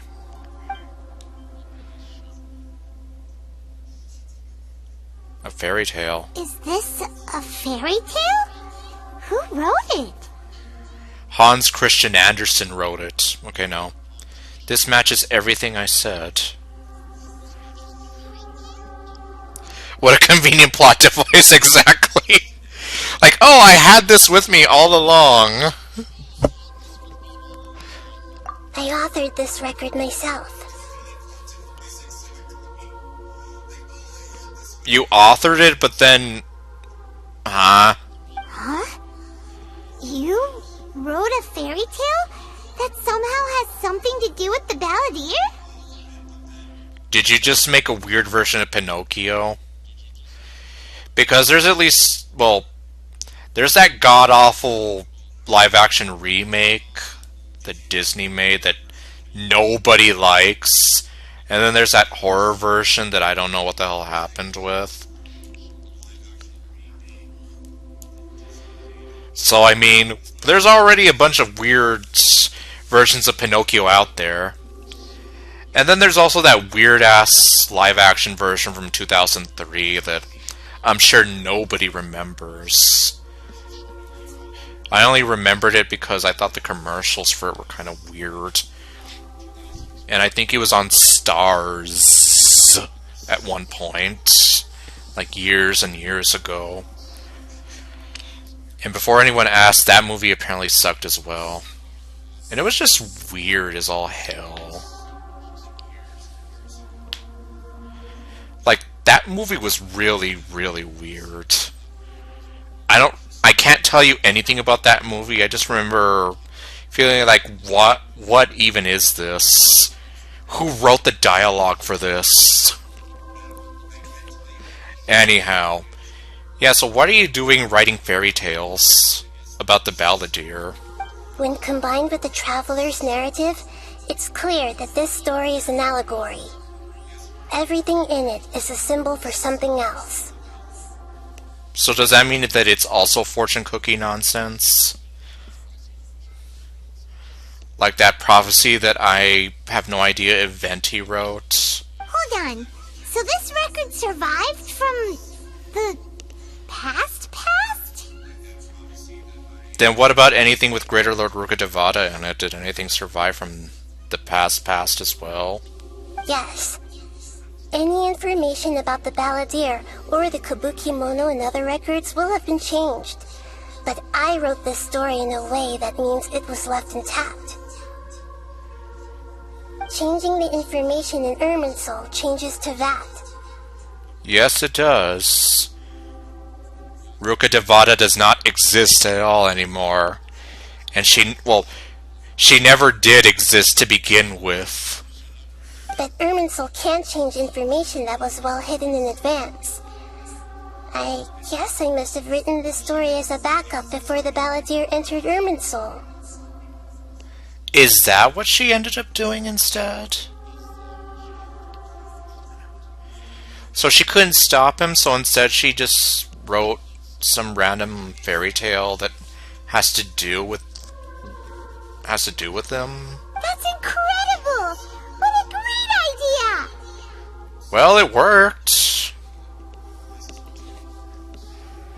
It's sort of a weird way of doing it, but it worked. It kind of relies on Lumine, or well, the Traveler, to come in and say, hey, so this is what happened. And for Nahida to be like, oh, yes, I know what you're talking about. And sending the Traveler into Irminsul with the Balladeer must have been a further precaution. I knew she'd remember everything. Okay. Yeah, so pretty much Lumine really was the key here. This story is abstract enough that it still resonates with the present information recorded in Irminsul. Yeah, I imagine it sounds very abstract now. But if we connect all the different pieces together, the true story that emerges is the one she told us. The now erased life of the Balladeer.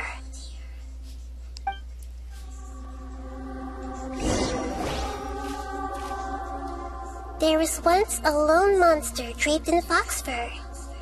The monster found a family of foxes, joined them, and they became friends.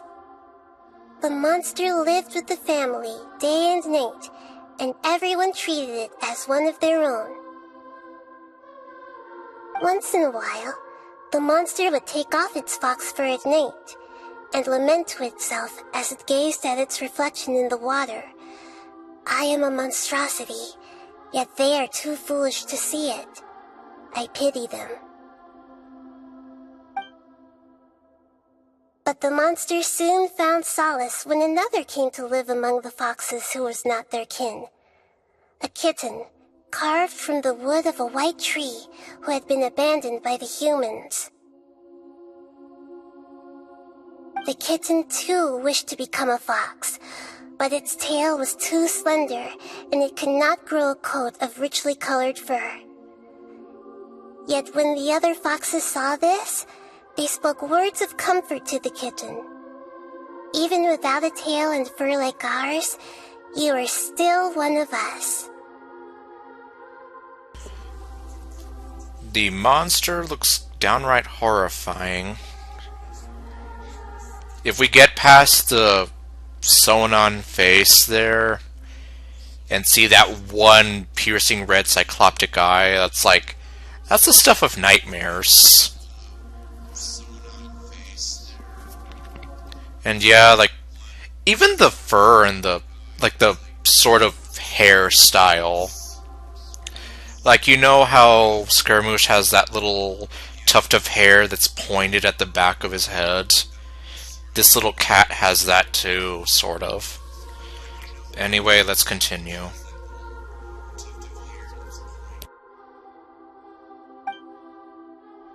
Furious at this happy resolution, the monster lit a fire on the mountain. The terrified animals panicked as the fire spread. The only way to extinguish the flames was to make a sacrifice. A gray fox stood up and addressed the monster. It said, "You are the cleverest among us. Surely you can help us find a way to solve this." The monster smiled, led the fox toward the fire, and murdered it. The gray fox's heart was turned into a beautiful drop of water, clear, spotless, and pure. The monster gave the heart of water to the kitten, telling him, "The foxes have decided. You are the one who must be sacrificed. Take this, quench the flames, and die for your fox kin."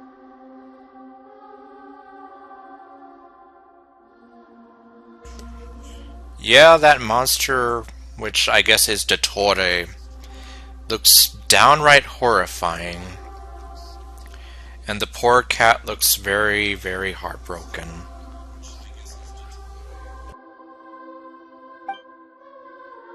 The fire was extinguished, but the kitten lived. It left that side of the mountain and found a little bird who had a broken wing. The two promised they would spend their whole lives together, but the little bird did not have long left to live. It passed away soon after.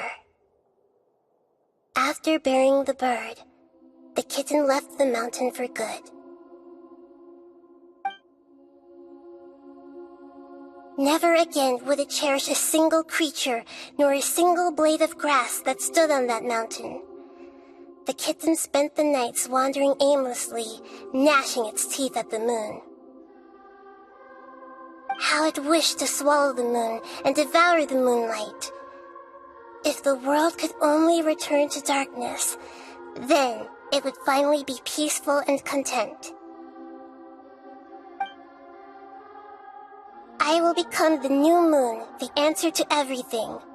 Then, no one will know that there were once birds, foxes, and cats in this world.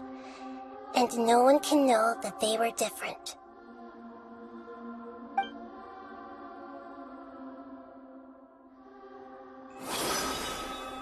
We solved it! But you didn't do anything, Paimon.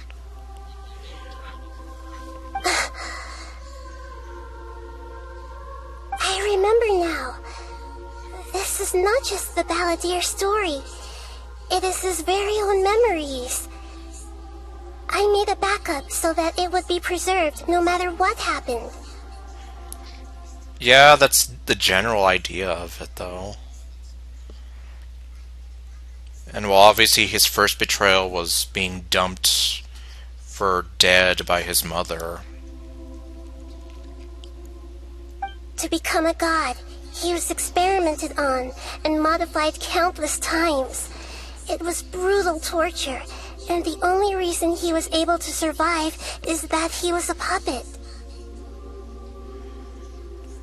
Yeah, like, this is almost the exact definition of a deus ex machina right here.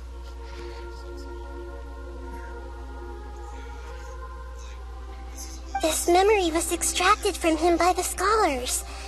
Presumably, they kept it to have something to defend themselves with. Creating a deity was just the first step. Some of them wanted to be able to control it. That's why they backed up his memory for later use. I buried it deep inside one of my own dreams, and then hid it inside an allegorical story so that it wouldn't be altered. It's hard to believe that this person really existed, let alone that he tried to get rid of us on more than one occasion. Believe it. Paimon has no memory of him at all. He completely vanished like a puff of smoke. That's right, he literally did vanish. The Balladeer agreed to help me look for information about the Descenders, and although he was unsuccessful, he still helped you. He just used the opportunity as a backdoor to try to cause all this shit to happen. Before he vanished, he confirmed an important detail. That Conria was where your twin first came into this world.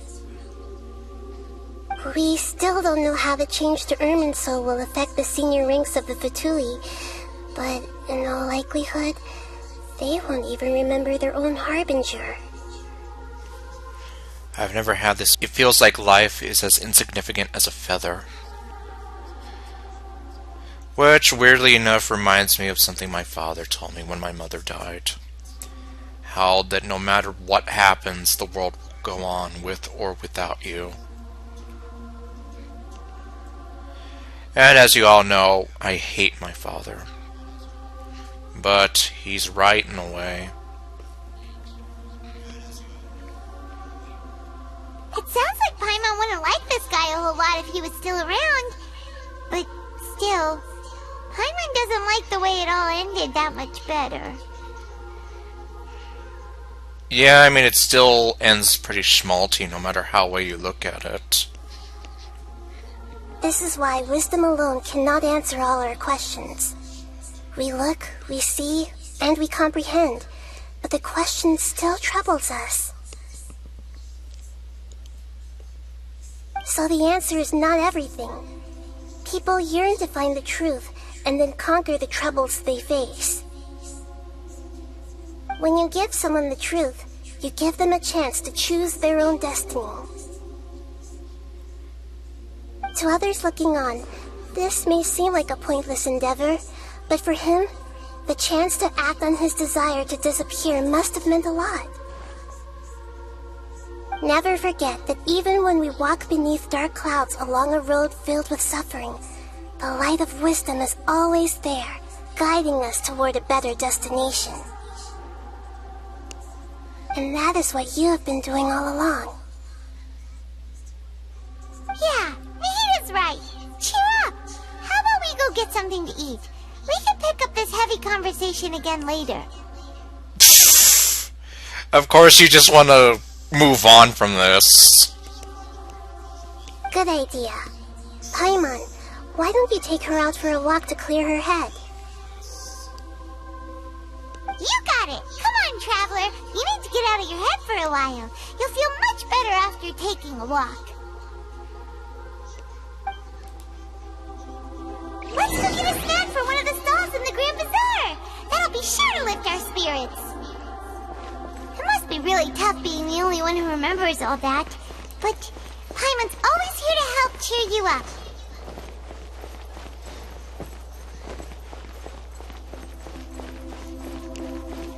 Alright. Well, I guess it's off to the Grand Bazaar. Meanwhile, Nahita's probably looking at me like, what is this lady doing? Why is she running around me?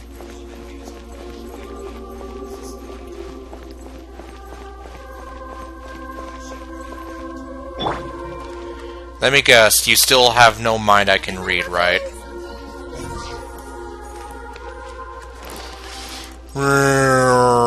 I'm an airplane.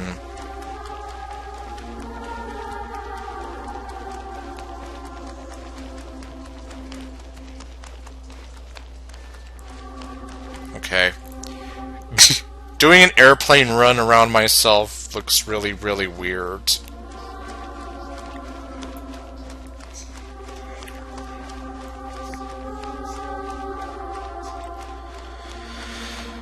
Okay, well, let's see.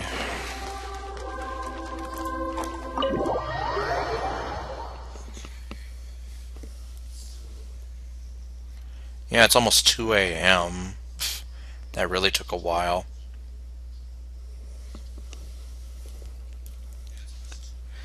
I wonder how much more I have.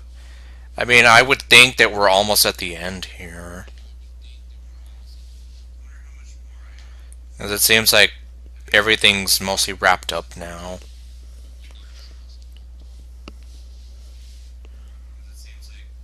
So, yeah, I have no idea.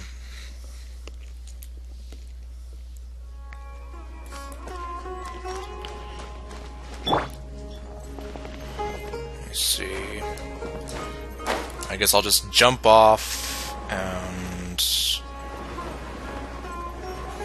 kind of find my way back down there.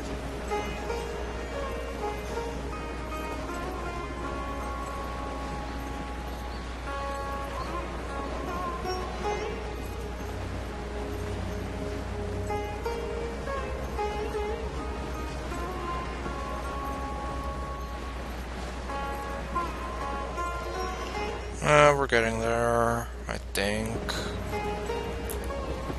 Oh, no, don't do that.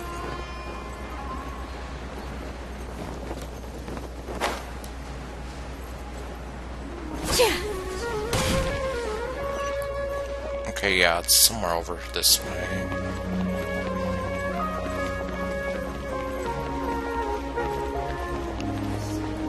Yeah, here we are.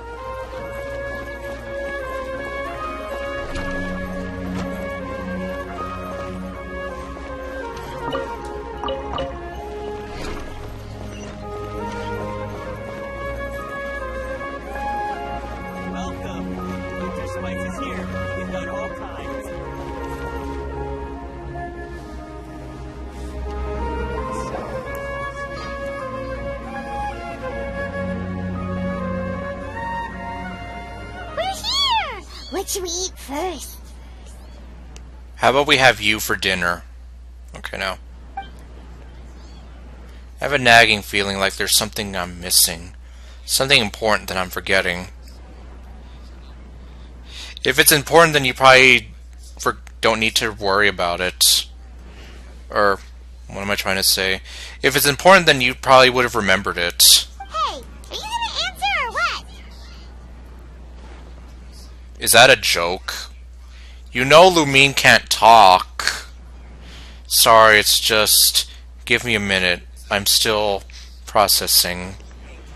I'm in the middle of an existential crisis, Paimon. Can you at least be a little more... sympathetic?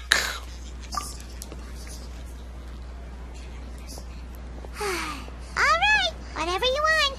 Well, Paimon will be right here when you figured stuff out. Then we can get something to eat. Come on, brain. Let's dig this out. It's gotta be in there somewhere. If it was something about Irminsul and deleting oneself... Or, it was something about Irminsul and deleting oneself. Greater Lord Rukkhadevata. Forbidden knowledge. Nahida. What is it? Have you figured it all out? No. Now leave me alone. Yes, that was it. Greater Lord Rukkhadevata. She said that no one can erase themselves from existence, not even her. Yes. Essentially, I mean, she still existed. And she still does exist as Nahida. Nahida is her reincarnation, so to say. But, I mean, obviously everybody just remembers it differently now. But that doesn't change the fact that Rukkhadevata did exist. Otherwise, why would she need to create her own reincarnation and Lesser Lord Kusanali to do the deletion for her? There would be no point. Why'd you jump up all of a sudden? No, I can't help Paimon. She doesn't know about Greater Lord Rukkhadevata. Out of context, it looks like Lumine is about to strangle Paimon. Well, not really, but she's just staring very angrily at her. But this is a crucially important detail. It's simply not possible for the Balladeer to completely erase his own existence, in which case the question is, what happened to him? Excuse me, boss. There seems to be a small problem with the last bill. Look, here. There you go, there's your answer.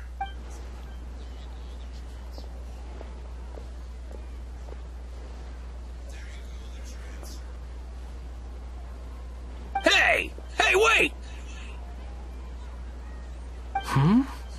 You mean me? No, not you. That kid! Didn't you see? Little rascal grabbed my last 2 fresh Sunsettias and ran off. Look, if you're gonna help out here, you can't keep spacing out, okay? What is it? Work's too boring for you? Or has the big city got too many distractions? I wasn't paying close enough attention. Sorry, boss. I think you're right. Maybe it's the city. It's so exciting. It can be hard to focus.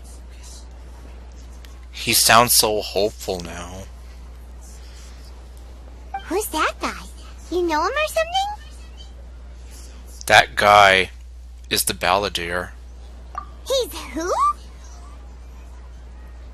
You're a strange one, kiddo. You say you don't want any money for helping out here, and then when I actually give you some work to do, you keep letting yourself get distracted. I don't want to take advantage, so I'm happy to pay you what I'd pay anyone else. But if you keep acting like this, pretty soon I won't be able to afford to. No, please. I mean it. You don't need to pay me anything. I'm just so thankful you agreed to take on an outsider like me. You're welcome, I guess. but I got bigger things to worry about. Look, we're all out of Sunsetias, and I promised the lady down the street I'd deliver a fruit bowl this evening. Leave it to me. I'll find some more. Just a moment. I'll be right back. Stop. I'm gonna level with you, kiddo. I've never met a worker who said they didn't want a wage before. And at first, I got greedy. Couldn't believe my luck. But I figured you'd start asking for something in return eventually. You don't want money. You don't take days off. And in your free time, all I see you do is wander around, taking in the sights. Are you a drifter or something? That's right, I am. We can talk more about that later. First, let me get those fruits you needed. Sunsetias, was it? I'll be right back. Hey, what do we do now? Let's follow him. Okay, stay out of sight. Don't let him see you. Well, so far it seems like he doesn't even remember who he is, unless he's just like... Either he doesn't remember who he is, or he's really, really good at playing along with this delusion that he might have built up.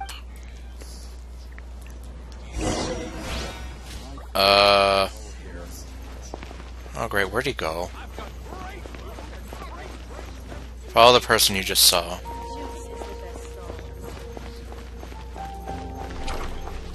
Oh, I was like, what's going on here? It's a dog.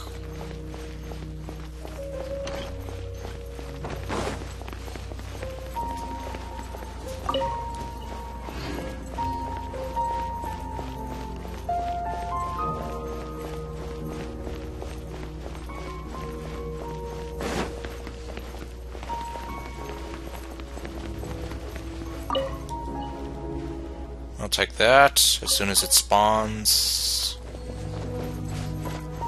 Oh, there he is.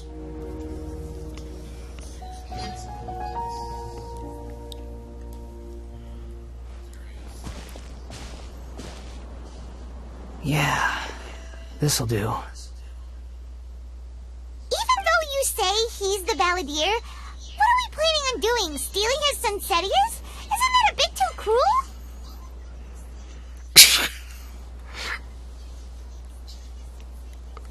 What would that accomplish, though?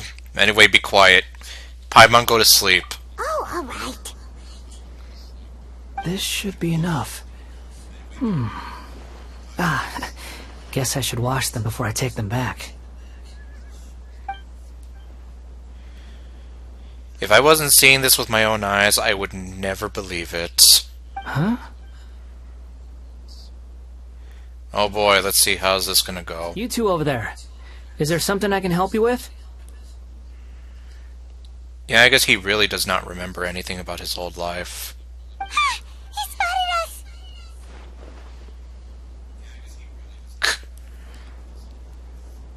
I told you to go to sleep! You've been following me all the way from the city. I'd have to be blind not to notice. You're right. We were following you. Have we met before? In another life we did. No, we haven't met. But you know me? Yes. I have no recollection. It's complicated, but I do know you. Are you absolutely sure? Paimon, shut up. Sorry, but I just can't take your word for it. I can prove it. How? You're a puppet. A puppet? What makes you think that? Huh? You were right. The look on his face. I guess you do know me after all. That is not something I share with a lot of people. Look, I'm just a wanderer. But seeing as you've gone through all this trouble to track me down, I'm sure whatever it is must be important. There's something I want to take, there's somewhere I want to take you. Okay, but please let me deliver these goods to my boss first. Are you really working for that guy? He said you don't want any more for it. Is that true? Yes, I ran into him out in the wilderness during a storm, and he let me take shelter in his cart. In return, I said I'd be his helper for a while. That's oddly nice of you. Let me take these back. Then I'll come with you, okay? Alright. Then let's return to the city.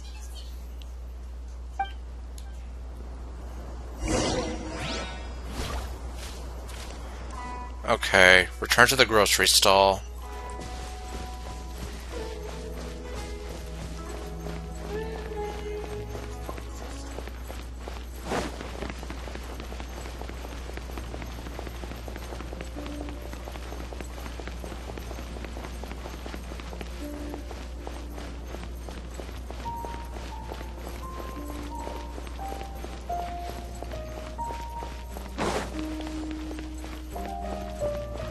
Is the dog still gonna be there?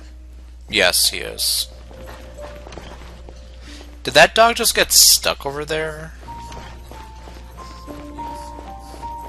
I guess so.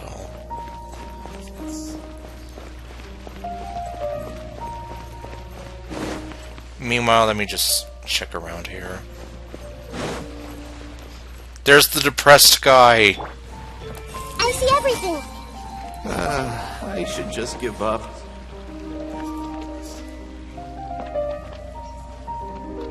And yes, he is still a depressed guy.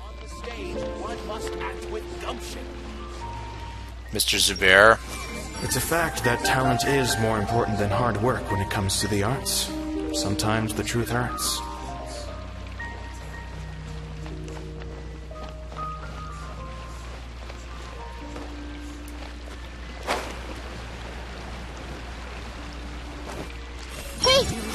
Work is so boring. I hope the theater will put on a new show soon. Does Swoof have any thoughts? Was that Mila who just walked by? Oh, it was someone else. Now it's Nilu.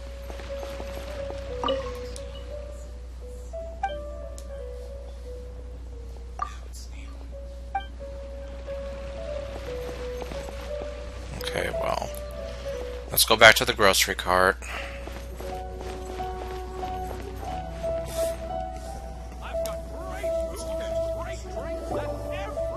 Here you go, boss. I'll leave them right here. Oh, you really went and picked some more. Who are these two? We're no one important. And hold on, I need to charge the phone here. Let me just get my charger. Plug that in so that I can plug this in.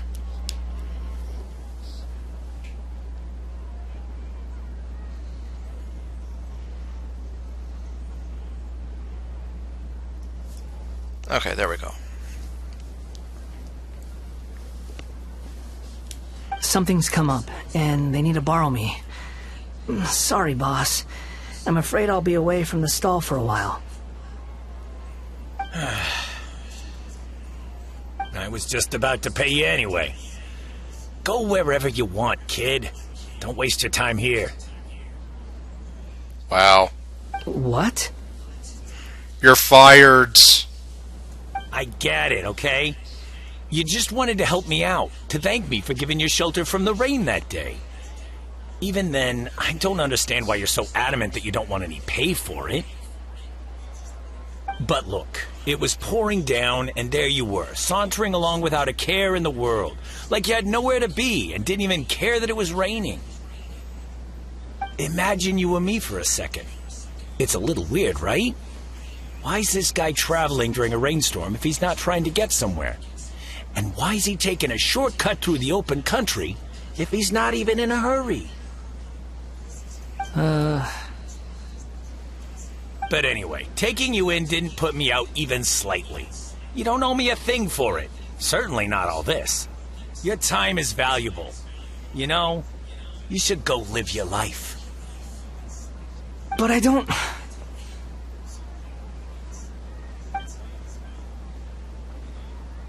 No, you're right. Then I suppose this is where we say goodbye.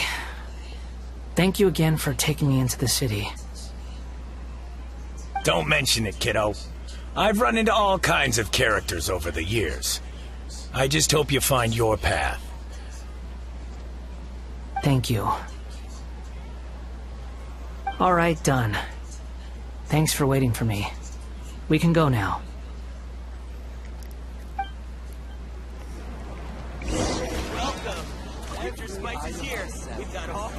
Okay, so now we're gonna go back to see Nahida, I guess.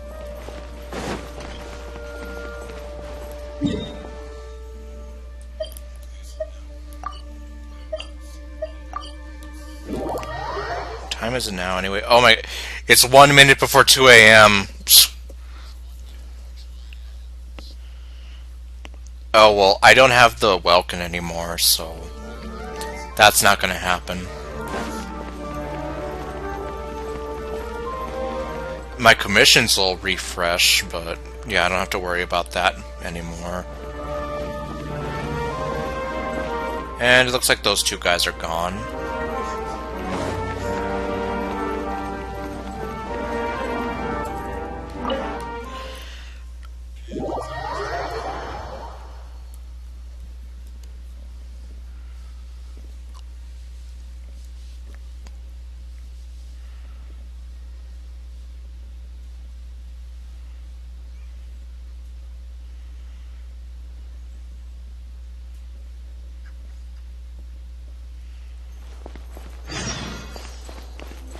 Yep, there it is again.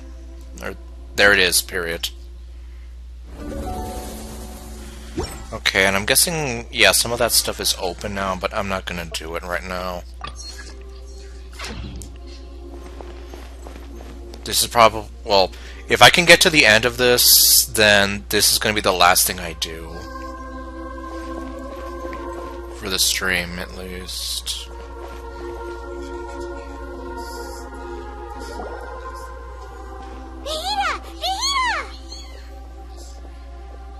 What's wrong? We found the Balladeer, except he's not the Balladeer anymore. Huh? Are you? Hello. I do apologize for the sudden intrusion. He's so polite.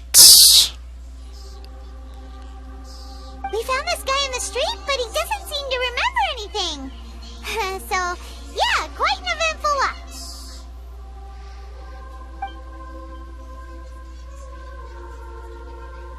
You say that you are trekking across Teyvat to train yourself. Many other Inazumans who describe themselves in this way call themselves Shugenja. Why do you refer to yourself as a wanderer? Well, it seems more relevant in my case. To me, it sounds like a plant with no roots. But these two claim that they know me, and that I have a hidden past unknown even to myself. I wouldn't call it the past, but rather... this is a difficult one to explain.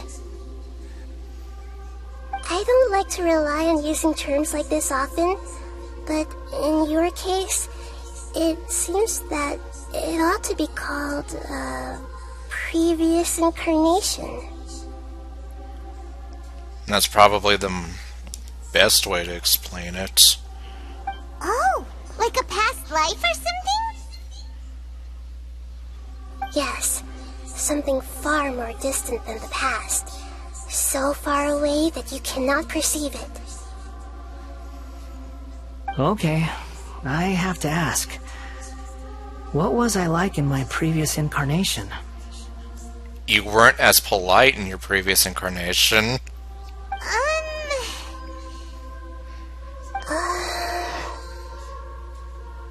is Lumine just gonna straight out say, like, you were an evil Fatui Harbinger guy and you wanted to become a god? Oh, okay. I see. You want to tell me, but you can't bring yourselves to say it. Looks like I didn't have the most wonderful existence in my previous incarnation. We're just trying to think where to start. If it's that difficult to talk about, I have no doubt it will be just as difficult to hear. Yeah, probably. But I'll be able to handle it. Please, tell me the truth. Is truth something you care a lot about? Yes. Then I'll be straight with you. In your previous incarnation, you did many things that would be considered evil. You nearly died because of what other people did, and many died because of you. As a non-human being, you hated gods and humans alike. You drifted from place to place, never able to settle, even where you found status and identity. You adamantly believed that you were missing a heart. Actions rooted in persistence sometimes bear bitter fruit. Sometimes, you have to let parts of yourself go, or you'll never be happy.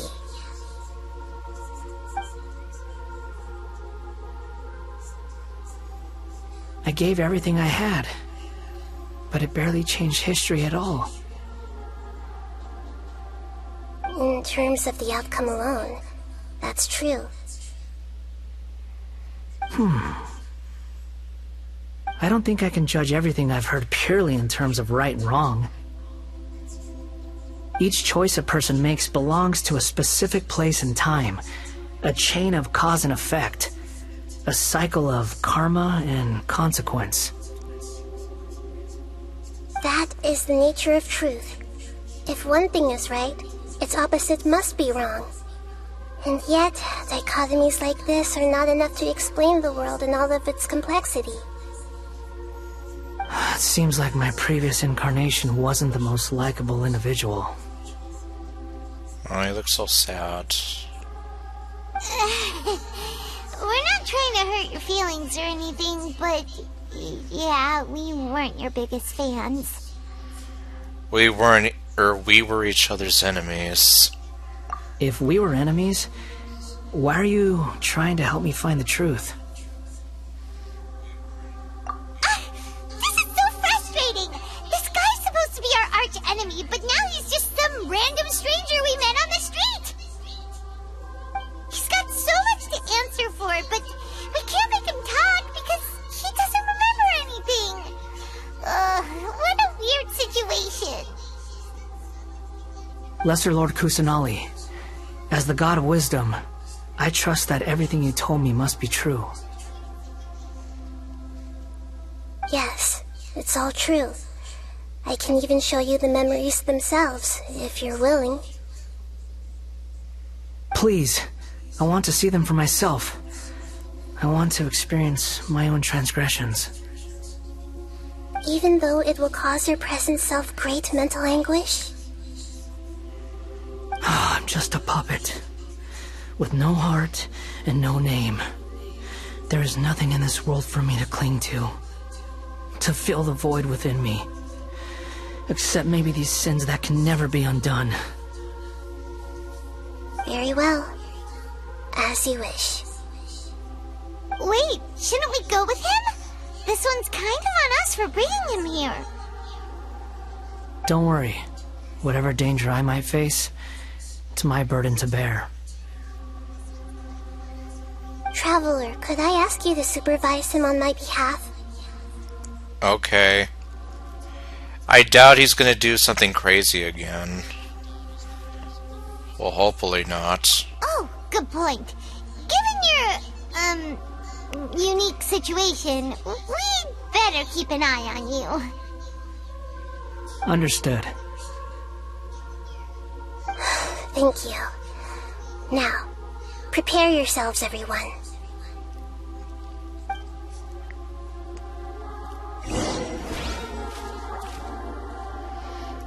Alright. Oh, well, I already looked at that.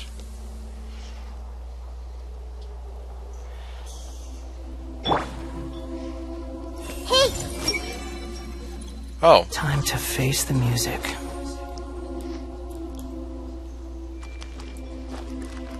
Everyone hold hands! She doesn't have anything, but he does. Time to face the music.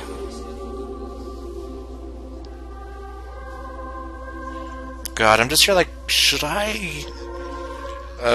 It's pretty late though. I really don't know if I should.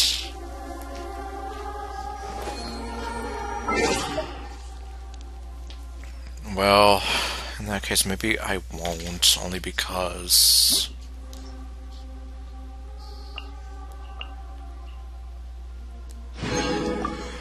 Because it's so late now.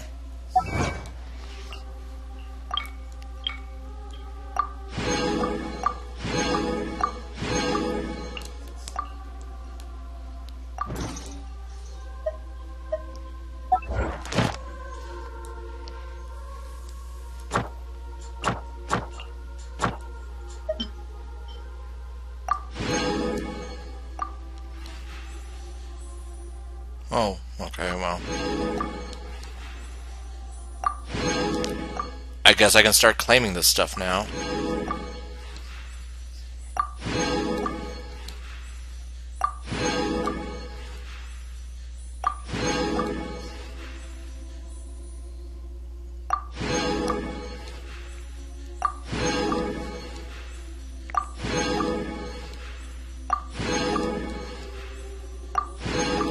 Yeah, because I forgot about this. Or, well, I didn't forget about this, but I just wasn't sure, like, when you could go in and start claiming the stuff.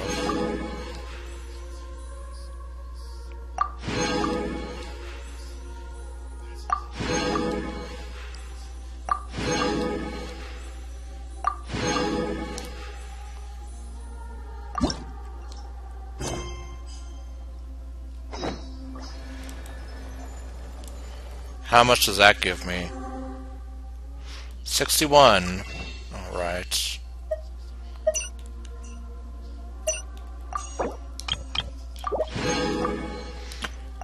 This should give me 64. Okay. I'm that much closer to trying to go for Shenhe.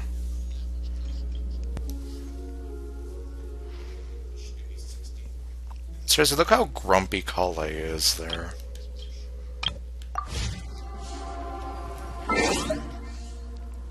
Alright, well... Yeah, I guess I'm almost at the end here, I imagine.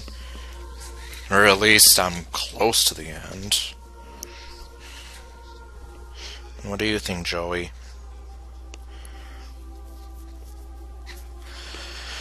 Okay, well, yeah, so I'll leave this for another time. Because, yeah, it's kind of late, actually, so... Anyway, thank you all for watching, and I'll see you guys next time with whatever else I do. Stay golden, and